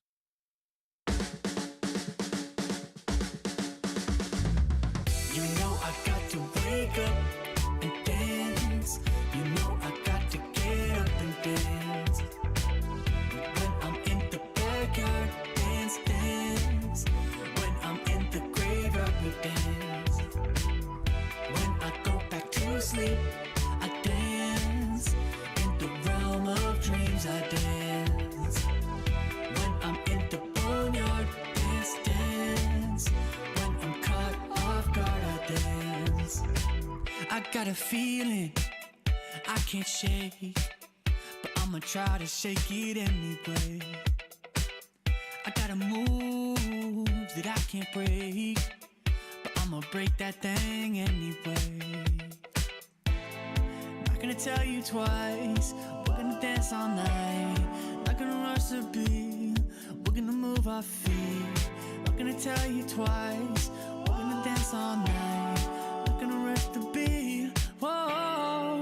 You know I got to wake up and dance. You know I got to get up and dance.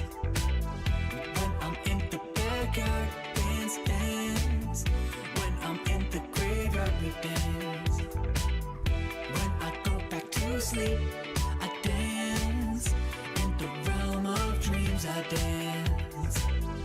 When I'm in the boneyard, dance, dance. When I'm caught off guard, I dance. Feet on the ceiling, feeling great. Don't tell your mama we shaking, babe. Break the rules and do your thing. Bring your shoes, yeah, bring your date. Not gonna tell you twice, we're gonna dance all night. Not gonna rush the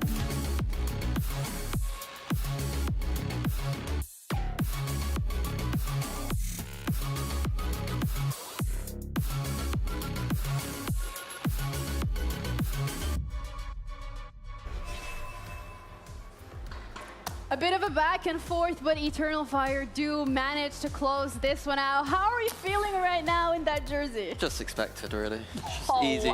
That's not what you were saying when you were sitting up there like, what? How is that easy? You know. Tell me, please. How was it easy? Yeah, yeah. Because they won.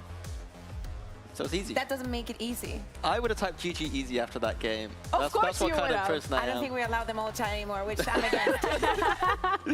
It was a good moment. But yeah, I mean, Team Heretics did start pretty strong, but I do think that Eternal Fire just remembered that they cannot out-aggress them.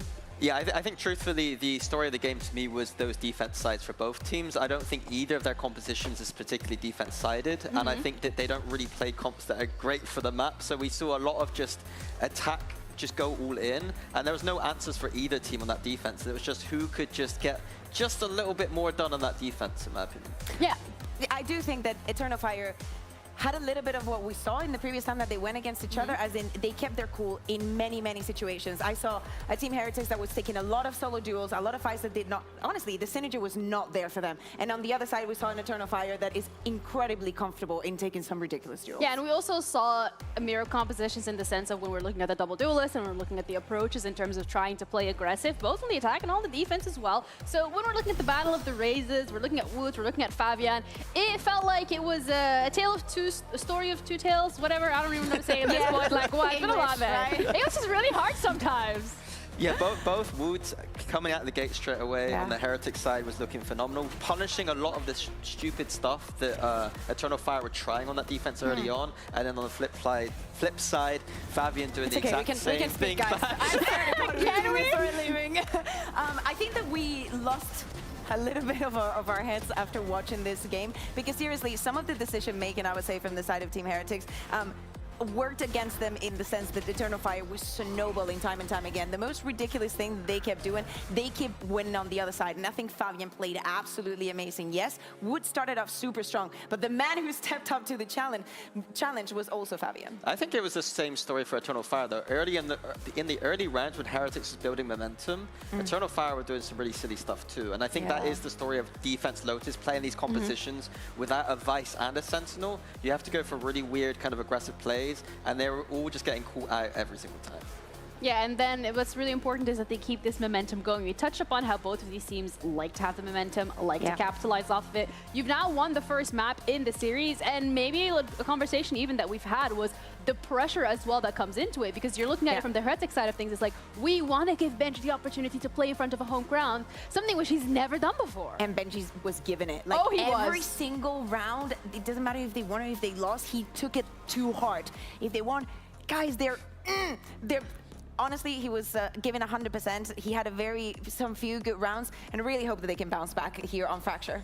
They're all going to be started on the defense, which I think is a good thing for them. Well, I think truthfully, Fracture is the map where Heretics will be a lot more comfortable. It was the map that they won last time, and I think, honestly, Heretics are one of the best Fracture teams, I believe, in the world right now. From my eye test, what jersey are you wearing? I mean, I have to be honest. Es un chaquetero. In Spanish, chaquetero. If Eternal Fire don't win this map, I'm not too concerned. I think that it is, again, one of Heretics' strong maps. They're very good on that defense side, getting information early all across the map, and I think this time around, Eternal Fire are going to have to switch up a lot, both compositionally and strategically, to beat Heretics. What this time are the around. compositional changes then that you want to see? Pues, so sorry. Well, Kakuka would like to see them play the same composition. No, yes. Honestly, he is right. I at least think that we deserve the Ascent. I would be very down to see it because of the changes actually that Eternal Fire made on that map. But for this one, we saw the Tejo. I just think that It was the a double breach and a duelist- whaler. Yeah. I know you love Breach. Yeah, love Breach. Big fan. I mean, he's a big Quite fan. honestly, for me, it's Fabian on that Phoenix. I yeah, would swap that's him what I was away gonna from say. Breach onto that Phoenix. Get Izzy off of the Waylay, just let him play more comfortable agents like that Neon. Neon Phoenix to Neon Fracture would be pretty good. And then it will also make them play the map better, in my opinion. Fracture is all about pushing out, and that would make them push out a lot more. We have the agent select coming up, and we're seeing again double duelists for both these teams. Nothing crazy. I mean, dare I say, literally mirror comps. Yes, yay! I'm so excited. I mean, it is important because Easy is going on the Neon away from the Waylay. But they put also Fabian on the other duelist, which I think is just working for them so well. I don't know what they were trying to change, something that was bringing them so much success. And it's not the Phoenix, it's the Rays, but after watching that one, there's nothing I can complain about here. I think once again we're going to see the Neon Razes going up against each other, and on this map it's going to be beautiful. I think for Eternal Fire though, it's just all about making sure that they are giving aggression on Fracture like they can on other maps. Like Fracture is all about that. Yeah, can they bring that aggression? We'll find out as we're ready to head into our second map of the series. This is Heretic's chance to equalize things as a ticket to London is up for grabs. Heading over to our map with our casters, Benzi and Hypod. Well, the reality should be setting in here in my mind. If you are Heretics, you're now one map away from losing out on your opportunity to make it to London. Now, we've already seen that Benji's fired up. You know, the coaching staff as well would certainly be wanting this on a personal level. Eternal Fire do not care. It's another game, another name in the server, and that first international in their minds. Absolutely, and Eternal Fire able to claw their way back into that first map. Got to be feeling pretty good about themselves now. You're looking like a slight adjustment, a fresher look here towards Fracture. We'll be continuing with the trend that is as expected for them. Obviously starting here, Benji gets a little bit of info. Actually, priority sent towards Dish here, and elsewhere, Heretics looking to go forwards out of main. 2 players to potentially catch here, Echo and Ordaz. Yeah, but do you catch them off guard? They are so damn sharp right now. Yes, you do. Ordaz down on 11. Oh, still gets the second. Still drags Koshmaras to the grave. Izzy with very heads-up work here, taking early space towards A main, facilitating a safe plant. If they read this space into spawn, Fabian actually just shifting his focus there. Rien's give away some info here in terms of steps, but faking it. Wow. That comes back in. Okay, gonna at least note it's only one. Could be someone on the corner joining him, which there is now, but he's drawn 2 players here, but he can't just land the shots. It's just not working out for him. A little frenzy switch up should... I mean, it should be pretty telling how many players are there. And it doesn't really seem to matter as Fabian's connected a beautiful shot. And Rien's, well, this is going to be incredibly hard for him to work back in on. Yeah, very proactive in the post plant there as well for Eternal Fire. Certainly. Like I said, if they read that space in towards spawn, but Fabian actually makes the right decision here in terms of clearing out the space elsewhere. The fact that Ordaz finds the second kill here, well, not his second, but the second of this engagement for Koshmaras, absolutely crucial.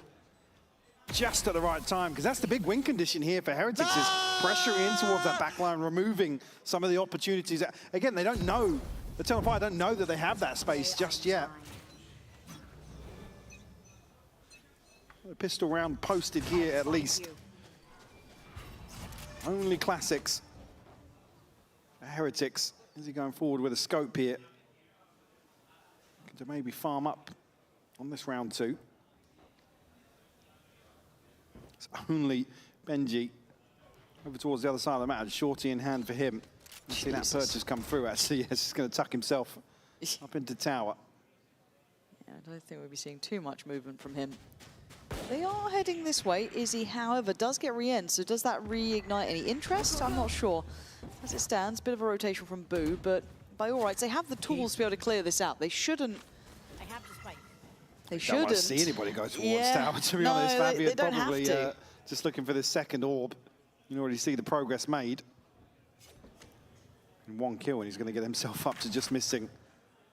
Sorry, 1 kill on the board and the second orb. Get himself very close towards a showstopper already. Yeah. Just making sure everyone's together. Smoke a little too late, just going to be behind the initial players. Koshmaras takes a shot in the dark, doesn't quite work out, and it's simple. Until then, it is simple. Yeah, Echo going to make his position known, but by all rights, Fabian going to have ult, and they'll be happy enough with this one. Yeah, getting off the plant here for round 3, absolutely huge. Again, certainly an opportunity on Fracture to do just that in terms of that first ult cycle in particular. That's a big one to find here, being the showstopper. Nice. Okay, good stuff. All right, this is where it gets a bit more interesting. The bonus, pretty flush. Light shield's majority, but very flush. Not much to be really concerned about on the other side. No one operating. I mean, you look at, yeah, the inventory, and then you have the showstopper on top. Yeah. This is a massive opportunity. Big old stack, though, from Heretics. 4-1 again. They keep running this. And for Fabian, it's a target-rich environment. I don't think he knows it. Now he certainly will, as they're going to be able to see that there's more here. Do they continue forwards? Yeah, but is he then? He's going to find more and more. Woot and Boo fall. And it's a 3v2. Rien's, yes, maybe ahead of expectation, but still checked on. Ordaz, so hot to this. They figured this out so quick. Benji now, 1v3. Izzy will be the easy target. Just to get over that first hurdle, and he won't. Izzy shuts it down. A 3K to convert the bonus here. Eternal Fire. Like I said, carrying that momentum across from a great comeback, a resurgence in that first map for sure. Like Heretics, absolutely the ones in control. Heretics yet to get off the starting block here on their own pick. The last thing you want to do is give them the opportunity to give it on stage as well. The remix. The one thing that I've seen recently as well, a lot of the Turkish teams doing, they're just like stand up, point and laugh, and it would tilt over the face of the earth. I'm here desperate to qualify, you know, hometown event for me, etc. The upgrade from Epiclan, a UK event. And you've got basically the Epiclan treatment, actually, just standing up and laughing. Yeah. Welcome back. This is Counter-Strike Source at its finest, basically, at this point. The mental warfare is out and about. At this junction, though, it's a very early timeout for Heretics. You know, this is when you've got to really switch on. I don't think those 4-1s were particularly working. I think they're just getting outdone here by all rights. There's only so many ways you can kind of skin this. There's going to be upgraded pistols at least. On the side of Heretics, a scope in hand for Woot. SMG for Koshmaras. Certainly want to do damage here, prevent probably a bit of a cushion developing, but it's already there, to be honest. Look at, I mean, you look at that bonus purchase and how well-rounded it is. They've already done the hard work in terms of this opening stretch of rounds.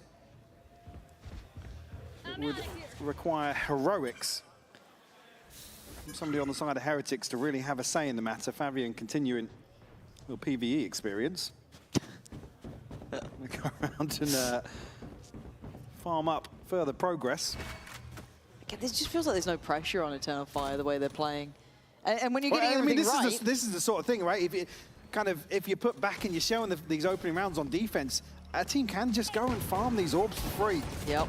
And nice work from Benji there with the support of Woot a little, but he's going to try and play out how he can here. Going to do a bit of damage, but the site should be cleared. It's Rien's with the Sheriff to maybe do something, but Eternal Fire down to 2. Fabian and Izzy, suddenly, in a situation they probably didn't expect, they do still have the spike. They have sight. And no upgrades found in that exchange. Yeah, hard to get these upgrades too. Maybe the most likely to be potentially the one by Arcade, but even then, tricky to gather. Do we have Molly with Boo? Rien's, I don't know when that horn's back up, but I imagine not particularly soon. So this could be farming for Fabian. Sun comes in, he actually does catch that. There's an opportunity here, and there it is, making something of nothing. They're not done yet, Heretics. Absolutely what was needed. We talked about not being able to establish a cushion. This one will force out a full repurchase here. And a conversion here on just odds and ends for an Amoda Thrifty. Get themselves on the board here. on Fracture. Just what the doctor ordered. Come on.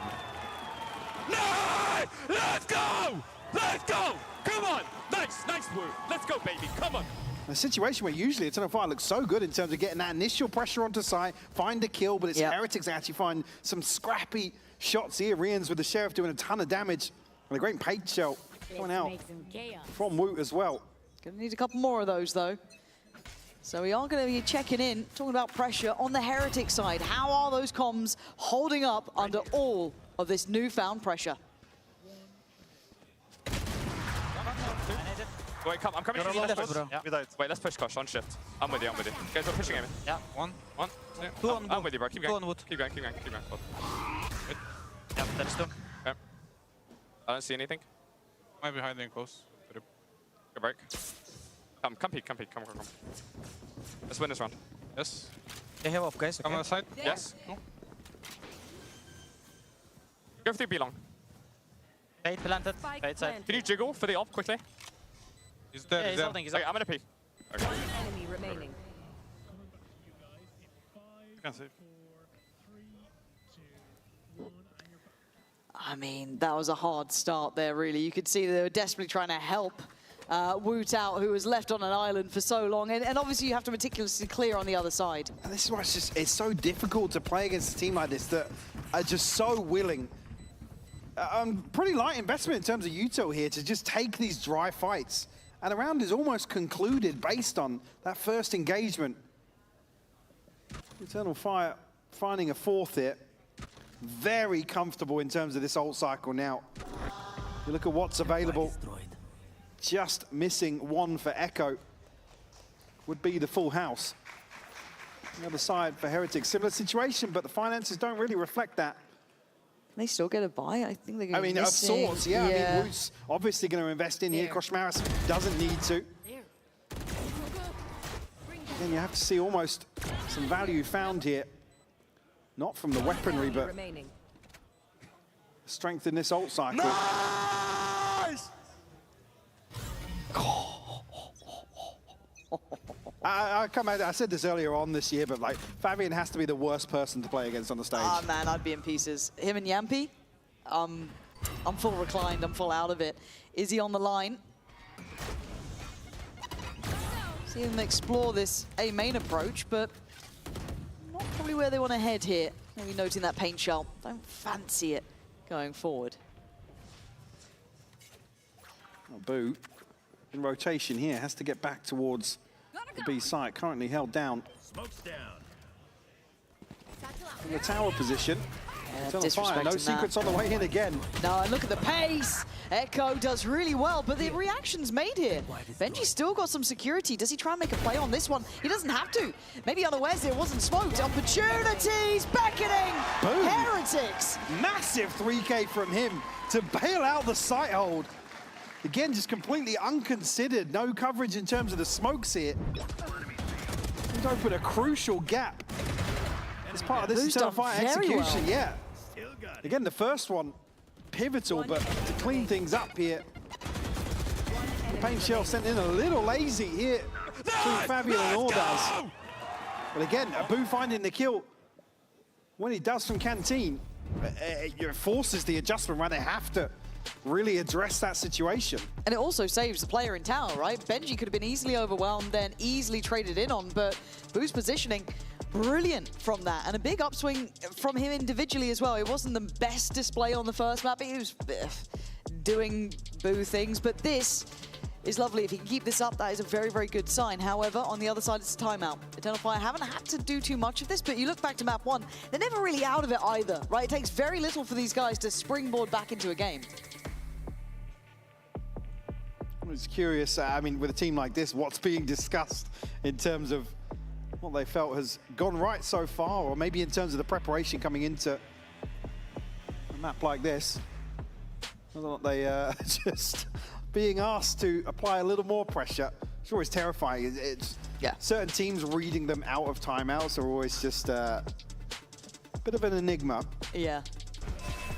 Okay. So looking at the ults as well, I mean, I don't want to say even score. You kind of look at what they've got on hand. Woot still has his, Boo's got his. Pretty big impact ult. For Neki, Ordaz going to have theirs and Echo as well. A little more niche in application, but early show of force towards A, and actually just very direct, maybe hoping they get that 4-1 split, but they're going to draw out the ult. Slows down the hit. Big win for Eternal Fire, It's a rotation, but Koshmar's going to catch the other side of it. And they tried to scale up through main. The re-export from Rienz felt a little individual. Echo gets that! He still gets another. Taking away Wu on the deathbed, leaving it in a 3v3. The divide goes in, and now they've got security on the cross. In here, Heretics obviously keen to get back behind this now. Benji does have an information tool to invest, and he absolutely will. Camera now removed. Wizzy, come on, man. Still getting away with that sort of work just seems wild. How does Benji and Koshmaras try and figure this one out? Got him cornered to sight, but trading in effectively against the 3? I mean, Izzy's hitting some worldy shots. They're going to see them both down to 1! Benji gets him across the line. He's up out the seat. He knows he's got them back into this game now. Koshmaras just breaking some of these crosshair placements, allowing Benji Fishy to clean up here. God, the second shot. God, that's crazy from Echo. Yeah, when Boo falls, you just think, this is just so different. It looks initially like Fabian's aware of the possibility behind the divide. Somebody would still get up towards Dish. What are you doing? Let's fucking go. Benji strikes at just the right time. Great flip in a 2v3 for them. Will force Eternal Fire back down to odds and ends in terms of the buy here, but certainly no adjustment in terms of the initial pace. Nah, they've got that in mind. Not much is going to stop them here. Only going to note one. Ooh, they cop a little bit of damage, but mostly gets out with his life. Doesn't give him much of a look towards the A side either. That spike's drifting over towards the B side of this map. There's Eternal Fire. Try and regroup here. Koshmaras up towards tower. He called into action. And now you got to be careful of that cross. You can see Rienz even being tempted into a peek there. Neki, that's a teammate. Friendly fire. Yeah, that, however, isn't. But Oh, a the lovely judge shut overrun. down. Yeah, Neki's done exceptionally well there. Suddenly that plant becomes a reality. This round becomes a reality. Eyes on Fabian here in the back lines as well. He has to shut down this. Yes, he does find Wu. And now this has gone from bad to worse, right? Everything lining up for Eternal Fire, though. Rienz and Boo. I mean, you can see that Eternal Fire don't feel comfortable for the plant just yet. Maybe just waiting a moment, getting everyone in the right place. Boo's position becoming a little bit readable at this point as Fabian waiting to see if Rienz does try and progress. Smoke gonna go down. And there, force the fight forward. Fabian's got it. Eternal Fire, not down, not out. The Emoda Thrifty, no matter the buy. Fabian's position absolutely crucial in terms of conversion. I'm not even sure, was it? Did he pick up an operator from shutting down the second player on the flank? Then Echo actually the one to come back and take contact here, just forcing Wu into such an awkward position. Gets caught in the satchel. And Fabian makes that operator, puts it to work. Certainly not letting their foot off the gas just yet. It's just the synergy with Eternal Fire as well. So good with it. Stack for Heretics. A lot of players here. Fabian already dismantling one. Eyeing up a second, can't do it. Rienz on the swing. Eternal Fire trying to stem the bleed a little bit. There is an advantage here for Heretics. They want to pressure. Moving further in advance. That might be their mistake. It might be their downfall now. Neki on an island, gonna fall. But Izzy in the back line's gonna pry away. Still peeking it! He's still going! Izzy! Never gonna back down! As Benji might be forced to surrender, you're not going to expect this. Echo with a knife to the back, basically, at this point. What a round from Izzy. One of those situations where it's like some operator guys just like overwhelm, get onto him, force him to retreat, create a little bit of discomfort, but there's none of that for Izzy. He loves it. It's just insane to see him in some of these situations. God. Beautiful stuff. So, by all rights, in any other situation, any other team, I wouldn't even mind it. It's the right decision. Again, the reposition here, being on the neon, able to slip off that deeper angle. And just like that, heavy stack dismantled, and Heretics Certainly humbled in terms of the finances here. Just, they're starting to get a bit fired up. A couple of these rounds. Squashed out here by 2 in succession. Fabian, one away from another showstopper. It's getting the amount of value he's able to find in terms of the downtime here. The amount of pressure that creates as well with a team that's willing to play like this. Well, you speak about that even bigger picture. You've got Izzy just popping off like that, 2 big kills, you're stacked in the right place. If you're Heretics, you're feeling like you're on for something, and then you're going to be broken financially off the back too, right? This could be like a mental tilter for them. This is a very hard one to recover from unless they convert this round, which I don't put the same amount of credit to them, but you can see they're buying a little around it. They're not quite They want to sure. do some damage. Yeah. Again, I mean, with Fabian down on no credits, I mean, Alda should really be cycling the rifle across there, but that would protect the full buyer to follow. We'll have to see what Aldaz ends up with. Camera taken out. Initial pressure here. Again, it's Heretics. Commander's timeout just tucked in. Last time it was, what, Benji and Wu? I think you were able to do something about it, but... Oh, no. That's a problem. That is a problem. Izzy with a freebie. And now the issues are going to compound. Fabian's there so fast. There was the neon for a second, it's not. Gosh, Morass, though, okay, able to hold to tower. I don't think you're going to be able to hold much more unless he does something wild here. Yeah, not going to work out. Fabian just on the case so fast. It's like the Terminator, just swinging onto these angles. No respect for any sort of threat in terms of the upgrades on this lighter buy from Heretics. We'll get the showstopper available. Doesn't take a single point of damage in that exchange. Boo, unfortunately, I won't bank on him finding the constellation, especially here dealing with a reveal. Going to be revealed, but find the first at least. Neki shut down. More for me. Yeah, how dare you down. But at 7-3, the scoreline's starting to look bleak for Heretics. You're going to have a couple rounds from Eternal Fire. They'll always have like an individual pop-up anyway, right? There'll be 1 round in the second half. So you need buffer. You can't afford going down any further. There's a buyback in place. I mean, because the thing is as well, Fracture just enables stupidness on the defense. In terms of proactivity, you can you can get so weird with some of the set pieces. Absolutely. Well, it looks direct. We've got Fabian with that showstopper if needed. And last time it worked out well, but it's Izzy already going to find Kosh Morass. He's going to open up the account, and there we go. It is pacing from the get-go. Izzy is just unrelenting. The only strike back coming in the form of Wu and Boo. But the sight in exchange is a valuable trail that they will take. Okay, it's just 120 on the clock. They're able to find 3 kills and the plant. Heretics just have to bow down. 2 versus 3 though, converted previously. It's Benji and Boo this time around. Launching smoke. 1 kill will give him an ult. Trying to add a little deception and maybe pull away Izzy from the angle, but it won't take long, and Neki is there. Safety in numbers at 8-3. Eternal Fire just kicking up a gear.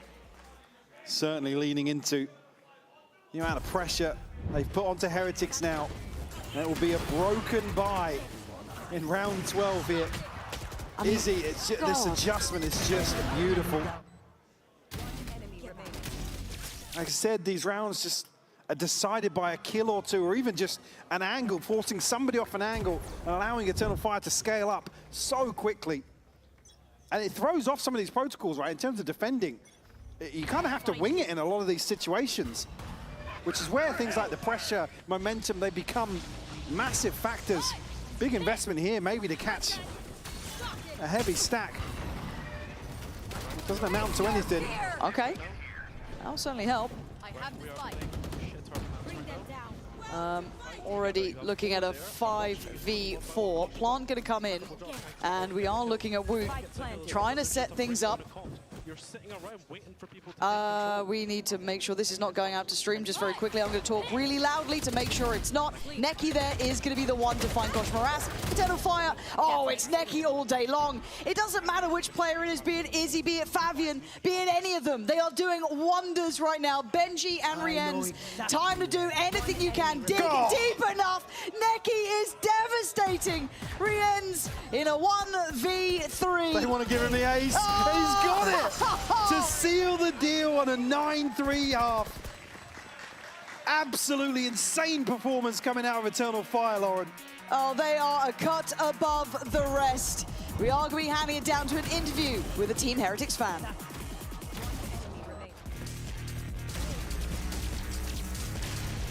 Sit down!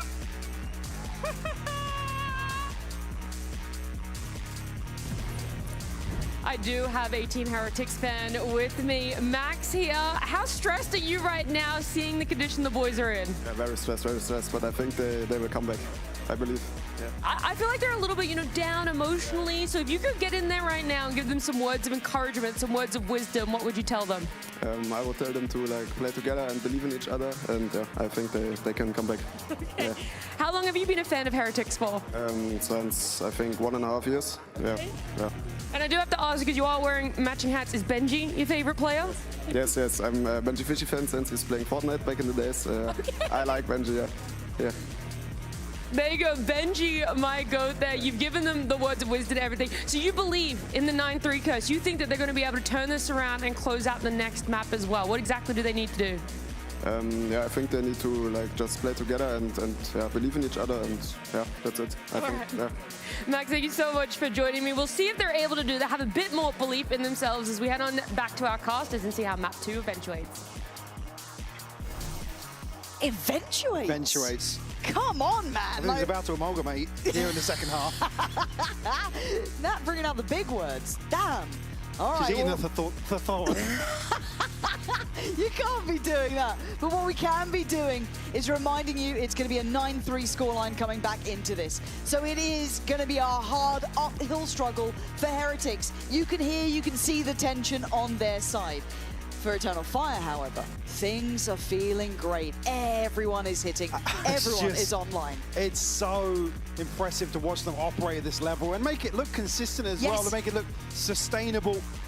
Heretics, unfortunately, not having much of a say in that first half, really being dictated to here on Fracture.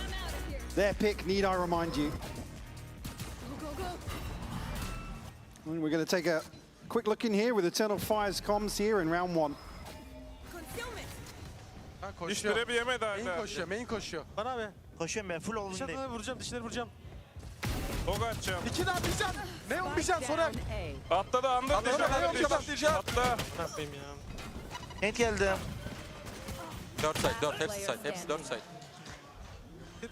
All right, big boy Boo doing some damage. Where's that just come from? Out of nowhere, getting on the board, getting the ball rolling in the second half. And hopefully an indication here of Heretics' early intent to take control back. A long road ahead of them for sure, but a convincing pistol round to post here. One enemy remaining. Nice! Let's go!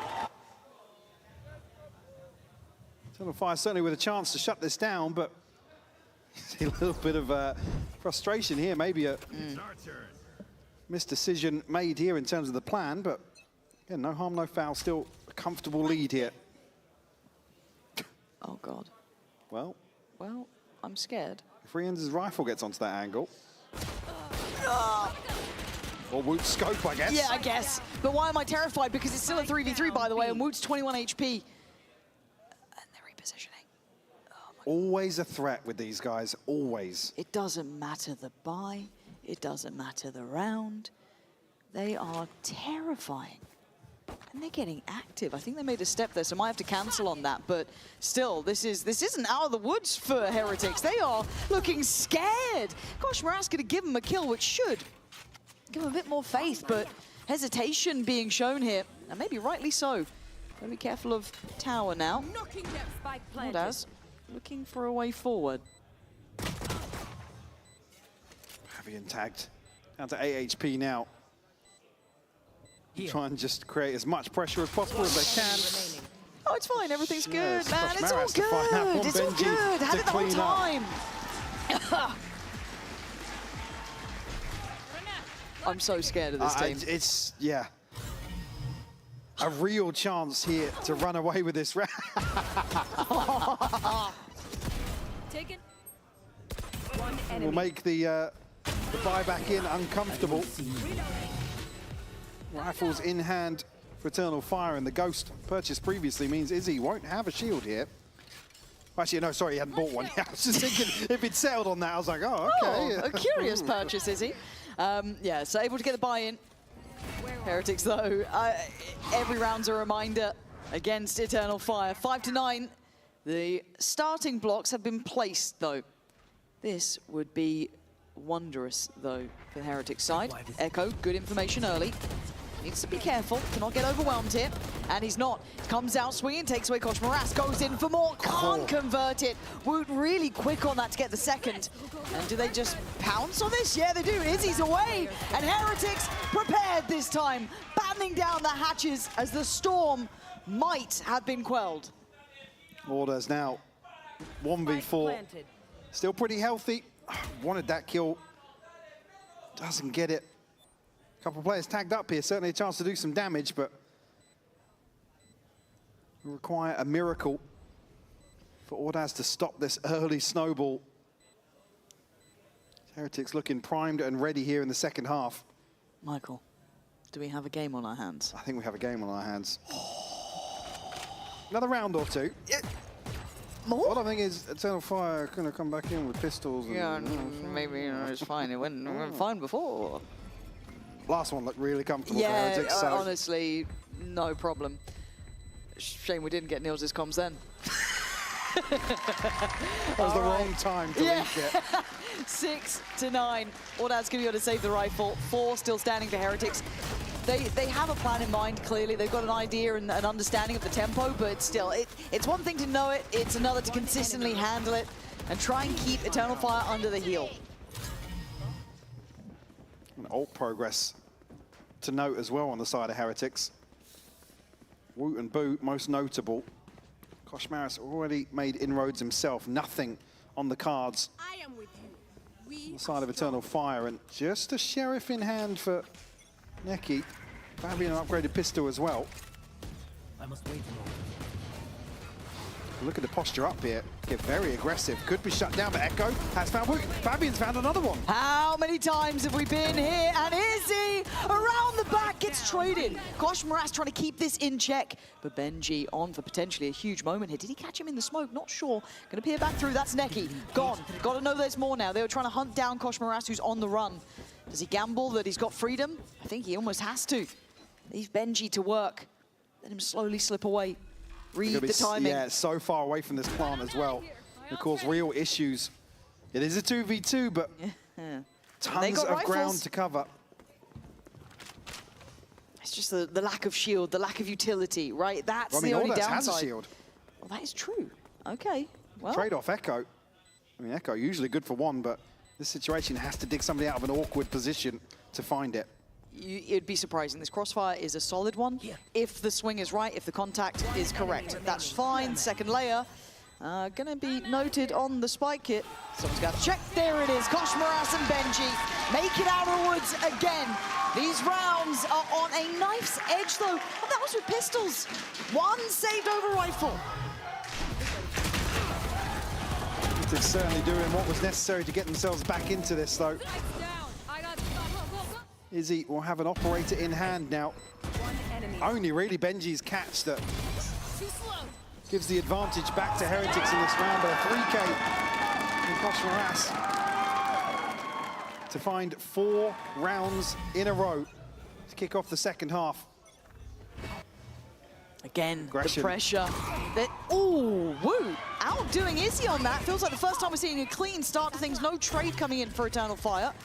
Fabian, fast, rotate, down. This is lovely from Heretics and a bit individual, a little bit out of sorts from Eternal Fire. Echo and Ordaz. Someone played out of this round. As Ordaz, last one alive, judge in hand. Might get 1 or 2 at most, but you've got to feel this round is sewn up.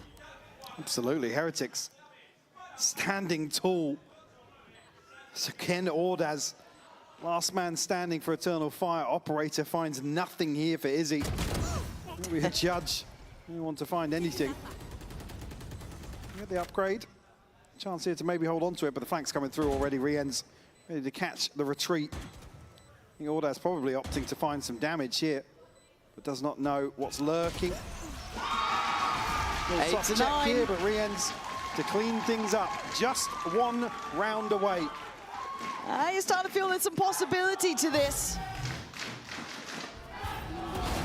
Not done yet, though.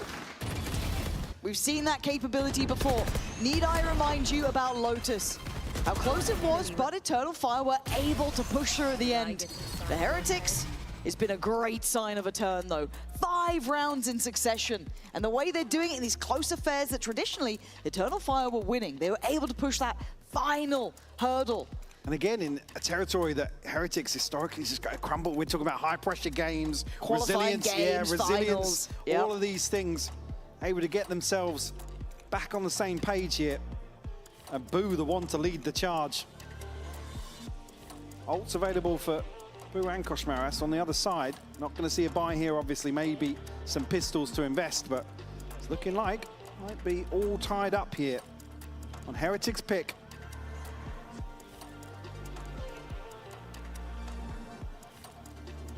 Neural theft only thing really to invest. I mean, Fabian, one away from a showstopper. Izzy, a rifle in hand, could potentially throw his ult in the mix here. This came down to, what was it, a 2v3 last time? 2v2 at the very end? The timeline as well, just the flip. Yep. In terms of those rounds in succession. Kind of want to see Ascent, though. I do really want to see Ascent. Yeah. Okay, we'll see. See what the change is. A lot more tempered so far. No massive stack. It is 3 on the B site. Contact, I imagine, going to be on Fabian. Let's see. Yeah, brilliant on 1. Can't quite convert, and you can see that Echo couldn't really play into it. So the site gets cleared. There should be a consideration of tower as well, so this shouldn't be a surprise. Is he going to be noted too? That should be the Vandal heard. So all the information is there. The Koshmaras. Looked like he lagged out for a second there. Like, did he freeze or did I freeze? But is he the last one? Gonna have the rifle. I mean, look at what's behind the buy as well. The damage doesn't really mean anything at this point.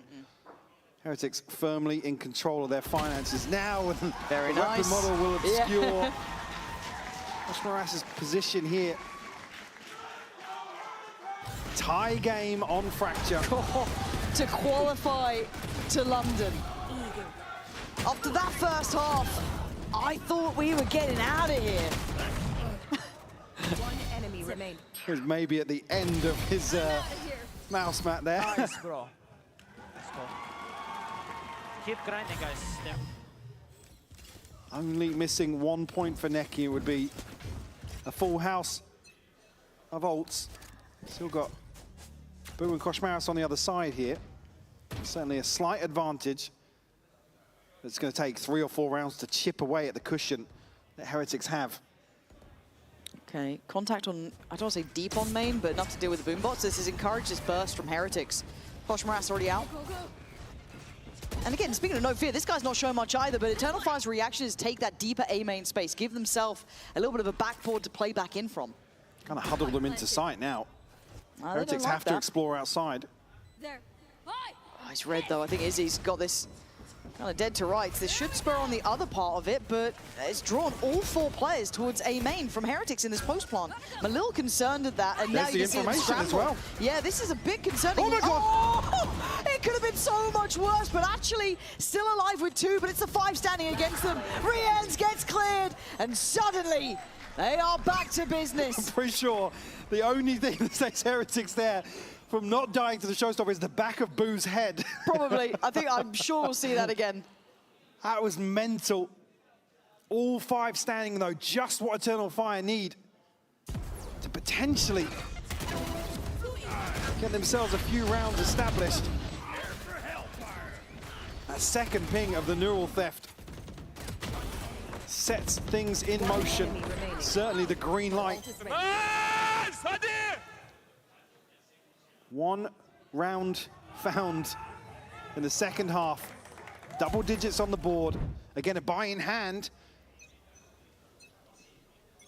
Heretics right back to it though. Early pressure here between Woot, Groshmaus and Atsley. Izzy shut down. Yeah, Izzy's gone. Face your fear! Now, pressure starting to be applied, but Ordaz has made it out Step of back that. into Yeah, it. he's okay for now. It's Woot to get towards top site. 2-2 split. They're wrapping main again. They are, and oh my god, Necky's got the timing just right. Groshmaus falls, and Rienz is going to be noted close. No more Prowlers, no more util to put towards this. And the HP starting to dwindle. 4v4, C's back and forth. Rienz, the gatekeeper here. He's got help behind him deeper in the form of Woot, but still, it's his angle. But Echo, with the read of a lifetime, just knows better. And now the forced reaction. Rienz, sharp, on the money. 3v2, Necky and Ordaz. They were noted earlier, but they still have to make a go of it. There's the divide. They're definitely making a go of it, forcing the hand. Necky, this would have to be a miracle here. Necky, someone, no way, okay. Kept in hand, but down to the wire. So the Heretics right back to it. Tie things up 10 apiece. The buy is still there. To follow on from that previous flawless. Great catch from Echo. Again, Benji's really the one locked behind this smoke for sure, but it'll be the safety net over towards drop. Big investment outside that ult cycle from Eternal Fire. Only a neural theft now on the board. It's in the hands of Benji Fishy. Haven't really seen much in terms of an adjustment here on the side of the defense for Eternal Fire. Happy for Heretics to continue their reign over the early round. So finance is certainly a consideration in that aspect here, but the first real slow start to a round we've had, Lauren. Yeah, it feels just wild to actually have a calm moment. My eyes are down. Because util removed here. Go, go, go. No confirmation just yet of what's lying in wait. There are 3 members here for Eternal Fire. Avian had an isolated kill there. He'd have that every day of the week. I know it's Woot to win out. Forced fight comes in. Woot still trying to do what he can, but it's Echo to tilt the scales at least back towards even. Woot taking space, and they are pushing this one. What is going on here? It's totally topsy-turvy, and they are on the run. Echo desperate to get onto the angle. He's caught him with a pain shell. 3 for Woot this round. Absolute heroics from the man. Gosh, Morass tasked. We're getting the plant down. Forced into the fight. Woot's seen him. Can play it safe. Wait for the swing. Don't need to overdo this. Ordaz desperate for someone to misstep and make a mistake. Ordaz here. Still looking. Not gonna happen. Woot, the hero of the hour and the hero of the round. 4 kills to get Heretics up to 11. It's just so dicey. A scrambled rotation and Echo desperate to punish. Just falls foul. It's only really the aggression that makes this so awkward for Eternal Fire. Woot absolutely standing on business here. Crucial 4K for him. Fabian knows he had a chance to have a say in that round. God, this could be 12. Look at the buy. Should be. Absolutely should be 12. Gotta be careful of those stacks, though. We've seen this. We've seen these rounds. We've been here before. On the other side, it's Echo. Judge. Yeah. Is just it ever Echo. just Echo? Early warning. They're all going through main. Cleared. Call for help. How many does Echo get? Does he get any at all? Waiting patiently. Well, they're going to know now from the cage. Yeah, but an isolated fight and an isolated clear invests the ult as he gets traded on by Kosh Moras. And they are flooding this. They want blood. There's no plant to be had yet. It's not a safe site. Kosh Moras, Benji, desperately holding on. What? Trying to deal with Oh my absolute God! nightmare. There was Neki. Oh my God. He gets the rifle at two people on a reload there. That was mental. Just one man left standing for Heretics, and they're able to find it. That was so close.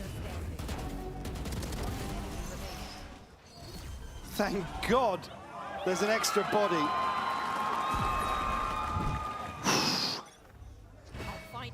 But this is all Heretics in the second half. Operator back in hand for Izzy.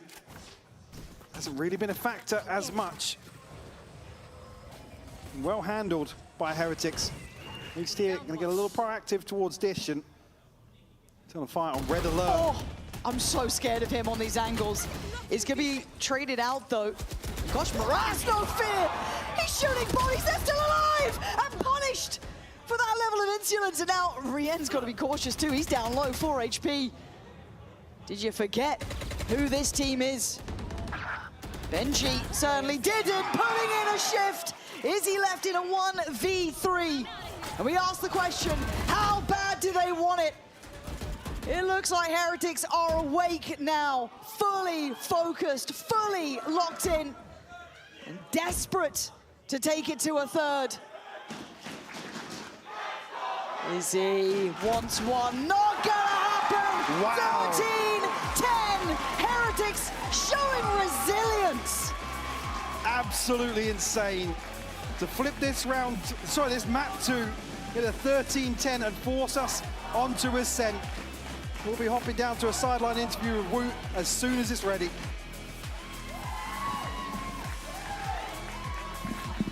Congratulating all of your teammates there. Of course, you guys still have this map 3 to come up, but so much is on the line. Where would you say your emotions are right now? How are you controlling them right now? We are really high as emotions, as you can see. Even the coach stand up and shouted at them. So, I mean, we are really high, we are really hyped. In 3-0, when they were winning, our coach had a timeout and really, it was really harsh. And we woke up from that and we are really good. So then do you think you're going to be continuing that high into map 3, or are you hoping to reset a little bit, come back down a bit more? I think it's going to be really hard because they will always like wake up and play better, but we still trust ourselves and we're going to play our game. I look forward to that. Looking forward to seeing what happens on map 3. Make sure you guys don't go anywhere. You'll want to catch this just after the break. Right, we are playing to shit our pants right now. Fight together. You have 4 there. I'm watching you swing one by one. Kosh has done an incredible job tanking the ult and getting a kill. Bob gets a kill as well. Then there's just a breakdown in comms. You're sitting around waiting for people to take control. I'm pissed off. Can you go out there and play to win the game? Like, I am getting pissed off. I'll take another attack pause in the next round if it doesn't happen from this round on. I will take another pause and make you listen to me shout for another minute. You guys need to get up for this game and do not let those idiots win this game, okay? I'm sick of it. Go out there and win. Say what you will. In the EMEA, you have to prove yourself.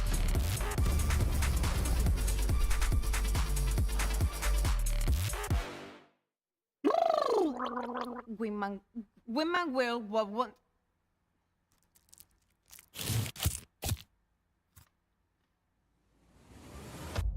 Have a break.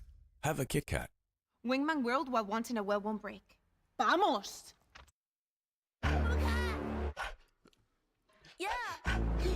Yeah. Let me get a punch. Let me get a punch. Let you feel the punch. Let me get a punch.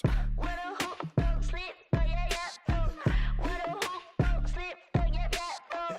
Where the hoop don't sleep, yeah, yeah. Where the hoop don't sleep, don't punch me. Don't keep getting me pissed before I make you plead. Pray for your rest in peace. It's the only piece that you need, even a punch. This is the purge. Everybody please your perk. Your perma kick these people with my kitty pound. Play with the wrong gal pound. Put when it put get the pop on out. Popcorn now, yeah, of a kite being my pound, pound, pound, pound.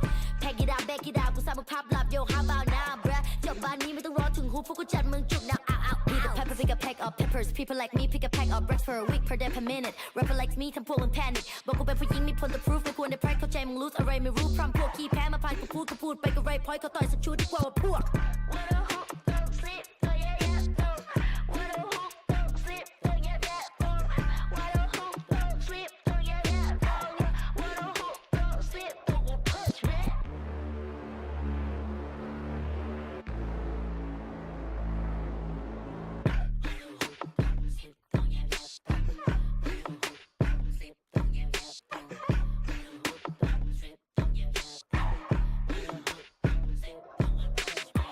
Problems are proved in one punch. All battles are beat in one punch. Put you to sleep with this one punch. ไม่สะเทือนกูสักนิดกูขอสกิล one punch. ชีวิตที่กูโดนมามากกว่า one punch. วันนั้นที่กูเจอกูสักกับคนมา one punch. One day, one life, one dream, one punch. If you have one shot, better have one punch. Eminem said, Millie Rabbit, I'm the world short. You just catfish. Kevin said, พ่อแม่คือความจริง Separate from the competition. ผลลัพธ์คือ I'm the best, bruh.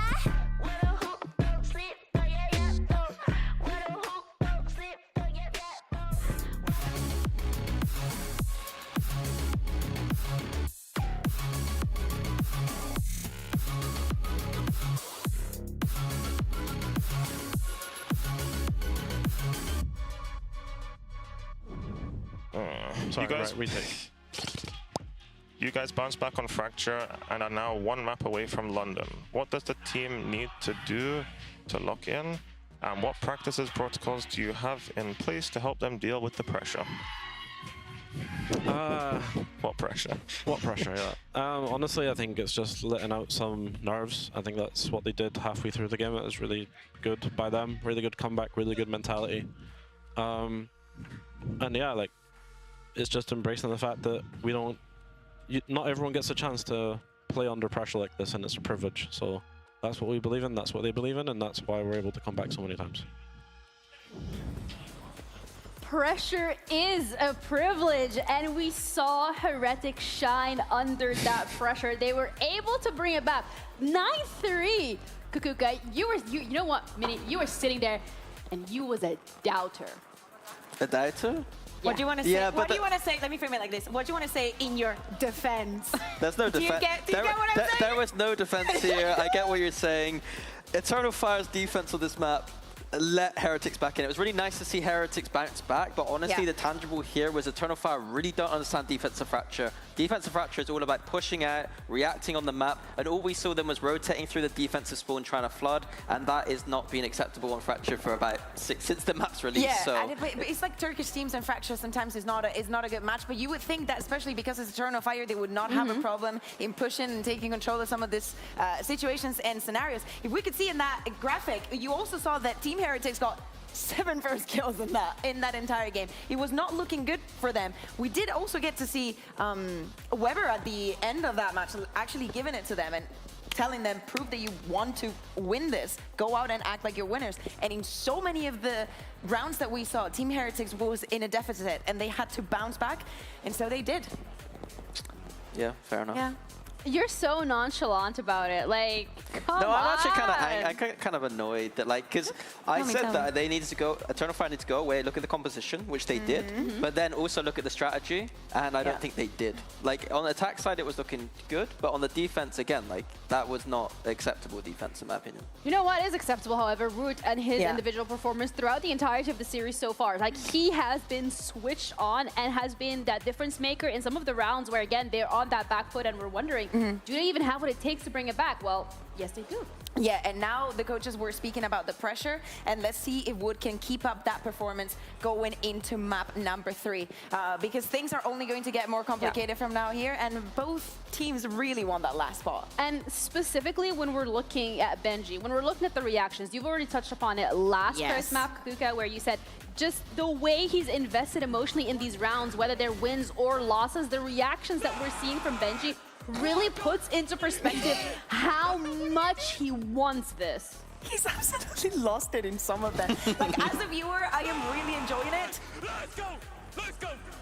But in all of these years that I've been seeing Benji and in so many different tournaments, the one that I'm seeing today is so incredibly over the top. But honestly, I think it's working, especially towards the end of that map. The way the Kashmaras was playing and was just BMing the rest of the players in EF actually proved that between Benji and the coaching staff giving them those words, they really saw themselves as the winners, even though this was a 9-3 at the half.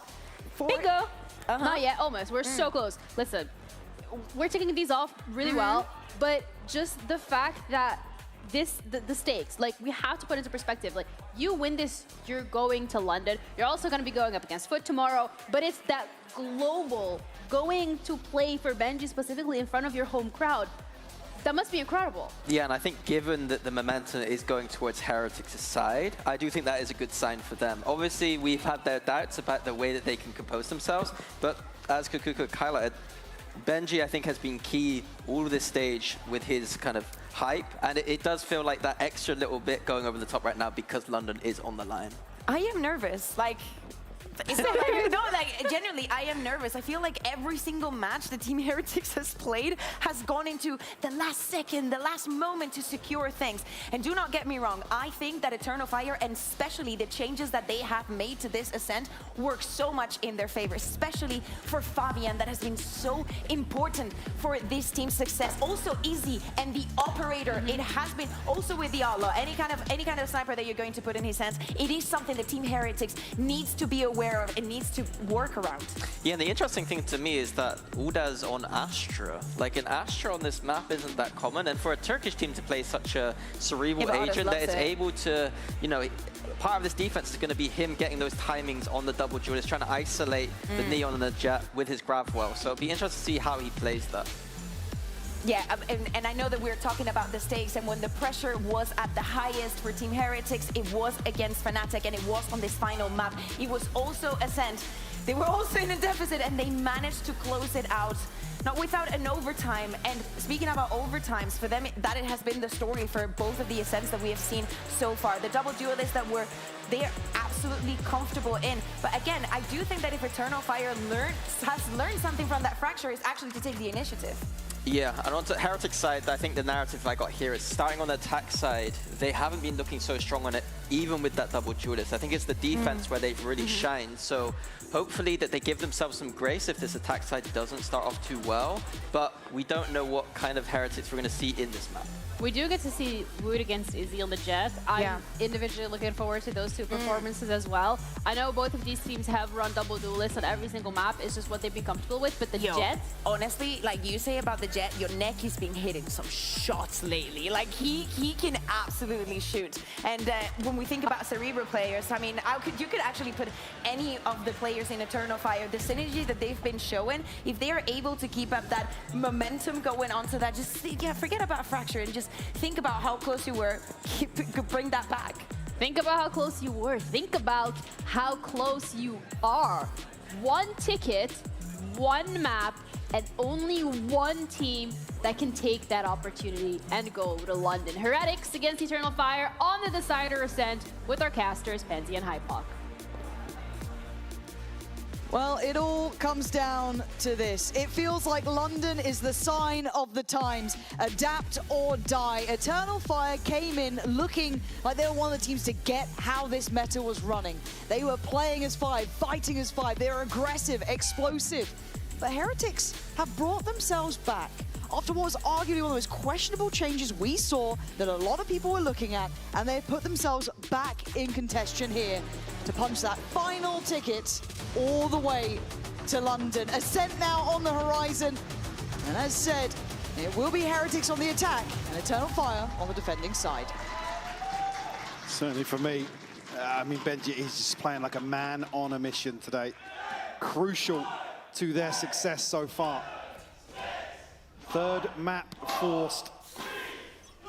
And a head-to-head here, my eyes certainly drawn towards Izzy versus Woot. Creep into main here. Echo will be called upon early in the pistol. Not giving a kill just yet, just misses the chance to find one. Paranoia posted now, and the pressure is on. Yeah, and the pressure already getting too much for Echo. First to go down. And already Heretics with a decent foothold here. Koshmaras the first. Should go down, yeah, lovely little shock dart to the corner, but a good trade as soon as they try to progress through from market. Izzy tagged up as well, down to 17 HP. Fabian trying to find something off a flash here, but it's Ordaz to find 2 kills. A 2v2 now. I'm amazed that Ordaz was able to collect those. I thought that flash went too deep, but it's apparently fine. Boo! Gets cleared. Fabian and Izzy gonna make the side their own and get the first round in their hands. I feel like in this series, these pistols have been so crucial in terms of setting the tone, in terms of establishing control early on. So we've seen bonus conversions on both sides. It's Eternal Fire to strike here in the decider. We're well invested in terms of this round 2, probably. We'll make sure it's a little safer considering how some of these maps have started. Koshmaras actually scope and a shield invested here. And there's not a light shield in sight. No, it's an opportunity presented here, but he's got to do extra work to convert this. It's Benji to really finance this. I mean, really headshot's a headshot, I guess. Yeah. I wonder if they saw the weapon on that sort of peak. I don't know if you would. You might question why he's walking middle, but we're trying to maybe set him up. Now they certainly know. Play a little bit more careful. We'll potentially come down to Fabian. Looks like the cross is going to get caught by Izzy here. Oh, god damn, they are good. Okay, Rien's just as good, though. This is with very little here, but they've got to do more to make this seem worth it to me. I mean, Echo can't really police that weapon just yet. Smoke will block sight lines here. Certainly something Heretics are going to be thankful to find here in terms of an upgrade for Riens. But only 3 left standing, and Rien's down to 35. Echo will be noted here in terms of audio. But it's a 3-player stack towards 8. Slight misread here from Eternal Fire. Echo will be called upon once more. Is he tucked into logs right now? I think he is. He's done this before and he's gone away with it too. Scares me how many times he gets away with this. What does he have to play with? Just the SMG. Still has his own cage and the timing. They're going to hear it. They're going to see it. Oh, he's been caught off. 13 seconds. The site's going to be theirs. That is going to be an upgrade potentially for Riens if he can get back to in time, but he's on the plant duty, so he's going to be stuck on towards site. Don't know if he's going to be able to get back and get that weapon. Dart ready to go. Can he set anyone up into motion? Koshmaras trying to play his life on the edge of this smoke. But as soon as that fades, it's game on. Gotta be careful of a flash! It's a fantastic read from Koshmaras, taking matters into his own hands! Leaving Neki in a 1v3 he never expected to be in. Has to clear Koshmaras first, wants to. I think Koshmaras might be reading that. Yeah, he's buying time now. Knows he'll probably fall, but can the other 2 players pull it in? Paranoia there still with Boot. Riens, the back of the site, and the time is ticking. Neki knows it. And he's not interested. Oh, that is absolute cinema from Heretics. But just as I was saying, a pistol round set the tone. Heretics flip around 2. Izzy, sharp openers here, found 2 kills at the start here, and Echo just caught with his pants down. Really the reset in terms of the second camera becoming available. Koshmaras just runs away with this one. And I love seeing a player who can kind of... Gosh, you are so sexy, bro! Oh my god! Someone who can call up their own number and make those plays in those critical moments, but you're not out of the woods by any means. There is threat around every corner, as you can literally see on short. You can see it towards middle. Maybe finding Ordaz there might be an indicator something's a little awry. Maybe something's a little off, but they're still going to spring the trap. Koshmaras is having an absolute tear. 3 kills again, farming here today. Ult already to hand. The timeline thrown off kilter a little bit here. But Izzy straight on that operator. So we come into round 4. Great crunch here. And again, Eternal Fire looking to get extremely proactive. 2 freebies here for Koshmaras. The clean up onto Neki. But that does a world for your confidence level, right? That gets you feeling like you got that hot hand in the game, that you can take these sort of fights against a team who is aggressive. Operators in play for Izzy, though. Oh, that's going to sting. right on the money there. It's Benji to take the brunt of that. Trying to clear through. Echo trying to spam in, but will be tagged up. There's an extra player on the back of the site, though, but it's easy to go down first. How did we find that? Maybe just in market, digging a little bit deeper. He's got them pinned towards site. That's going to be harder to clear with no darts, no anything, really. Util-wise, they're limited here. So Echo stood his ground. So has Neki. This makes it tougher, but the trades are good enough, but it's still a 2v2. Boo on the double down. Going to catch him on the stairs. It feels like they're starting to get the read of the tempo the Eternal Fire like to play at. Certainly winning out more of these scrappy engagements. Boo to clean up with a third. Number 3 on the board for Heretics as well. Keeping Eternal Fire at bay this first half. And the desk highlighted as well. This is absolutely what you want to witness. He's just completely blinded up here. Tries to get out, but caught. Boom! I swear to God, you're insane, bro. Everybody gassing each other up on the side of Heretics. Koshmaras and Boo, ults available now. Sheriff's upgraded pistols at best here. 2 light shields for Eternal Fire, but Fabian and Neki do have ults to consider. Eternal Fire haven't found. They're going to read heavily into eventually being an A round for Heretics, but still 3 players committed on this side. And they're not going to find what they want here initially. Spike not committed just yet. This is Heretics trying to get a feel for the map. And again, I don't want to say they've tempered Eternal Fire, I don't think they have, but you have to dig deeper to find out where these stacks lay, and you can see that Eternal Fire want them to go that far for this. Incredibly deep hold. So Heretics might become a later affair in this round as well. We're not going to break that trip, I imagine. Won't probably fact find far enough. Looks like they want to finish towards B. Because he doesn't have the blades to bring out. Nor does by his side, but weaponry is light. Gonna clear close, need to be meticulous in this approach. And Woot's already got Neki. That's the rotation punished. That should be pretty telling, seeing Woot in this sort of position, hearing this utility. You've got to know it's coming towards that B side. Knock-on effect really of the deeper trip here that able to bait out a rotation just off the drone. Puts Neki in the line of fire. Woot now looking to find another, farming things up now. Izzy will fall, and Benji to clean up orders. Certainly hitting their stride now. It's just Echo left, Sheriff in hand, a 1v5. Are they sending in to go farming re-ends? See if you can get that ult going. That'd be a nice outcome for him. I mean, he's only one away anyway. Yeah, exactly. Whichever way you cut it, it's a good outcome. All right, that'll do it. That'll do the job just fine. An in-zone flawless. And Heretics, it might just be 4 ults ready for them, but never write out Eternal Fire. Never. We've got to have learned better than that by now, but the stars are aligning here for Heretics. Maybe they switch things up in terms of his initial defensive leans. See now. Hey, come on now, come on. Guys, amazing. Good job. 1 lighter in terms of the head count towards A. Neki just wants to lean into the Hunter's Fury here, and Heretics now flipping things on their head. They will pressure towards A. Does the flash help? No, I mean, woo. It's a gift from the gods. How's he come out with 2 there? Tell me how. 3 bullets, he's still progressing. He's still winning these fights. These guys have suddenly got a new lease of life I haven't seen them have in so damn long. They forced Izzy off. Echo still digs deep enough to take away Woo. The plan now gets cancelled, and a fight back from Boo. Spike should be up there now, as this one looks like it's wrapped up with a bow. I'm expecting a timeout soon from Eternal Fire. Absolutely, they are being picked apart in some of these rounds. Heretics so clean in terms of these team fights.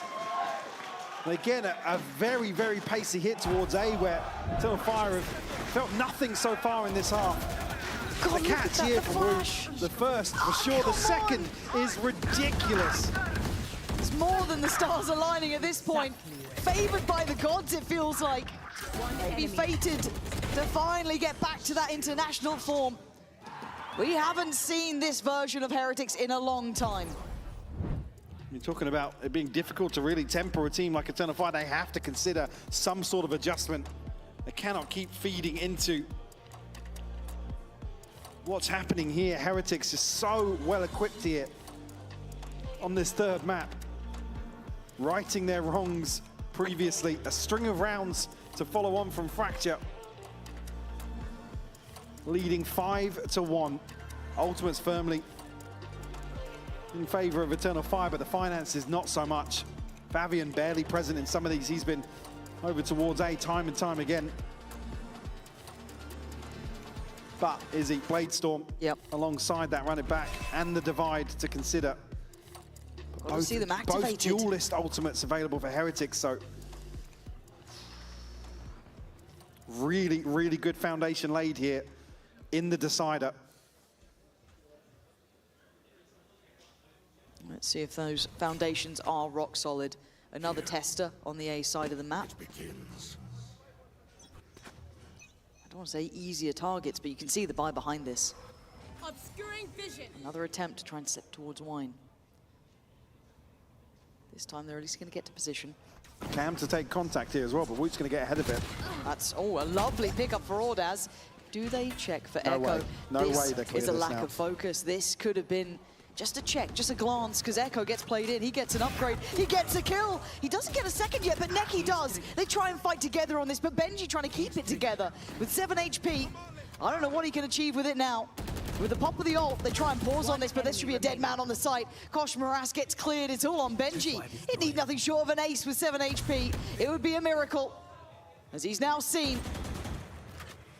7 HP as well. He's got to know there's someone behind him. He knows it, he tries! But Echo, the hero of the round, played that out so well, played in by Ordaz. And tucked in here, just testing the diligence on the side of Heretics. That clear towards Wine, much better, and even noting the second player previously as well. Obviously the previous being Fabian caught in the smoke, then Woot finds a cheeky kill. Eternal Fire double down on that and get their second. Operator in hand for Izzy. And a lifeline maybe to keep this just within reach. If you can find number 3 here, start chipping away at the finances. You're not dealt with early enough, so information will play into Eternal Fire's hands. It's so much presence in market, though. We haven't seen 2 players close to this before. Izzy's going to read that TP, but Kosh Moras has found Neki, so this suddenly becomes a little bit harder to hold. And if they've read that there's a bigger rotation, there was more presence in market, they can exploit that. Maybe feeling that A's more vulnerable. How quick the pivot is, though, Lauren. Yeah, you are on the money here, but the problem is that Echo's been good. Ordaz can walk the smoke. Come on, you got to know it by now. They'll give it a go, but they both fall. Another site's theirs. Plant next on the cards, on the horizon. As Fabian and Izzy were the 2 to be a little bit more present on that B side, try to be a bit more active in middle. Now required to go above and beyond.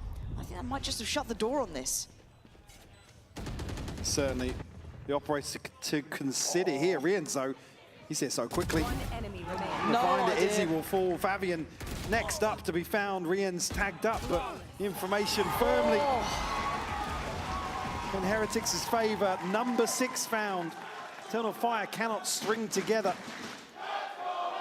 anything to really keep their grasp on the start of this deciding map. And the issue is you look where these rounds, even just the 2 that Eternal Fire have won, was a magnificent round from Echo. Don't get me wrong, that was a really nice pocket play, but you don't get away with it more than once maybe. And then beyond that, the pistol. That's what they had to play with. I'm feeling like prime combo. I'm flanking every round. That's a reference and a half. Echo again, though, wants to be the one to instigate. Oh, and it's not happening now. Desperation feels like the answer. That's just not landing. Fabian, though, very quickly going to get towards Benji. Should hear this. Yeah, nice, okay. Backline broken. Awareness of it, but still. And the owl drone from the CT side, so a little bit of information everywhere. Spike planted. Nice upgrade for Izzy. They could make go of this. This is a hard post plant to break, though. The time's certainly going to become a factor here as well. Neki wants to set it into motion, though, doesn't he? They get what they need. Rien's already denies Fabian. And Wu spraying into the dark, that's fine, keeps him at bay. Izzy not getting any connection, at least meaningful one. Necky's done well enough, but yeah, Koshmaras playing by dice, it rolls on his side. And yeah, this post plant, solid stuff from Heretics, set up initially by Koshmaras. And this man has been an absolute cure to Heretics' woes. Certainly worth his weight in gold. 12 and 5 here. The opening of this decider. And this is when that sort of proactivity, that aggression, don't have the weaponry to back it up. Things can spiral out of control. Eternal Fire up against the ropes here. And Heretics certainly not letting their foot off the gas in terms of pressure. This is monumental levels of pressure now. Cage triggered. Eternal Fire, it's a terrible time to realize you're human, isn't it? That last map did so well in that lower bracket, looking near on untouchable at times. But here, reality starting to appear. Still with a buy in hand. Izzy on a deeper line on B. But still just looking to sponge wherever Heretics decide to descend upon, and just requires individuals from Eternal Fire to go huge. It's a 3-player stack towards 8, but it rides and dies on Fabian and Ordaz here. Hunter's Fury to potentially clear the space. The paranoia is perfect. The Hunter's Fury will land. You could not script it better for Heretics. It is poetry in motion. It's simply too easy as it stands, which is not something I expected to be saying today. Not here. Not on Ascent against a Turkish team who have been untouchable themselves. Right here. But the stars align. As Izzy. One enemy remains. A little laboured from Boo, but job done, I guess. And they spotted Necky earlier as well. He's not long for this world with a couple of players from Heretics. I mean, close by, they're going to hunt him down. They do have the funds to allow that. Dealing with a trip here. Actually will reveal his position.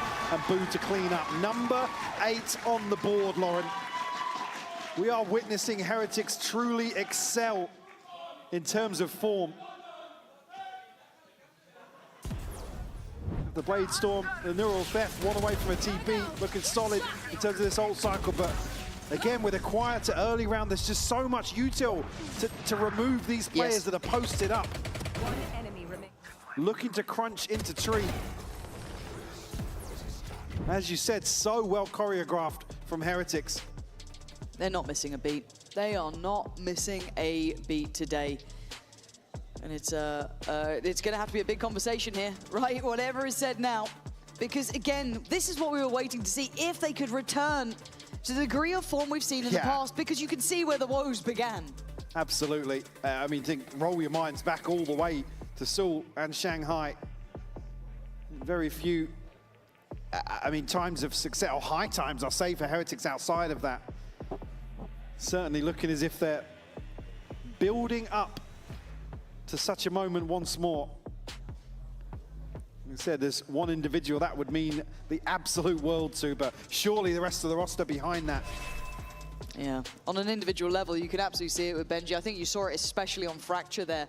But beyond that, as you said, this team has been plagued with issues in high-stakes games. It was always that best-of-5 curse. They're never going to win the final. We always talk second. about on paper Heretics, and it's just the consistency's just lacked. And I'm amazed that Koshmaras has hit the ground running like he has, because I think a lot of us were question-marking the change of comeback when it happened and how it happened. But now you can see that kind of complete vision. However, Benji's going to be removed from this occasion, as Izzy's isolated him on the other side of the map. So the inside going to be swarmed. Yeah, first real exploration here and rewarded. Woot, though, not shied away by the drone initially. We'll still get the plant here, but man advantage. Lesser weaponry. Izzy found another one, though. I mean, Izzy, Echo. There we go. Fired up again. Whatever happened during that timeout. A heartbeat on display. And maybe a piece of silver lining. And just enough to remind Heretics of who they are. They're banking on ultimately finding another hit to follow the mode of Thrifty. One enemy remaining. Like I said, first real exploration we've seen. Izzy rewarded. And even with lesser weaponry, put themselves into a position now. One away from a Blade Storm for Izzy, but plenty of other ults to consider. Fabian as well. But he's currently sitting at 3 and 8. Haven't seen the value from that Phoenix here, just due to the numbers. On the other side, Kosh Moras missing one. Boo, Woot, and Benji, all with ults to invest here in round 12. Get out of my way. Pace. Looking like they want to start out towards tiles. This time it's Benji to catch the push out towards B. So Izzy's gone off the rip here. Bit of a fumble on that, but a chance with the Hunter's Fury. Does it connect? I mean, nothing to write home about. A little desperate there in terms of investment. Echo identified They're now. on your heels, man. Yeah. Look at the pace they're trying to fight this out with. Kosh Moras is absolutely going nuclear. Trying to fight just about everyone. Big info found. Benji going to try and keep his head down here. Trying to catch these players as they push out. Has a little bit of a look. Gets a glance on one. Paranoia comes in. Going to know the second. Benji on 3 already. Almost with that 4th. Spike planted. Ordaz. Going to make it down here pretty quick. Rien's. Yeah, perfectly positioned. Heretics punching right back. A 9-3 half hit. Heretics firmly back in control and looking to seal the deal here on the decider. Yeah, and we've had an open mic night here in Berlin. Let's see what the Team Heretics fans had to say. And also, I guess, Mitch fans. One enemy remaining. Where's Liquid? I don't know what I'm doing here, but I'm supporting Team Heretics boot today for Minibu. So yeah, that's all. I'm just here for Benji Fishy. Benji Fishy! Hear me out. Quick take. Heretics 2-0. That's all I have to say. Good luck to Team Heretics. So, Heretics, please, just win. 2-0. I've been here, first game, 16-17. It's been a hard watch. I've had lots of heart attacks, like little heart attacks. Please, just win the game, take it to 2-0 home, and let's go to London. I just want to say, I think it's pretty messed up that people like Tombiz go around claiming that they're bald, but you look close enough, it's actually a lot of hair there. It's not on.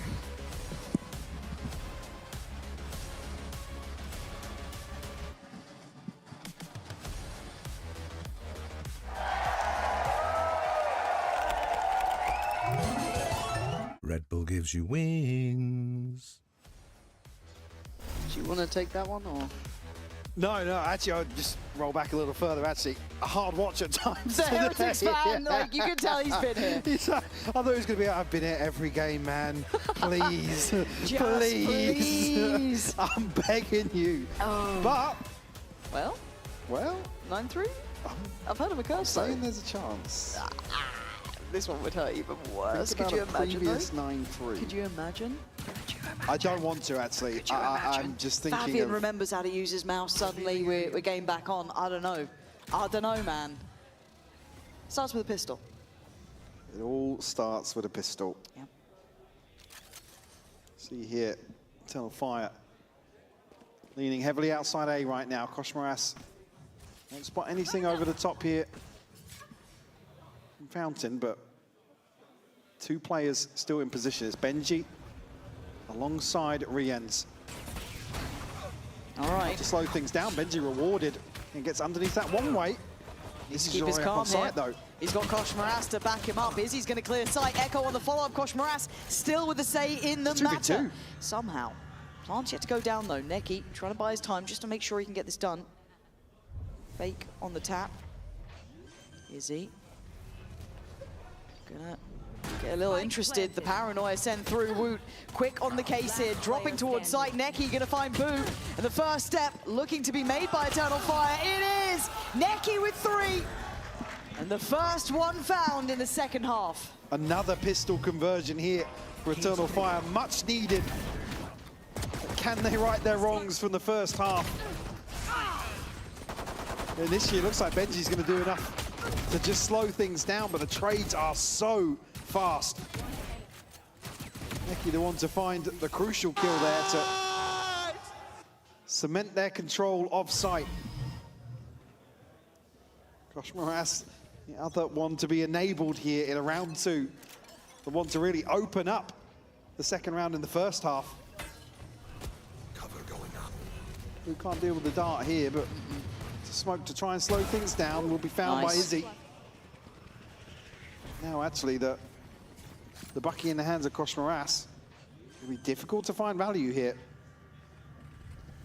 Spike planted. All 5 alive. All the side of Eternal Fire. Here. They just concede here and look for maybe some damage on the way out.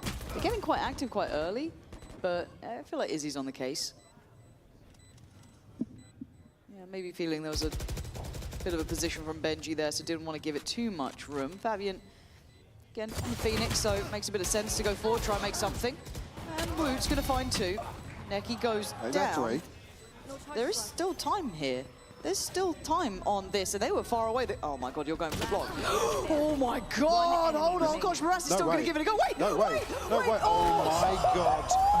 Oh my God. That was insanely close. I'm not going mad, right? Like, there was almost. I couldn't quite hear the beeping, but I thought there was a chance. I mean, Echo has to come back and check this. I'm not sure the timing's here. Maybe a bit cleaner, or clearer, sorry, on the replay. But initially looking for damage. Standing. I think he almost has that. I think he almost had that too. Look at the shot that he had to hit. Hold it. I mean... All dead though, yeah, I guess. Damage done. Izzy's buying right back into this with an operator. Oh my God, my heart is beating right now. Gosh, Moras. What is this man made of? Look at the crunch, man. For it.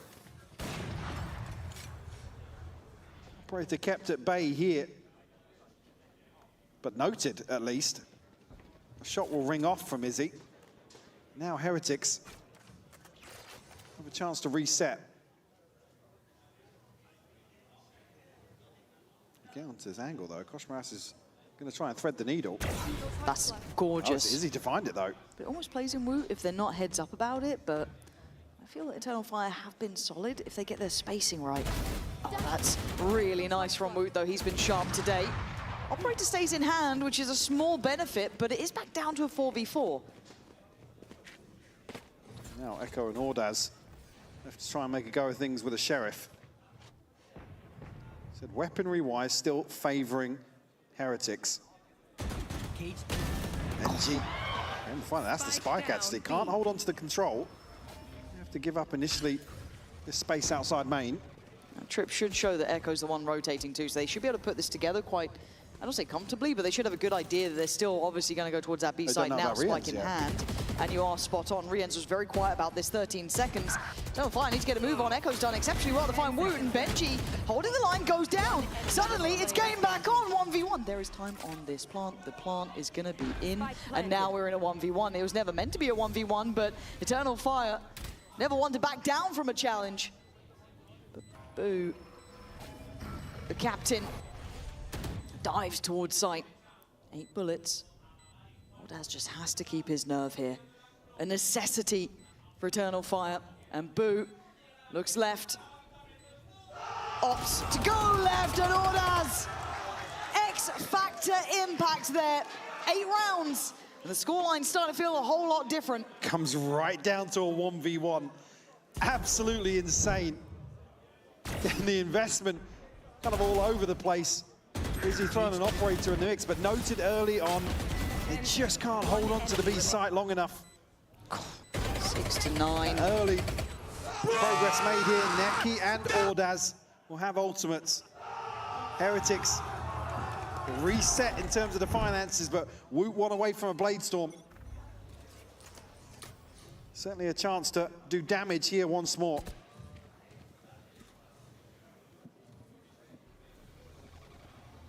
Really over the initial hurdle here to get up to 6 for Eternal Fire. That 7th would be huge. A clean 7th as well. Yep. is still those light shields, so not super easy.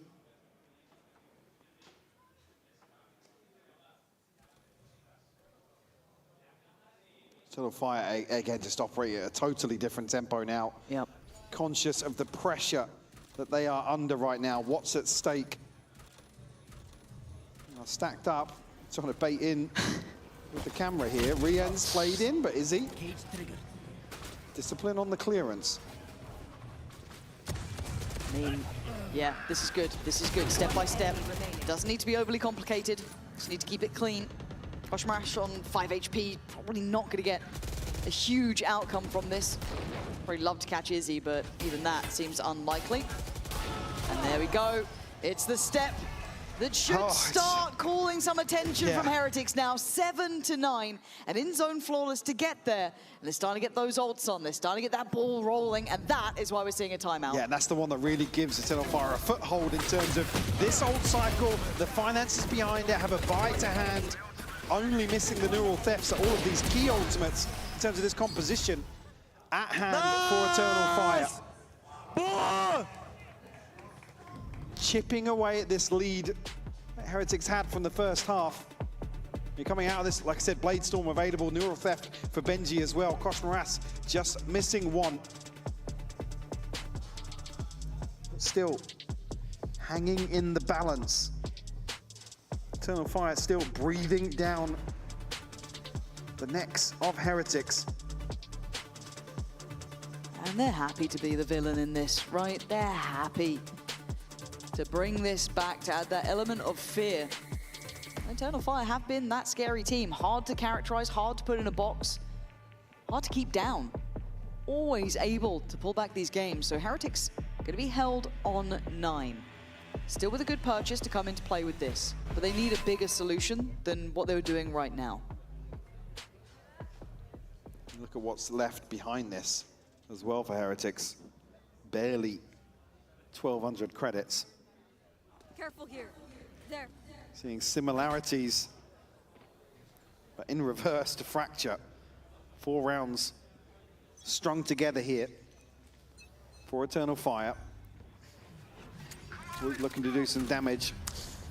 This operator and Fabian looking to maybe be the pace change, but shut down here initially by Wu. Yeah, but there's the reaction. Rienz gets beheaded. B-side looking vulnerable as Benji playing up closer. Benji! That is big impact, and he gets away with his life. Wu then comes in for a swing. Izzy on the reaction, back and forth, 3v3. Now, looking towards the site. It's Benji still trying to hold on to this. This is his site. This is his home game. Can he make it? Double digits, Fabian. Oh, the timing! Benji finding a gift there. The turn from Fabian was a second off. It's just so much to consider. He's out in no man's land. And Benji, the bold swing, a big risk to take, but delivers here for Heretics to find number 10, to squash, extinguish that string of rounds. A chance to maybe catch their breath, Lauren. Yeah, but it's just one round. That's the only round they've gone on this side. Do it again. Find it again. They want to exploit Wood. He came out swinging before, and he's still trying to swing, but it's Eternal Fire again. Excellent trades up middle. Pressure back on Benji. Boo gonna get down Izzy. So it's a 3v3. Benji, can you withstand it again? How many times will you be tested now?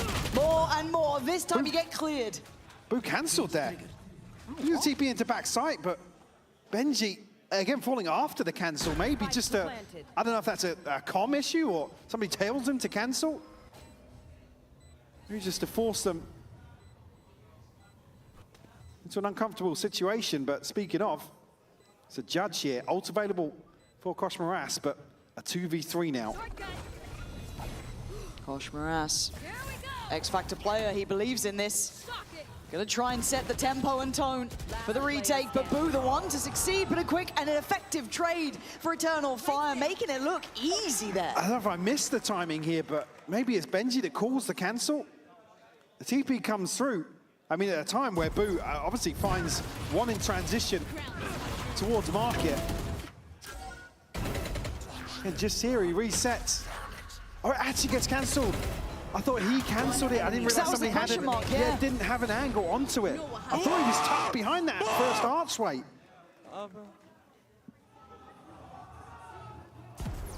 Absolutely heartbreaking. Did not catch that angle at all on the minimap. No. 8-10 now. The game getting closer.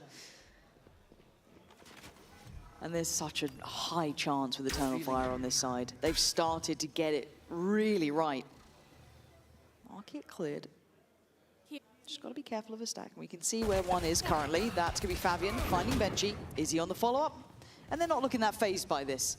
Comfortable so far, to the degree that, actually, Izzy went looking further.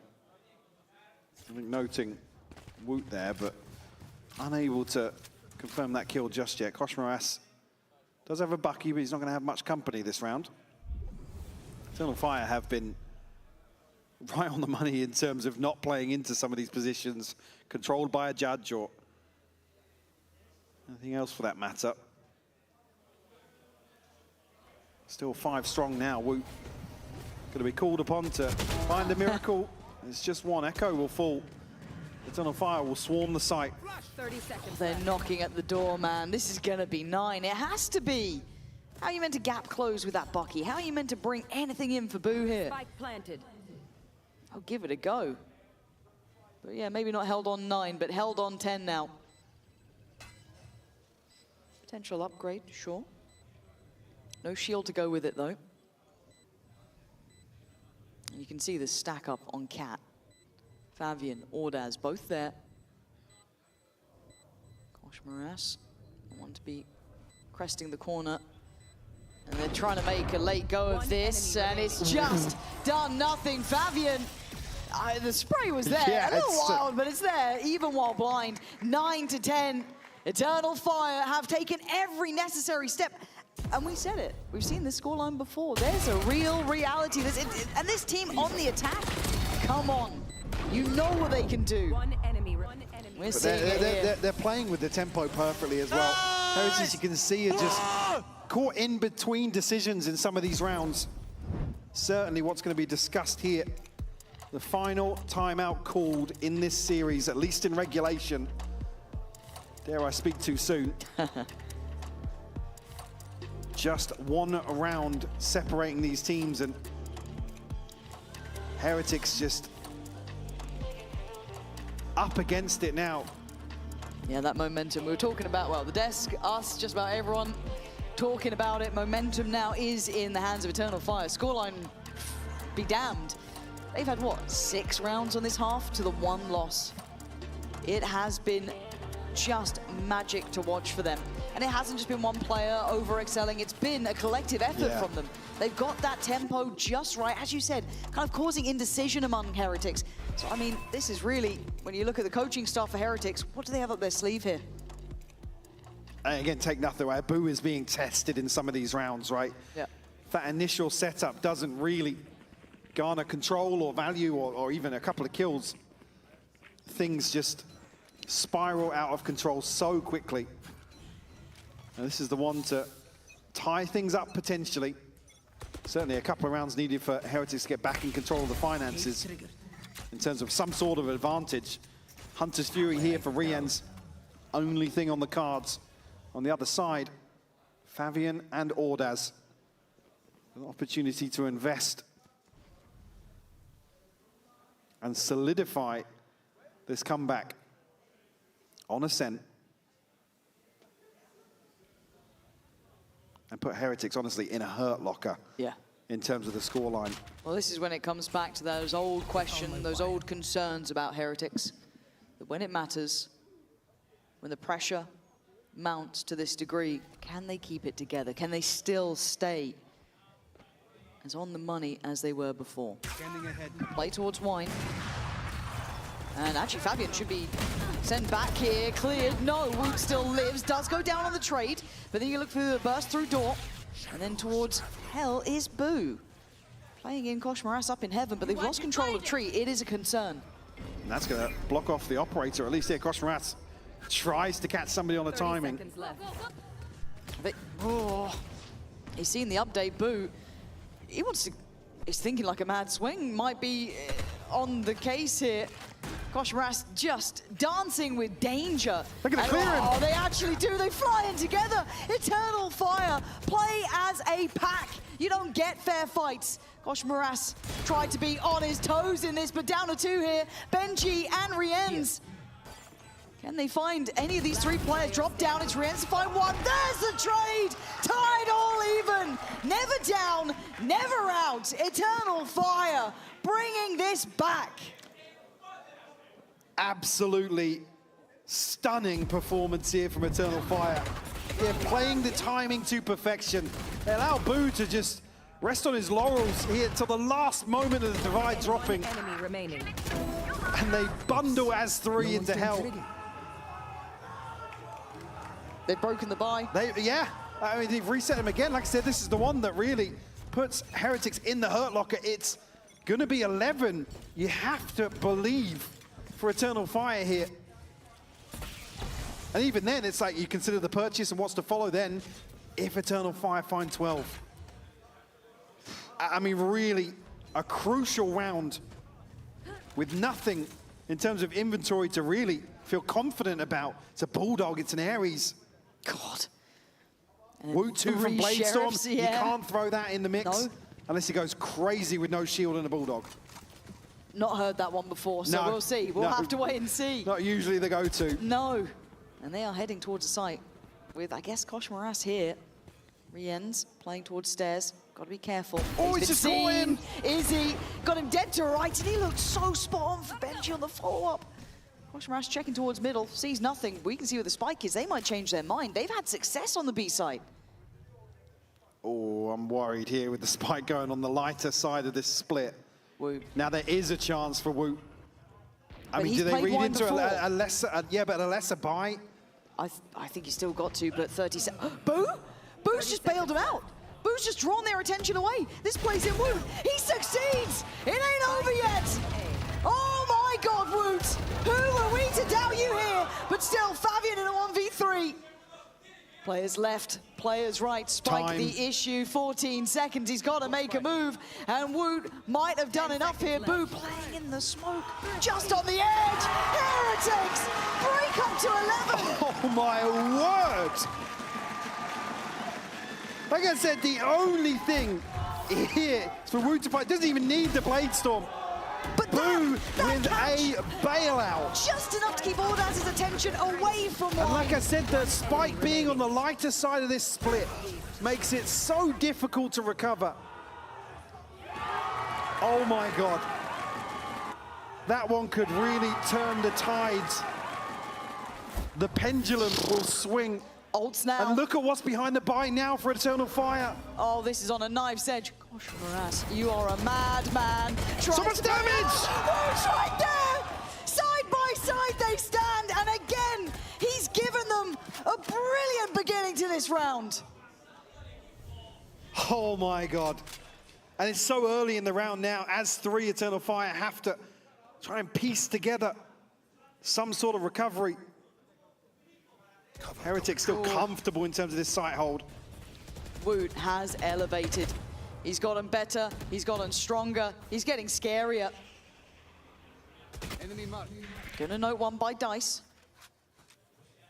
And it is all through main, all 3. Smoke drop. Woot doesn't want to go down for Still this, a but judge gosh, here. Rash, yeah, you're right, and how do they even clear that? I mean, the drone's gone, the dart's on cooldown. There's no fact finders to send out here. And they're not going to catch anything elsewhere in the map either. Echo won't even be able to show to the drone. But he will be walking into that judge in tree now. Good reposition, but Echo's been clean. It'd be really surprising if he wins this fight, though. Yeah, he won't. It's starting to feel real. It's starting to feel like 12. It's starting to feel like Woot is coming alive. 12 to 10. Heretics making it up there. Combined, I think they had maybe 1,900 credits coming out of that. This is going to be a hideous buy as Heretics hit 12. The pendulum truly swinging back in their favor. Heroics on display. Wow. in the final hour, the culmination. A little small fist pump. Of this decider. Job's not done yet. Job is certainly not done yet. A Hunter's Fury. Is he missing one for the Blade Storm? Don't think they're out of this Eternal Fire of that team. We talk about these buys. These buys for them. Gosh, Morass. Shouldering. 3 players already making it up. Cat, they still have a trip there. It's going to come down to the main man of the moment, Woot, the man of the hour, the man of the game, and potentially man of the match. Pops knives. He wants this one done. Can't manage it himself. Needs the rest of his team.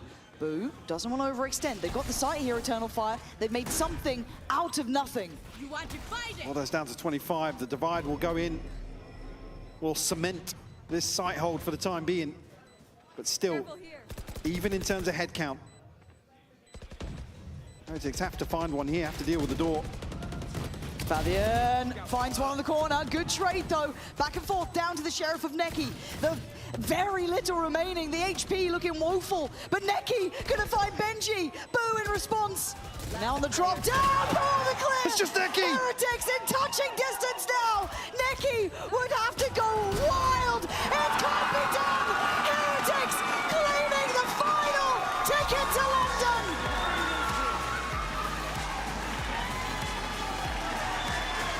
What a way for things to finish.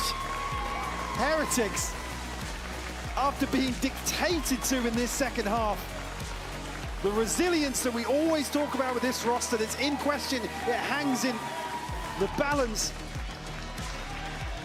certainly on display today. And it is that resilience that comes to mind. Their ability to bounce back to, problem solve under so much scrutiny from Eternal Fire, who are a terrifying team to face. The worst Truly. sort of team to play here with what's at stake, and I can't believe it. I mean, what a valiant attempt here for Eternal Fire. Oh, I've enjoyed this team from start to end, honestly. One of those to watch, firepower in droves. But it hurts the most when you get this close, when you're within that touching distance. At 10 to 13, a map 3, lower bracket run. But it's a reality check as Heretics look to be starting a new chapter for themselves here. An international event now on the horizon, a new lineup that looks damn good. Woot across Maras for me today, just truly delivering when required. And certainly feeling a little more exciting in terms of the prospect ahead of London. It would be great to see them continue on this trend into an international event. Oh, that has got to mean a lot. To be able to do it in that fashion, it's got to feel so damn good. You had to work for that. Lotus, 13-11, Fracture, 10 to 13, and then another 10-13 here. We're going to pass it down to the stage for Niels and Benji, joined by Nat. I want to let you guys soak up this moment because it feels like it has been a long time in the works, not just this best of 3, but everything that's amassed over the last week and a half. You guys went into that lower bracket so early in the playoffs, and now it's it. It's locked in. You guys are going to London. So Benji, I'm going to start with you. Good popping off, having a big hug with your team. How great does that feel? Yeah, I feel amazing. Thank you to the crowds. You guys are amazing. Thank you. Yeah, I worked really hard. The whole team worked really hard. I think we put everything that we could into it. And yeah,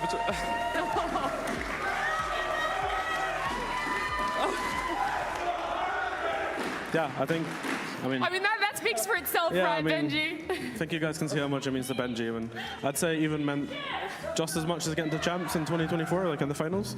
So yeah, I'm just happy we could pull it across the board. Well, I'm going to focus on this best of 3 a little bit as well, because it wasn't like it was an easy fight by any means, right? It was a big uphill battle, and I want to talk about the big turnaround that happened in game number 2. We listened in on what that coach pause was for you, so I want to hear from your point of view, Neil, like, where do you draw the line of being too harsh with the guys and knowing that that's what they need to be able to book that ticket to London?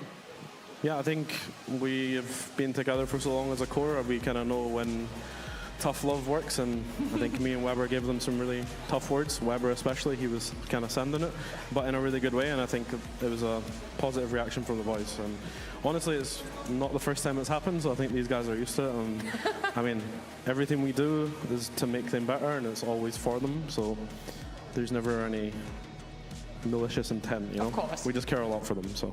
Yeah, and that's what I mean. It's always that fine line there. But Benji, if you feel like you're ready for it, I'm okay. I'm okay. I mean, it's fair, right? Like I've said, it's been a big week and a half for you guys, and that's just playoffs. You're factoring in as well, like the other 5 weeks you have for your regular stage. So I get it. There's a lot of emotions, but whatever you're willing to give me right now on how you're sort of feeling. Yeah, I mean, man, it was so hard. Like the games that we played have been so hard against Fnatic, against BBL. Like these games have been so hard, but I think the experience that we got over the past few years, and now with Kosh coming in, he's been so good. Like he's been absolutely amazing, and without him, like I don't know what would have happened. Like I don't think we would be here right now. He like stepped up so much, and yeah, I think it was a bit scary when we were so down on Fracture, but I think our mental stayed strong, and that's what I'm probably the most proud of for our team. When we see those last few rounds play out, right, on map number 3, is it like they're kind of flying by, they're the fastest rounds ever, or does it feel like they're stretching on for an eternity? Like, which way does it lean? I'd say it goes super quick, to be honest. Like, it feels like, I don't know how long it's been, but it must be pretty long. Like, it doesn't feel like anything, when you're in the zone, when you're on stage, you don't feel the time going by. You're just playing, you're doing everything you can. You're kind of just in the game, You're not worried about anything else, you're just focused on the game. And yeah, for me it goes super fast, to be honest. For our coach, it's the opposite. Literally every round feels about 10 minutes. It's horrible because you can't control anything, but yeah.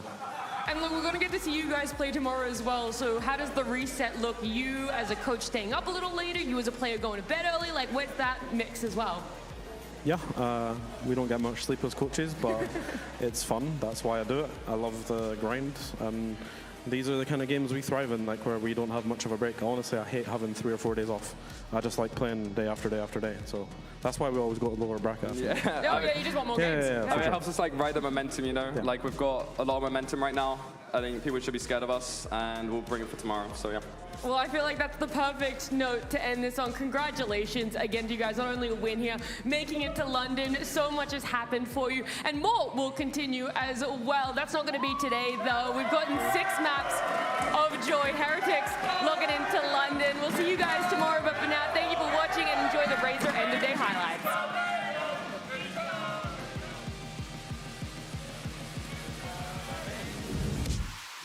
Both of these rosters had downs and are now on the upside trajectory in VCT EMEA. The defenders' numbers falling. They had so many players here just moments ago, but a sea of red. Nice solo. It's a little bit of an awkward battle again to start off, but Sayonara comfortably dealing with Sop and Zeus. And as always, the Sayonara shot darts are on point. Slightly more bullets, and Yedajay has just found one through the smoke. Make that a second. In fact, he's just cleaning up. Yedajay to give them the lead. Durka could delete Sop any moment now. The spidey senses begin to tingle, but it's not pretty.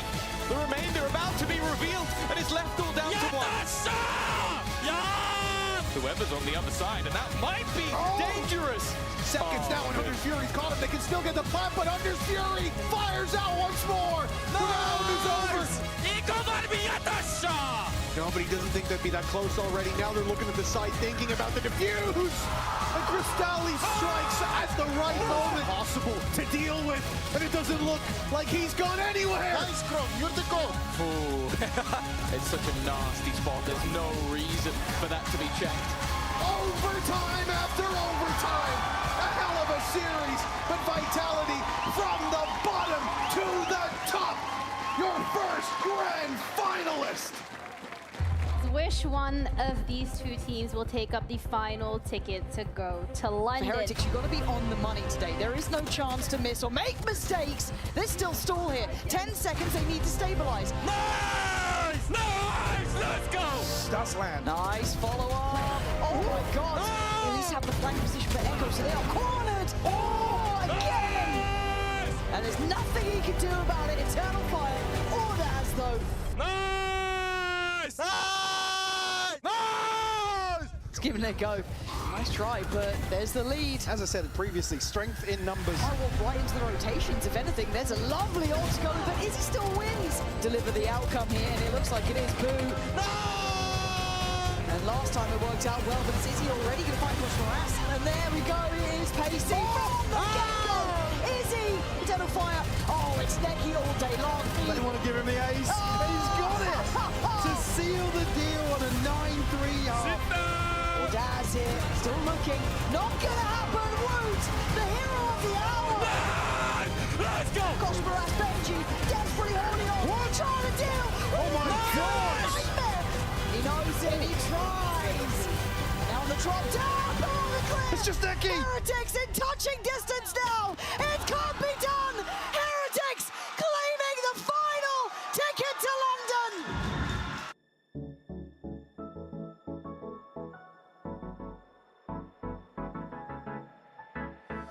Let's do something crazy, get a bit wild today, 'cause we don't do this every day and we deserve